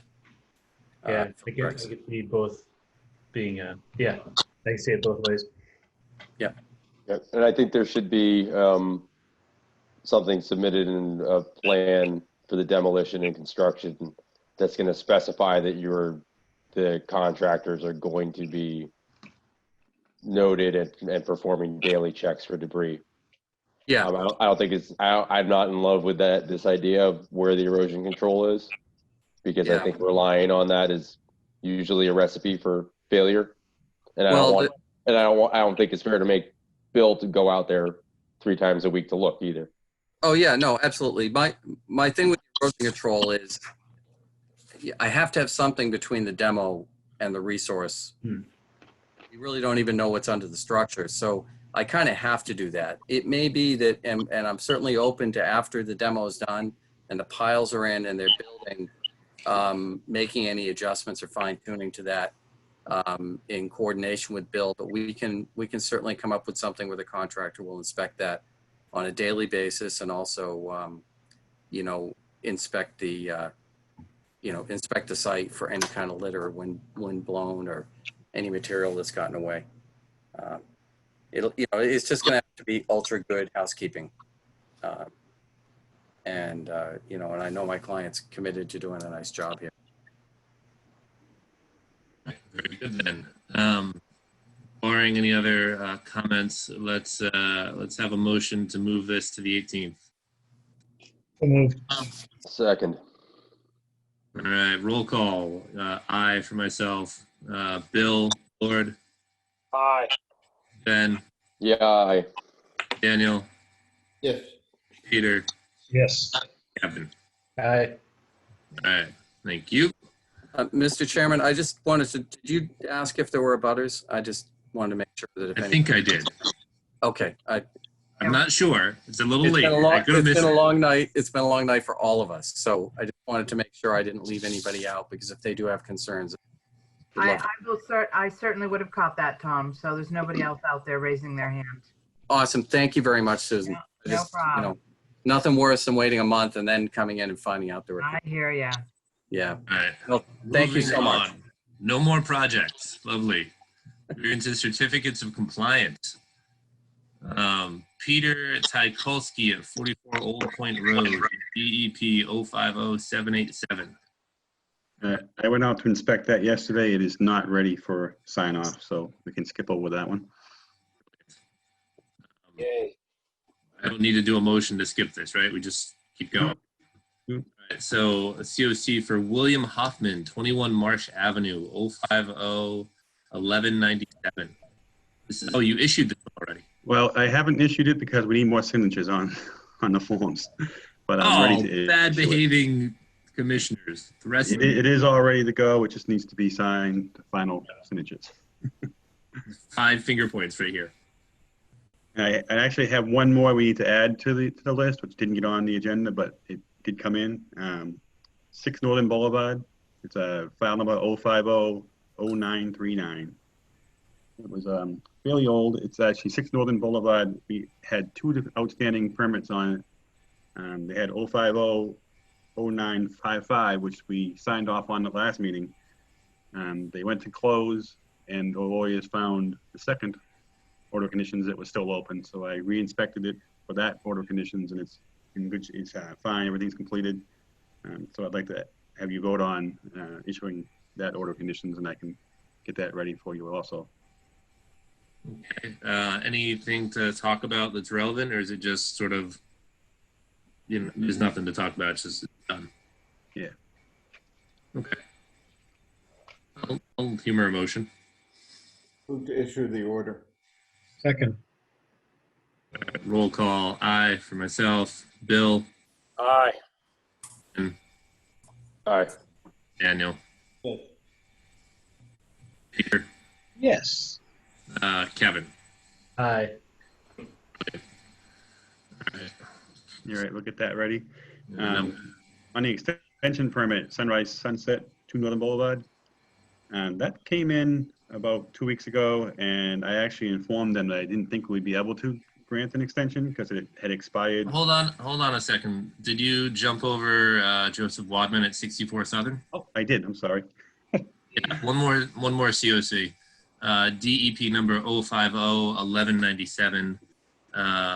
Oh wait, this isn't issuing an enforcement order to allow applicant to take remedial action to restore lost vegetation and bring project into compliance.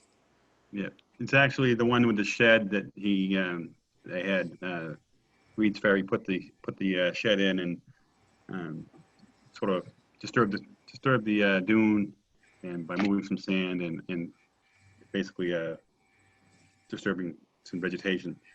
So Doug and I went out there and we discussed it with him, and we had considered doing the enforcement order. He was agreeable to getting it fixed. He wanted to do the right thing. He apologized that it happened. But I think in hindsight now, we discussed it actually this morning. I discussed it with Doug again. And I think we're going to actually ask him to file a new order, a new notice of intent to address the violation it has. So I'm not going to issue an enforcement order. I'm going to ask him to file a new notice of intent as opposed to doing that. So if we file an enforcement order, the DEP can get involved, and I think we can handle it in-house on our own, probably more appropriately. So I think that would be the best way to go with this one. Okay. So What does that mean for the COC that's on here then, Bill? I'm going to we have to hold that off until he has a new one filed, and we get that in order, and then he can ask for both at the same time. Okay, it's not a partial. No, I wouldn't give him a partial. I'd hold off on even doing it at all at this point. He can't do any planting right now. He can't do any planting until probably after October, so he needs to wait till then. But in the meantime, we can have him file it and get the process going, so he can do that in October. And then we probably wouldn't be able to sign off until next year once we see how it's coming along, if it's surviving.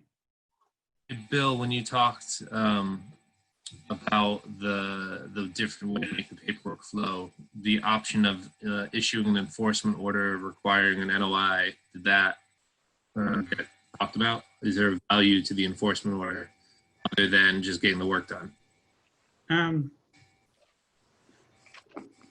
We could issue it. I don't know if there's any value to it. He is going to prepare the notice of intent and refile it. He agreed to do that last time we met. Then Doug and I discussed it, and we told him we'd hold off until we discussed it with you about doing an enforcement order or filing a notice of intent. And we talked about it this morning with Doug, and we felt that it's probably just as well to have a notice of intent filed for it. All right. Well, then if he's moving too slow, or if he starts to foot drag, there's always an enforcement order in the background. Right. No. I'm hoping to have it filed before the next hearing on the 18th, and maybe have him in that day for that hearing for a discussion on the remedial plan. So, so then we'll just punt on that one, I suppose. Just move on. If for some reason he doesn't come through with the notice of intent filing, then we can issue the enforcement order then. That would be appropriate. Does anybody want to comment on any of that? Any thoughts? I'm seeing no, so I'm just going to move on. Let's go to the extension permit for Sunrise Sunset LLC at 2 Northern Boulevard. OCDEP number 050-1211. A request for an extension permit for an order of condition dated August 11th, 2016. The order of condition expired August 8th, 2019, which exceeds the 3-year time limit. in which the commission can extend the permit? Wait, so they've requested us to do something we can't do? Pretty much. They actually filed a request for extension. When I reviewed the numbers, it's 11 months overdue. You have to file before it expires. He did not file before it expires. I don't see any way that the commission can extend it. He needs to refile a notice of intent to move forward with it. So that's what I'm gonna. I think the commission. I would recommend the commission vote not to extend it, and then I can, give him notice tomorrow that we didn't, and that he has to file a new notice of intent if he wants to continue with the work. I'll hammer a motion. Motion not to extend. Second it.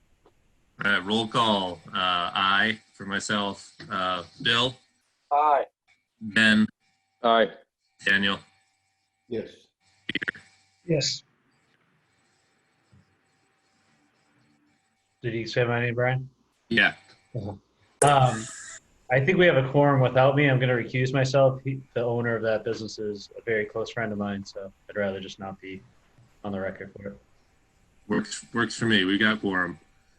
All right. Well, then that's moving on. So moving on, the last thing before we can all go to bed is Ben Gahagan's, as mentioned, ACEC stock.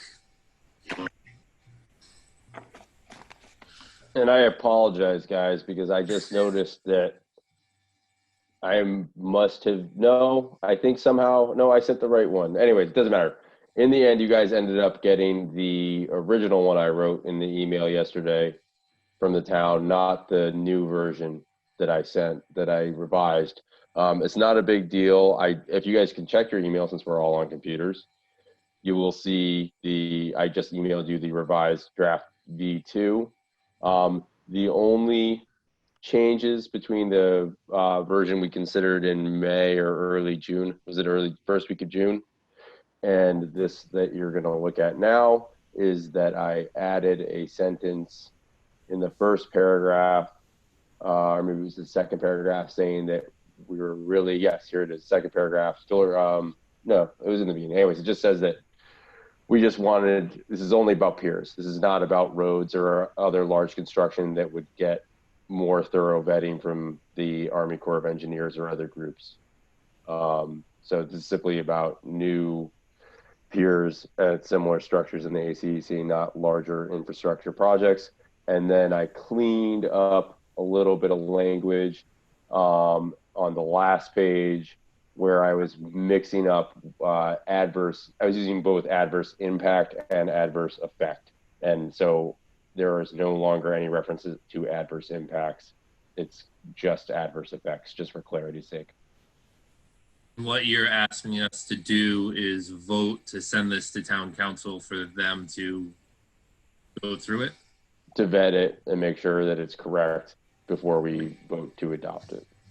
That is my understanding from Doug prior to his absence or retirement, that the proper pathway. Motion to do such. Thank you. We have a second. Good. Roll call. Myself, yes. Bill? Yes. Ben? Aye. Dan? Yes. Peter? Yes. Kevin? Aye. Okay, great. Bill, send that on over to town council, and let's make sure that all the Ben didn't screw it up. And with that, I will have a motion to close the meeting. Unless I ask one question before. Oh yeah. Sorry. Could I ask one? We need to be able to have some of these permits signed. So I'm going to get together a folder for Gretchen to have and give you all a call or email asking you to come in and sign them. We'll put them on the table again like we did before when the table was inside here, and you can come in, or we can go out and meet you outside and you can sign them out there. So we can process these over the next couple weeks, get them out to people. If you have to do this again next meeting, you're all fired. Quorum of. Thank you. All right. So yeah, who would like to go to bed? Do we have a motion? I am moved to adjourn the meeting. Second. Excellent. Roll call. Aye for myself. Aye. Aye. Aye. Peter, Bill, Ben, Aye. Ken. Aye. Good night. Thank you, Aye. Bill, All right, Susan, and good night. Gretchen. Thank you for your endurance, everybody. team. Thank you, everyone. Thank Good you. night. Good night, Gretchen. Thank Night. you.